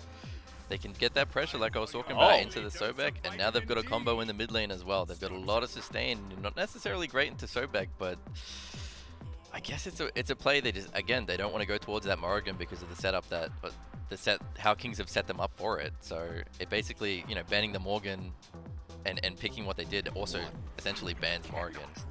And I was expecting either a Humbats or a Gilgamesh here, and we've got the Humbats. I thought maybe we were going to see Thor peep his head out here in the game 5 for the Kings, but no, it will be Captain Twig going back to his Humbats, a god that's shown him a lot of success in the past, has been a big carry god for the Camelot Kings. If you're the Leviathans and you're this raw, how terrified are you going up against Khepri, Sobek, Humbats? Look, the eyes are all on him. He's got to hit these combos. You've got the Kali stun, you've got a Sylvanas root pull maybe, an RTO blink stun maybe as well, and you've got to hit these combos, because if it's not him hitting these combos, then it's pretty much all on Panaton to try to carry this game in the early game and like transition them into late game, where they have the good Sylvanas, the team fight heals with the raw heals and stuff like that. But again, into the Sobek anti-heal is always going to be a struggle. Honestly, looking at this draft again, and I might be showing my faults here, but it looks like Leviathans are just winning it on paper, and Kings proved me wrong last game. I'm excited to see if they can prove me wrong again. Yeah, maybe the Kings can do it twice in a row here. I mean, yeah, I think you were right to sing the praises of the last draft. It's something that the Titans were running, and it's one thing, you know, jokingly, I walked out and I kind of covered the hand of the screen outside. I said, man, that looks like a Titans draft, and then you pull the veil back and it's, oh, that's the Leviathan. So a lot of parity between their 2 drafting styles and a little bit of parity between their 2 play styles. But now coming out here with this Kali Raw seems to be maybe some shades towards the Solar Scarabs. I know that Kali is a pick that Scream specifically really likes running up against some of these tankier teams. Yeah, but Panathon can definitely play it. It's got its advantages in this meta. I don't think they'll probably build the same thing. I know Scream likes to go for the Wind Demon, the hold the Odysseus bow at tier 2. You might see Panathon go for like a Crusher, Odysseus bow, maybe into a Serrated, so more of the percentage pen. And he could you know, hit this Khepri and this Sobek pretty hard. He also wins the 1v1 matchup against Humbats pretty hard as well, as long as he can get the first engage with the blink. I know you're showing a little bit of favoritism over here towards the Leviathans, but in a word here, which team you got going to the finals tomorrow? I'm actually going against what I just said and giving, you know, how the Leviathans have what I thought would be, what I think is the winning draft, but the Kings have the momentum, and I think that's so important going into best of 5s, especially when both teams are as emotional as we've seen them when they pop off in the camps. Camelot Kings favored here by Road to move on. Couple of casters' predictions on the line between both of these 2 teams. Who is going to meet up against the Tartarus Titans tomorrow? Who's going to move on to the SMITE World Championships? It's Game 5 between the Leviathans and the Camelot Kings, and let's delay it no further. It's the best time of year for SMITE, and what a matchup we've got going all 5 games. Kings versus Leviathans. And this is on the back end of a 5-game set the Kings played yesterday. These guys, first time on LAN all together. They love it, man. They love SMITE so much. Absolutely. They can't bear the thought of leaving games on the table. Look, Rowe slots right into the desk. You're playing both sides immediately. Smart. He says, I think the Leviathans have a better draft, so if they win, automatically a thumbs up there. Yep. But also gives the Kings a shoe-in and their chance to win. So smart man. He slots right in. Yep. Do you agree with the assessment, though? You look towards the Leviathans, their draft, the way that wants to play. Panatom hyper carry, Shinto, searing pain on the back end of that setup. Is it there for the Leviathans in this game? You know, I think it is, because, you know, look at I just said it at the end of Game 4. They've won the healing drafts. They have the 2 primary healers banned away, so they pick some healing. They pick Sylvanas, they pick Ra. And, you know, it brings that more death ball style composition that I think they're the best at. I think that Ra into Khepri is actually a pretty good matchup for Ra, because all you have to do is hold your snipe and wait until the res starts coming through, and as they're traveling, you just snipe the Khepri, and as long as you time it right, you'll insta-kill them as soon as they land, and it's really not the most difficult timing. So I think that if Shinto's on point, and that's the thing about Ra, is that he is a rhythm character. Like, you need to be working on this god. Ra is not one of those gods that you can just pull out and absolutely dominate with after not practicing him for a while. You know, it's not something along the lines of a Hun Bats that I feel like, you know, I know what I'm doing all the time. I know what the game plan is. Do you really need to be practicing RDO that much? Probably not. You know, those sorts of things aren't really that important. But Ra is such a high execution character, and when you're landing the ones in the middle of the team fight, this god looks broken. But if you miss your one and you miss your ult, you are worthless. Like, you don't do anything. So it's going to be a lot of pressure on Shinto, but you know what? I don't think the Leviathans would have it any other way. No, I think Shinto happy with carrying some of that weight as well. Big Man Tings back to the team at aggro. If we're keeping things in the mid lane, as we know we like to. We saw the Book of the Thoth, Book of the Dead build last game. Yep. Looks like that's still the mindset here on the Tiamat. Though if I'm remembering correctly, it was Conduit Jim, instead of the Sands of Time, had to get a little CDR later on in the build. Could be totally misremembering that. But at any rate, the core is that it's Book of the Dead, Variety stunned it's Med! face, but Captain Twig rotates over, Med providing the healing for Variety, and has the first blood been flipped around? Pluck, maybe just a couple seconds off of cooldown here, but that's something the Leviathans would like to play around. You can still turn it around for our first blood. Double stun from Yarkor, and Captain Twig takes some big damage here. Pluck back onto Panatom, who's sent right back into the awaiting arms of Captain Twig. Yarkor has near no mana, and somehow we'll walk out of this one without a first blood. Man, that med value was just, it was just perfect. He's 1 HP, and remember that it's all missing HP that you get back, basically. A little bit of base, but mostly missing HP. And with each little Kali auto, got one step closer, but could never quite get that last hit in. Bought some time for Captain Twig to come in, and it ends up not amounting to a kill, but it was exciting at the very least. It was very, very exciting, and gives us a second to take a breather before discussing Big Man Tings and what we saw at that Book of the Dead build on the Tiamat. Feels like, you know, we got one game of data. The Kings won. Did you like what you saw enough from the Tiamat to feel comfortable giving it another look here in an all-important Game 5? Yeah, I don't think the Leviathans really punished the lack of pressure in mid, and if that's going to be the case, then Tiamat always feels pretty good. You know, Big Man's going to land his stuff. He's going to go in whenever he needs to. He's very, very comfortable on this god. It's been one of his best gods all year. So I've got no problem with them going back to it. I think that his build ended up working out. It was very slow, but that's just kind of par for the course when you're going for that type of build. You know, the Chronos Pendant third item feels really good when you complete it, but means that you aren't hitting tanks super hard, but that's not the way that these games have played out the vast majority of the time. BMT heads back, finishes up with the Thoth. So he'll get to stacking there in the mid lane. We'll return back to his build as the game goes on, see if he deviates at all from what we saw in game number 4. And I think junglers are going to be an important topic of conversation, as they always are, but in this game in particular, you already see Panatom getting active. An early kill on Akali helps get the character online a little bit quicker, of course. You're really eyeing the late game and your ability to carry then. But Captain Twig, the desk put a lot of emphasis on how important this Hun Bats is going to be as far as setup, as far as the Fear No Evil goes. It's a lot of weight that Captain Twig is carrying here in Game 5. Yeah, got to be disruptive on this Hun Bats pick, but it's a pick that he's looked really good on in his career. It's exactly the type of god he likes to play. Initiation, you know, picking your fights for you, and he's just such a good player at selecting those fights that Hun Bats is something that you won't hear me complain about very often, especially when Jotun's Wrath is good and getting a lot of CDR is the meta. Little collapse here from the Camelot Kings as the Greater Scorpion is taken low. Shinto hits his one on the relatively immobile Greater Scorpion there. And so a small win for the Leviathans early in this game. Now, something that we weren't able to talk about in Game 4 that we need to and will talk about here in Game 5 is objective secure, because, you know, you talk about Shinto and the searing pain not only in team fights and hitting, you know, executed targets, things like that, and how important that can be, but with the Camelot Kings and how objective shreddy some of their wins have been so far. Now, they don't have the Fafnir this game, so it's going to be a bit of a different look on those objectives. But you always got to have that extra level of concern when you have a tried and true objective secure like Shinto has. Exactly, and I think it just adds another dimension to the game, that you have the capability to group around it. And, you know, don't forget that Ra's great around objectives, not just because of the secure, but because Solar Blessing gives you and your team power. Yep. So everyone's hitting it a lot harder. I think that's strong. Great to Scorpion. Are we scrapping over this early into Game 5, secured by the Camelot Kings? So we go 1 for 1. Leviathans get the one on right. And the Camelot Kings will grab the one over here on the left side of the map. Now, we have not seen these teams shy away from red buff in phase. Searing Pain back end. Captain Twig lives on, and there's the Scarab's blessing on him as well.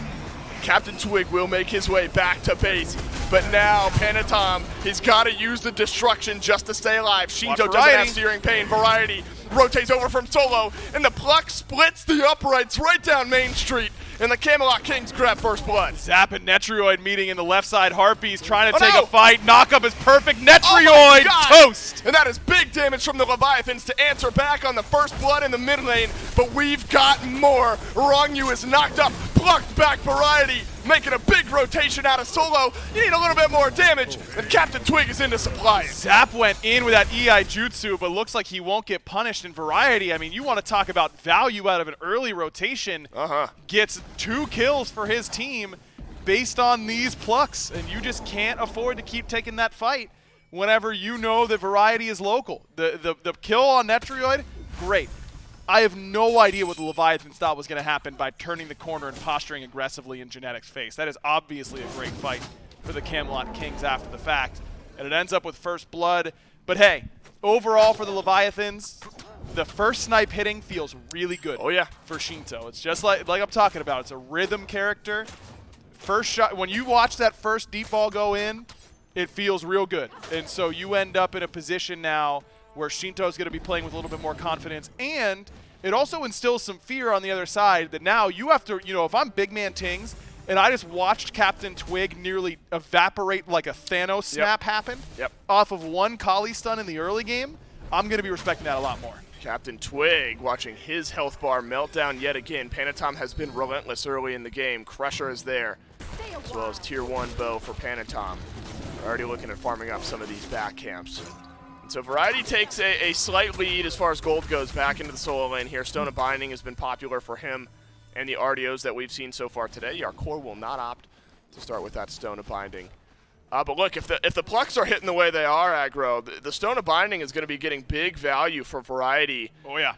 And his setup for the rest of this team is just going to get amplified. Yeah, I mean, Sobek is just one of those picks, man, that you don't see him for a little bit, and you don't see him for a little bit, and then you watch him just pluck people and they die, and you're thinking, why do we not pick this character all the time? You know, he doesn't have that many bad matchups. He's got some, particularly in support, but it's really not that hard to just escape those types of matchups and play around it pretty easily.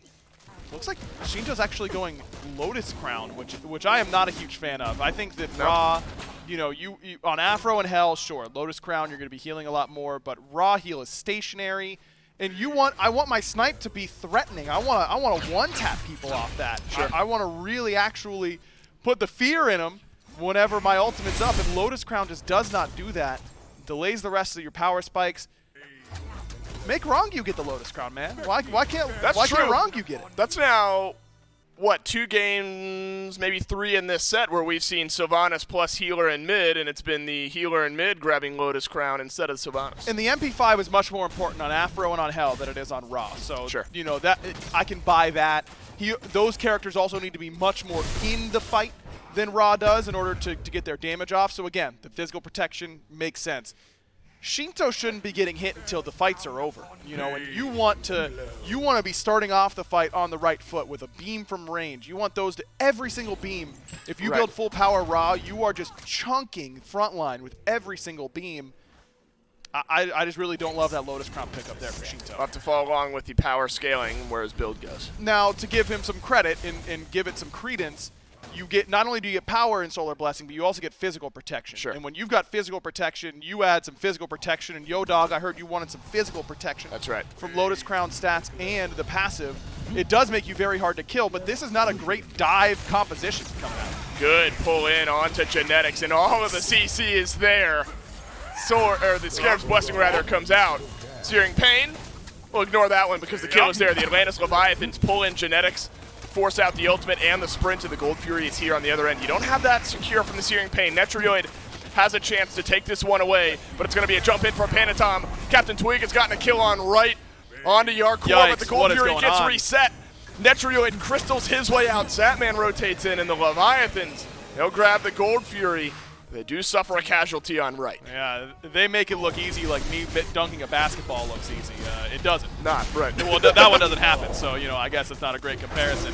But hey, they got it at the end of the day, I suppose, and they make it work, but boy, did it make me nervous. Whoa, Zatman, we're going in. We're tower diving, baby. Tier 1, 11 minutes in. Netrioid does not have beads, does not have ultimate, but wrong, you wanted nothing else. Difficult to close that gap, and so Netrioid will live, but it was beads used in that engagement, it looks like. And so not all is lost there for Zep.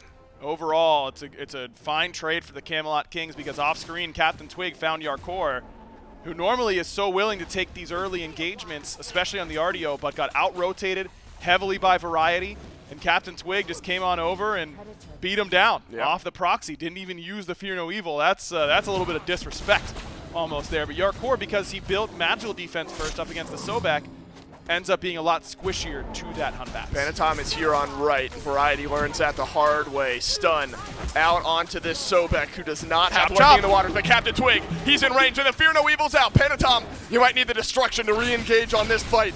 Yarkor running back by his Tier 1 tower, but a 3 versus 2 is what we're looking at. And all 5 members of this scrap will remain alive. Panatom does not have to use the ultimate, or Captain Twig does. And Panatom didn't even use his beats. Like that is some hardcore stuff right there from Panatom, willing to hold on to those purification beads. But he was right too. Not enough damage coming from Captain Twig at the time. And if that Tiamat didn't show up, they destroy that fight because Captain Twig is the target right now for Panatom. We saw it last time he was low. Oh man, we're going back. Variety has lurking in the waters this time, but Panatom still has that destruction dash away from Variety. Maybe you're wasting a little bit of time here, but a lot of damage has made its way into your Tier 1 tower over here in the solo lane if you're the Camelot Kings. So should be some early gold for the Atlantis Leviathans whenever they choose to group up and knock this one down. Rotation in from Captain Twig towards left. Twig does not have ultimate. Zatman has beads and ultimate himself. Hard pressed to see a world where you get that kill. Yeah, I don't think so. But hey, Captain Twig has no threat on him, but still forced the ultimate out from Zap. So that's good. And it relieved pressure on Netrioid. Man, there's a lot of pressure here in this game. This time back over on solo. Variety takes the ultimate from Wrong You. And the med doing its work yet again here, but now to pluck back onto Yarkor. Big Man Tings is rotating back in from base. Pluck into Pluck. Forces the beads out from Yarkor and the dash away. But Captain Twig's on the way back. No blink, has the ultimate. Leviathans will be out of range, but you're right, Dave. I mean, just such a heavy investment onto this Sobek, and it's because he doesn't have a lot of FizzD yet. We went binding into Pestilence, so the Kali probably thinking that you can kill him, but he gets physical protection and magical protection from his passive. He's got so much disruption. It's so hard to stick on that god as an auto attacker in particular. And Panatom doesn't have Hastened Katana. Not many Kalis buying that these days, so not an easy gank target, even without that Breastplate of Valor done. And now that Variety has Breastplate, if those last few attempts didn't get it through, then surely someone has got to look at hit the tab and say, all right, fellas, time to go somewhere else, Panatom, not over here. Yeah, time for Variety to farm back up, hopefully in a little bit of safety here on right. Oh, Yarkor's received some pressure throughout this laning phase as well. Not enough, though. That's given the RDO a 1-level lead. Enough pressure despite no kills on the Variety has kept the Sobek about 1 level behind. Captain Twig off to a great start in this game. 2 kills, 1-level lead over Panatom. And that's as drastic as it gets so far in this game. 1-level lead here, 1-level lead there. But the most effective jungler so far, purely in kill department, might be Captain Twig here with some of those Fear No Evils, but it's still that timer. You're looking at the Kali on the other side. Is 1 level in the lead enough for Captain Twig? Is Panatom far enough behind where you're any less worried about this Kali in the next 5 or so minutes? No. Yeah, I'm not sure. No, that god still scares the bejesus out of me. I mean, it's just a late game, and you mess up once, and your whole team just gets fed straight into the conveyor belt. And it's Panatom. Yeah, right. It's tough, man, once you get to the later stages. But at least this time, the Camelot Kings have come prepared. Let's go top to bottom, shall we? Pestilence and Cursed from Variety, plus Anti-Heal from Sickening Strike. Oh, yeah. Brawler's Beatstick from Captain Twig. Give it to me. And Divine Ruin from Big Man Ting. Yes, so sir. you've got all the anti-heal you could ever want here for the Camelot King. So even if Panatom kills his target, he should not heal. And I'm not talking a lot. I'm talking 0 at all. Right. Because you can easily 100% anti-heal him with the setup they have. Well, now the Gold Fury is respawning here. We'll see if that anti-heal is able to make an impact on this fight. Both soul laners make their way left. Big Man Tings makes his way over by the speed buff. Root forces the dash out of Variety this time. Primal Fury pulled out. Our core playing Separator. Shinto in the back. Remember, this is... You don't love having to use your Searing Pain to secure. You'd love it on the fight. That's something Shinto has the option of deciding. Variety lurking in the waters now. A pluck maybe awaiting on the other end. Beads are there for Rongyu and everyone on the Leviathan should they need them. But the Kings go fishing, come up empty-handed. Heal on up. This is the point of the Leviathan's whole composition. We've got Sylvanas and we've got Ra. And if you don't kill us right away, then we are going to back up and we're going to try again. And if that doesn't work, we'll back up and we'll try again. Yep. And that's actually big that Rongyu just got both of those oracles stolen away from Captain Twig, because now this makes this Gold Fury pull that much easier. All you need is a Sentry Ward in order to make it happen, but checking the inventory, the Leviathans don't have that option available to them until they head back to base. Now Shinto, this is a build we wanted to keep up with so far this game. Chronos Pendant into Lotus Crown, Ethereal Staff. Does that scratch some of that itch for you, Aggro? You getting enough with this Ethereal Staff where you're feeling a little bit better about your chunk? Not really. I mean, it's no flat pen, it's no percent pen, and he'll get percent pen later, but this build screams to me, I don't want to die to dive, but you should. To what dive? The solo Hunbats? I mean, he just can't kill you it really at any point. See if Ethereal Staff finds its value. A couple plucks might find their way in. Netrioid locked into his crystal. He's thanking the heavens. He's able to make his way out of that one. Full on the HP bars for the Atlantis Leviathans. Needless to say, our core blinks in, but he's a solo agent this time. Captain Twig jumps on out, and he's just fine. Tier 1 tower on left ends up going down, and it looks like enough space has been bought. Camelot Kings will let this Primal Fury go quietly. Yeah, no way that they step up to contest this, but have to make sure they don't just go straight to fire. Although, Variety no is secure. close. We're hesitating now. You might have to spend Searing Pain. Searing Pain, if you're Shinto, you wouldn't love it, but the Camelot Kings able to get it without using their mid lane secure. Variety makes you think twice, but the Leviathans will get it nonetheless. But Variety makes sure that the Kings get the Pyromancer on the other side, because him stepping up stops the rotation from Rongyu and Shinto and Yarkor, who are all shading towards solo lane.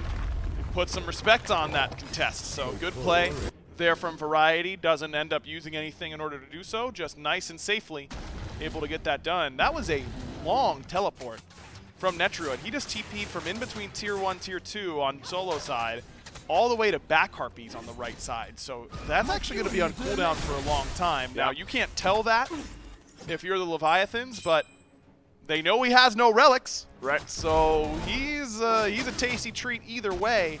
That might have been a costly mistake. We'll see if the Leviathans can punish him for it. Yeah, and those relics are not particularly close, at least as far as team fight speed goes. You're looking at a minute and a half on Aegis and 1 minute on the beads for Netrioid. But I think this Heimdall will be playing just fine back behind Variety. Lots of displacement here in this game. I mean, between the plucks from Genetics and Variety, Rongyu's got a pull here for himself. You want to talk about a game that could be down to a game of inches. A pluck one way or another, a pull from Rongyu, the abduct from Genetics. Feels like more so than any other game we've seen in this set. These individual units of CC could play a big difference in positioning, and especially with how much pressure is on the line here in Game 5. Could be some small moments that end up making a big impact. Agreed. I mean, the Leviathans, all you need is a stray snipe from Shinto hitting onto a backline in order to make things work for you. No Soul Reaver. Okay, just finished Soul Reaver now. There you go. For Shinto. There you go. So now you've actually got some threat, not onto Sobek, but onto the rest of the cast. Rongyu on one side of the rock here. No good on the pull. Would have been scary for Captain Twig. Has beads and Fear No Evil. But still would have been a lot of damage following its way in there on the back end of that pull. This is a threat around the Fire Giant, despite there being no Pyromancer, no Fury up. And so really the only neutral objective you can dance around is the Fire Giant. You've got enough shred maybe at this point in the game. You got Chin Size on your Kali. The Panatom will be able to do some good damage to it. Zapman far along in his build as well. He was making the Camelot Kings guess where you're at. Leviathans do a lot of damage to this mid lane tier 1 tower. A root finds its way in onto Rongyu, and if I'm seeing things correctly, that was an ult out of Netrioid. It was. That just sent him a bit over to the right, but there's no real threat on him. There is threat. However, onto Variety, the chain CC is in, and the Scarab's Blessing. Helpful, but not needed. Yeah, hey, he might have needed it overall because Shinto had his finger on the trigger, I'm sure, on that Searing Pain, but Variety ends up surviving, ends up holding on to his meditation as well, so that is huge for him to hold on to the relics and still survive. It will cost them the tier 1 at the end of the day, but that was 2 ultimates used by the Camelot Kings to the 0 expended by the Atlantis Leviathans. Camelot Kings, they have themselves a kill lead here 22 minutes in, but they do not have themselves a gold lead. That's right around 2,500, maybe a little under for the Atlantis Leviathans. XP, the good news is, for the Kings, XP, mitigatable. You're at a 1,000 spread across maybe a little bit of everyone. Mid lane, you find a lead. Solo lane, you've got a lead if you're the Leviathans. So a little bit back and forth there. The gold is going to be the big difference maker for the Leviathans going into this next fight. I say big, but again, you spread that out over everyone, and could be some small differences. This is right where you want to be. As far as if you're going to be behind, you're okay with this if you're the Camelot Kings. Yeah, absolutely. I mean, they're not functionally behind at all. It should mean slightly better ward coverage for the Atlantis Leviathans, and certainly that matters a lot up against their composition that should do these objectives very quickly, but it isn't the end of the world. No massive itemization differences or anything like that. As Panatom picks up a late Hastened Katana. Yep. I don't know how I feel about it in the 4th item slot here, Dave, because at this point, you hit so hard with your chin size that you don't need to stick for that long on any of these members of the Kings. Like, you can kind of run with them. I think Serrated in that spot would have been a lot better. I just feel like Panatom's not going to get the opportunity to stick. You get to stick on backliners in particular when you go Hastened second, and you just walk to their lane, that you ultimate in order to not get knocked up by the Heim or whatever it is, and then you just chop him down as he's running away. At this point, I feel like it's kind of hard for Panatom to really do that, and I would have preferred some real pens so that he can actually threaten. He has to threaten Variety and Genetics. That has to be the fear, is that this god just insta-kills you if you get pulled, and I don't think Hastened scares you that much. He's still scary because he's chin-sized Kali, but still. Yep.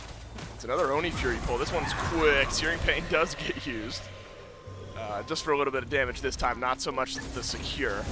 Camelot King's a bit slow on the response to the objective itself, but not so much the fight afterwards. You see kind of the surge forward, all 5 members of the Camelot Kings here on right. Pluck from Variety was threatening there. That's a pull onto Captain Twig. There's no Searing Pain here to follow up with all of that damage, but Captain Twig has to use the Fear No Evil. Panatom around on the right, doing some tick damage to Captain Twig, who will leap away from the rest of this fight. The Camelot Kings want nothing to do with this, and the Leviathans want everything. Straight to fire. Straight to fire. This is a perfect case scenario because your Oni waves are starting to push right now. So even if you just waste their time by bringing them to this objective, you could end up pulling them away from some of these minion waves. Shinto's got his ultimate. Going around this fire giant, the Leviathans have pulled it, and they've got it down to half HP. A little bit of damage finds its way onto the front line. Pyromancer now the objective that's pulled, and the Atlantis Leviathans are able to secure it. Variety dashes on away from Yarkor, but how many times have we seen this? How many times have we seen the Ardio galloping forward? Searing Pain connects for a little bit of damage onto the Camelot Kings, but the Leviathans, they're low as well. They'll have to back away. And that was a battle heal expended by Shinto, so he's not going to have it for a little bit. Ankh was used by Variety and the Meditation, so those are 2 key relics now. Yarkor slowed, but dashes away. No root from Genetics. Still have Scarab's Blessing. Still have Netrioid's ultimate as well. Jump out from Captain Twig, whose Fear No Evil is back up. Straight back to fire. Wants to leave. And it's time for them to just commit to the objective. I mean, how many times can they get relics and ultimates and then reset and just take the fight instead? And sometime you got to actually commit. And Shinto's got his ultimate again around this fire giant. Let's see if the Searing Pain makes a big difference. Put some pain onto the Camelot Kings. Genetics backs away. And so do the Atlantis Leviathans. We are slow playing this one. I'm losing it, Dave. What's the point of picking the Raw if you're not going to snipe the FG, or at least try and force them in? Sure. And use the snipe offensively, but part of the problem is that I just don't think it's dealing enough damage. We saw it hit Twig, and it did 25%. Like, that's solid, but that's not quite enough. You know, if that instead of Lotus Crown, I'm sorry to harp on it, but if that's instead of Lotus Crown, that's something with a little bit more power. You know, if he goes Doom Orb or something like that early, then that hits a lot harder. And look at this. The Leviathans have shuffled their feet around the Fire know Giant now. for long enough. But the Camelot Kings have pulled this one low. Watch out for Shinto. They got it. Fire Giant goes down, and it's the Camelot Kings who call the Leviathans on their slow play around the objective. But now you've got to get out, and get out the Kings will. Just unacceptable for the Atlantis Leviathans to have this type of composition that wants to plant their feet and fight you and bring everyone in.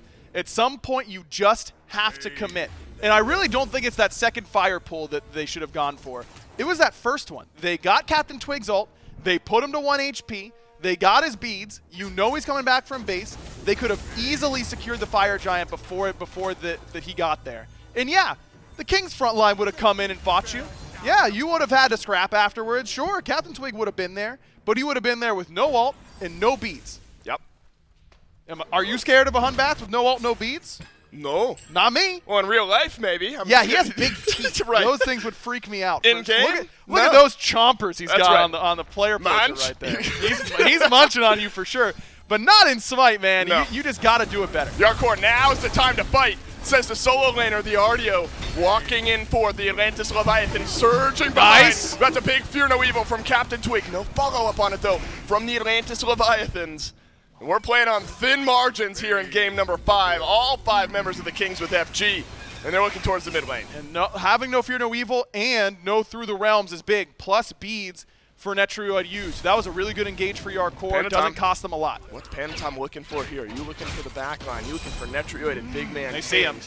Gonna be difficult to find that engage. Pings out on the Kali, and Variety says, "Don't worry, fellas, I got this." He'll walk his way into the jungle just to make sure to keep tabs on Panatom. This is a defense put up around a tier 2 tower for the Atlantis Leviathans. Pull in onto Captain Twig. That's big from Wrong-U. The knockup just shy on the back end. Genetics taking low. Searing Pain just to the left. Scarab's Blessing is out, and it's on Genetics himself. But Yarkor is taking low in the meantime as well. Panatom sees an opening on right, but he's not happy with the size. Fire Giant still sustaining up the Camelot Kings, but it really can't compete with the sustain from the Leviathans. But it takes some time in order to get it up there and get those health bars healthy again. Captain Twig has Fear No Evil. That is back off of cooldown. Another pull! In on a Netria, and Wrong-U's hitting them all. As Yarkor walks forward, Panatom into the destruction, and he has got no HP on the back end of this fight. Variety now able to walk forward. Searing Pain comes back off of cooldown for Shinto, but you gotta give up this tower. Man, Wrong-U is hitting pull after pull, and they're just not capitalizing on it. The damage just not there from the Leviathans. The Kings still going. And they are walking into this mid lane Phoenix, and there is no answer for the Atlantis Leviathans. In the Camelot Kings, you're playing with fire, literally. The Atlantis Leviathans end up cracking underneath their tier 2 tower, and now you've lost a mid lane Phoenix as well. Man, the Leviathans, I mean, Wrong-U's making these plays, and I just don't understand how a no ult, no beads Heimdall gets pulled into the teeth of a team and lives, even with Aegis. That's just mind-blowing to me. I don't know who Panatom was on in order to force that ultimate, who forced his ultimate and forced him to get away, but you've got to trade your life for Heimdall's in that situation. You know, as we said, the pipe dream of I'm going to Kali, pentakill you, I'm going to get low, pop my ultimate, I reset, I'm full health. Yeah. We're not doing that, man. They've got all the anti-heal in the world, so now you have to change your mindset as the Kali. It has to be, I am trading my life for the VIP of the enemy team. And on a Fire Giant siege, it is always, always, always the Hunter. It is, and it might need to be the Hunter here into the left side. Phoenix, Fear No Evil's out, and that's on to 2 of the Atlantis Leviathans. Big knock-up on the back end, and that's Wrong-U yet again setting up for the rest of his team. But yet again, there is no follow-up on these, or for the support of the Atlantis Leviathans. And yet again, the Leviathans are late to a Phoenix siege, and I have no idea how this continues to happen. I mean, that is the primary thing you've got to worry about, is making sure you don't lose Phoenixes for free. And the Camelot Kings, they barely had Fire Giant. Their relic situation was horrible. You have tons of utility to use, and they're just late. They're pushing waves in duo or in solo side. They're farming in the jungle, and you just cannot be late. You have to respect that push. And the Camelot Kings have put themselves in a winning position this game by just picking up where the Leviathans are dropping the ball. The Kings haven't had the gold lead at all this entire game. They have it now for the first time. Think about the Fire Giant. Leviathans probably should have had it, let it go, backed up, and Kings, don't mind if I do. Then they get, their Hunter gets pulled into a tier 2. They somehow win the skirmish anyways. They get mid-Phoenix off of it. Then the Leviathans aren't there for the left-hand side. The Kings looking around, mod check, is anyone here? No one. We'll take it. Might as well. Leviathans just, under these pressure situations, are not delivering right now. They're not, but they have a chance around this Fire Giant. Soul Reaver, hopefully that's going to be enough damage for Shinto, because you don't get a big damaging item to finish off that build. Rod of Asclepius will finalize things for Shinto. Already upgraded that starter item. So you're going to need those Searing Pains. Well, I mean, they've been coming up frequently. Sure. Suppose abundance is the name of the game here for Shinto. Quantity over quality on those ultimates for sure. And here we go on the Fire Giant once again. And the Camelot Kings. It is enhanced, and they don't have the secure. They don't have great DPS either. Remember, they're still sustained for the Leviathans. That's where you can win out in these engagements. You back up, you let Rongyu heal you up, you let Shinto heal you up. But you don't have time to dance around the FG and sustain fight after fight after fight. You got Tiamat minions and Fire minions on left. You got Tiamat minions walking into the mid lane. You've got to do something soon. If you're the Atlantis Leviathans, the answer might be back off and clear up the waves. The Camelot Kings will be happy to take an enhanced Fire Giant for free. Fire minions have reached their way to the left Phoenix line. You have sent back Panatom into your base. You're now maybe looking at a steal attempt for Shinto. Fire Giant now gets pulled by the Kings. And again, their DPS not great, but all Variety has to do is worry about where Shinto is and call out his health and where he's going. Reset is the Fire Giant. The Camelot Kings dancing in and out of the pit, so not fully reset, not fully sustaining itself back up. Now back to the Fire Giant. Go. The Camelot Kings. The enhanced FG is low, and they have left it. The fight is going to happen instead. Your core has separated things out. What happened to Variety's HP bar? The rest of the Leviathans in range. Shinto holding on to that Searing Pain. And instead, Captain Twig blinks in, does not take the monkey toss, and the Kings will leave. And the mid Phoenix is up, but Panatom is here, which means that left side is still vulnerable. Left side Phoenix still in a state of dismay. Rangyu's got to use the beads. He'll walk out of the back of this fight. Your core taken low. Fear no evil. Finds a backline, but Captain Twig can't finish off any of the kills. Variety able to get one. Panatom jumps into the back, but he is abducted, and he is dead. The Camelot Kings have found 2. 2 for 1, and the Kali's one of them. This is huge for the Camelot Kings. Shinto's ultimate is down. His steal potential is worse, and they've got to answer these Fire Minions. I think the Camelot Kings have outlasted the siege from the Leviathans and should earn themselves an enhanced Fire Giant as their prize. God, and you do not want to let this Titan get lower than it needs to. That just opens up the door to a quick Titan call for the Camelot Kings. So the enhanced Fire Giant will go on everyone but Captain Twig, who found a big Fear No Evil to start off that fight. If you're the Leviathans, you're at least getting your Phoenixes back. The mid will be back, the left will be back as well. But the right might not be. You're left fighting isn't back either. With Yarkor and Panatom, you're fighting without your solo, without your jungle. Left respawns, but your mid laner's got to go over. Yeah, right's gone. And that was your healthiest one. If you're going to give one up, nice pull, but it's just Zapman here. Variety's fine. Tiamat minions too. If you're going to give one up, you should just give up left. Yes, it's worse positionally, but at least you've got a full health Phoenix. That left side Phoenix is never going to be the same, so it just becomes easy. I mean, I don't know. You probably don't defend against the enhanced Fire Giant either, so I suppose it's fine to give up the right side bird, but now all of your Phoenixes have been down. Yep. So it becomes very, very difficult to come back when your Phoenixes are ever really getting truly healthy.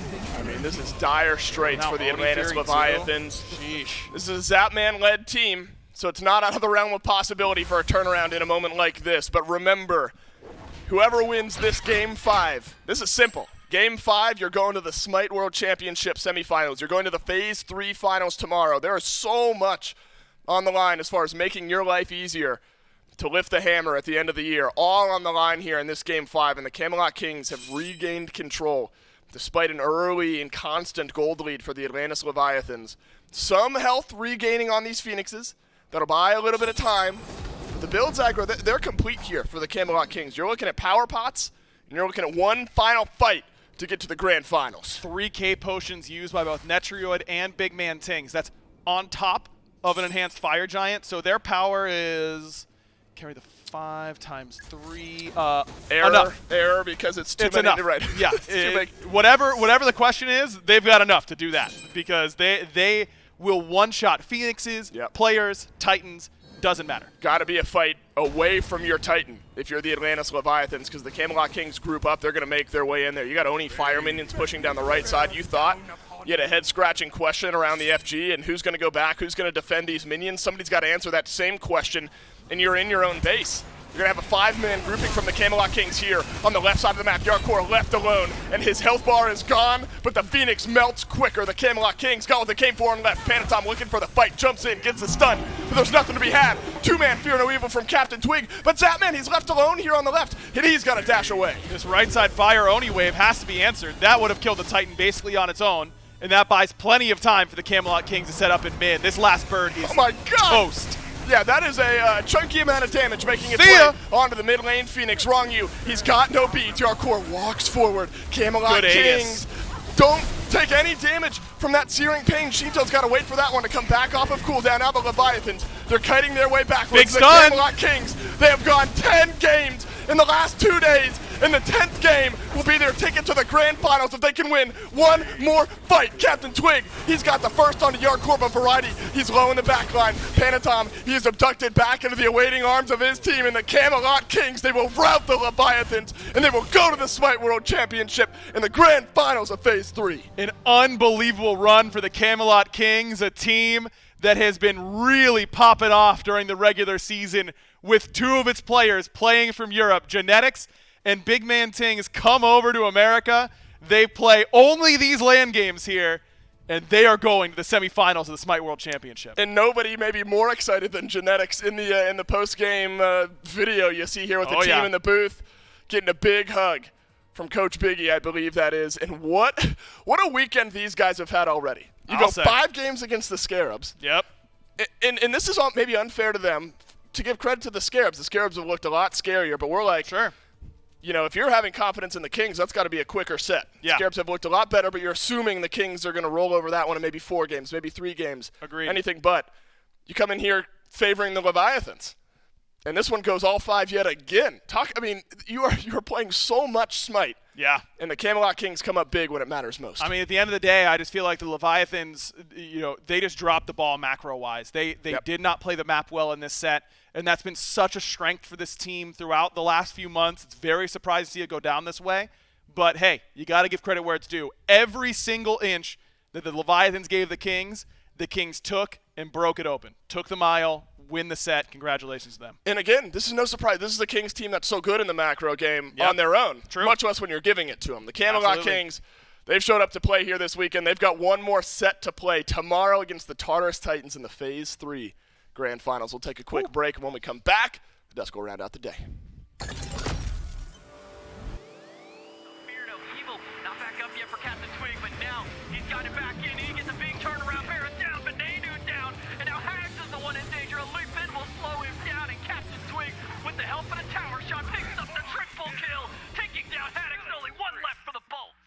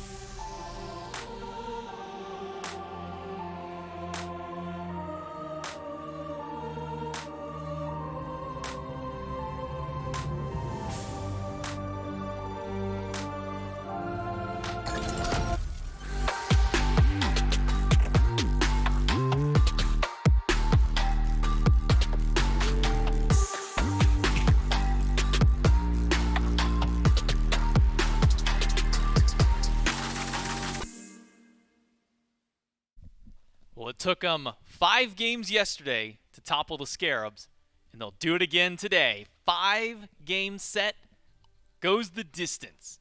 And the Camelot Kings close it out, defeating the Atlantis Leviathans, and they'll move on to not just the finals tomorrow, but they punch their ticket to the SMITE World Championships. And speaking of the SMITE World Championships, you can go to shop.hi-rezstudios.com, pick up your SWC bundle, get yourself a sick jacket, a cool wall flag with all the pro player signatures. If you've got a favorite pro out there, signature is going to be on that banner. You get a cool postcard with an original art piece and the digital loot pack, which comes with all sorts of great in-game goodies as far as skins are concerned. So make sure that you pick that one up at shop.hi-rezstudios.com. We hope to see you at SWC. We're going to see these teams at SWC between the Titans and now the Camelot Kings as they've moved on. A fantastic Game 5 out of them. A battle of patience more than anything, Ro. It really I was. mean, a long dance around that fire giant, 2 separate pulls, but it's the Kings who pull the trigger after we see the Leviathans back away from that second attempt. They grab it, and they're able to close out this game. Yeah, it's what I think. It's what I said with genetics and Kings were best at, right? It's why the Fafnir works so well for them as well. Is when they know that they can pull the objective, they all get together and they do it, and they pull the trigger as fast as possible. And it's why as well I said momentum was a big thing in this game. Leviathans pulled Fire Giant twice, kind of scared, back off, and then eventually they're pulling it for so long that their farm comes up. They need to back, reset, get mana, buy items, and whatnot.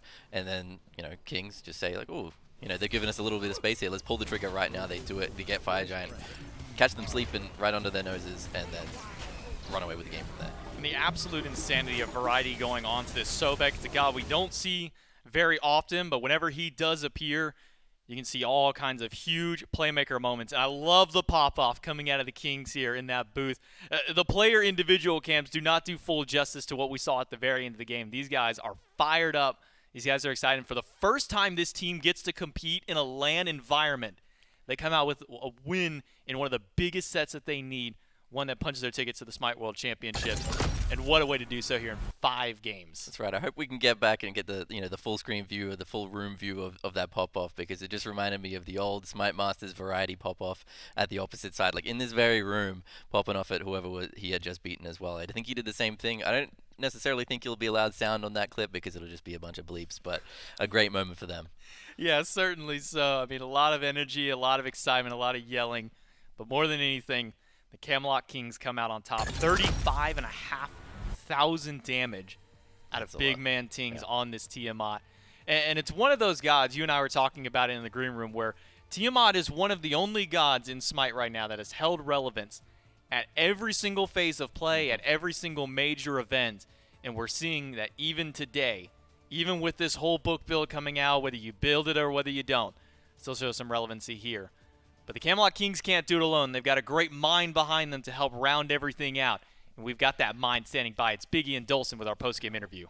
That's right, Biggie, the mind of the Camelot Kings, the genius behind what we just saw. You guys have had back-to-back 5-game sets, some longer days for the Camelot Kings. Has that factored in at all? Do you think fatigue has affected you or the team? Or is this moment, this environment, that's enough to keep the energy up? I don't think we're fatigued.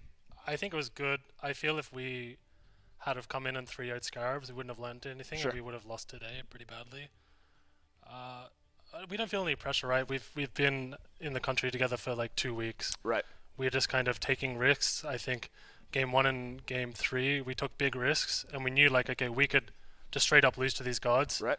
And that's we're gonna lose a game, but we weren't too worried about, I guess, losing the set at all. Right. We just want to learn as a team how we play on LAN and how to like track the meta of the LAN as it goes. Well, talk to me about that, because you guys throughout Phase 3 really hit the gas. You were really improving as a team. We figured this would be a scarier team. BMT and Genetics were already playing well on ping. Now they're here. We figured this would be an even scarier team. Were there any growing pains associated with that? Did they almost miss stuff because they're used to playing on ping, or anything like that? Or did this team really pick up and hit the ground running when they came? I don't think mechanically. I think there was some growing pains kind of internally, like tensions a bit. Right. When you're playing on lane, it's easier to just be less frustrated and put it down Sure. to ping. But now that we're like here, we have no excuses. I think there were a lot more arguments at the start, But I found it quite easy to just kind of shut those down. And at the end of the day, they're really good for you, especially when you're kind of like, to me, I see it as we're a new team right now. Like we were playing online. We're not the same. We're not that team anymore. We're just a different team, and we're just working on working towards Worlds. Well, Worlds now around the corner, and it is a lot closer than it would have been if you had to go through placements, you had to go through quarterfinals. No matter what happens tomorrow, you're in the semifinals of the SMITE World Championship. What does that mean to you and the rest of the team? Do you really feel like you're that close to winning Worlds? I think it's a double-edged sword. It definitely feels really amazing to win and be able to play in a final.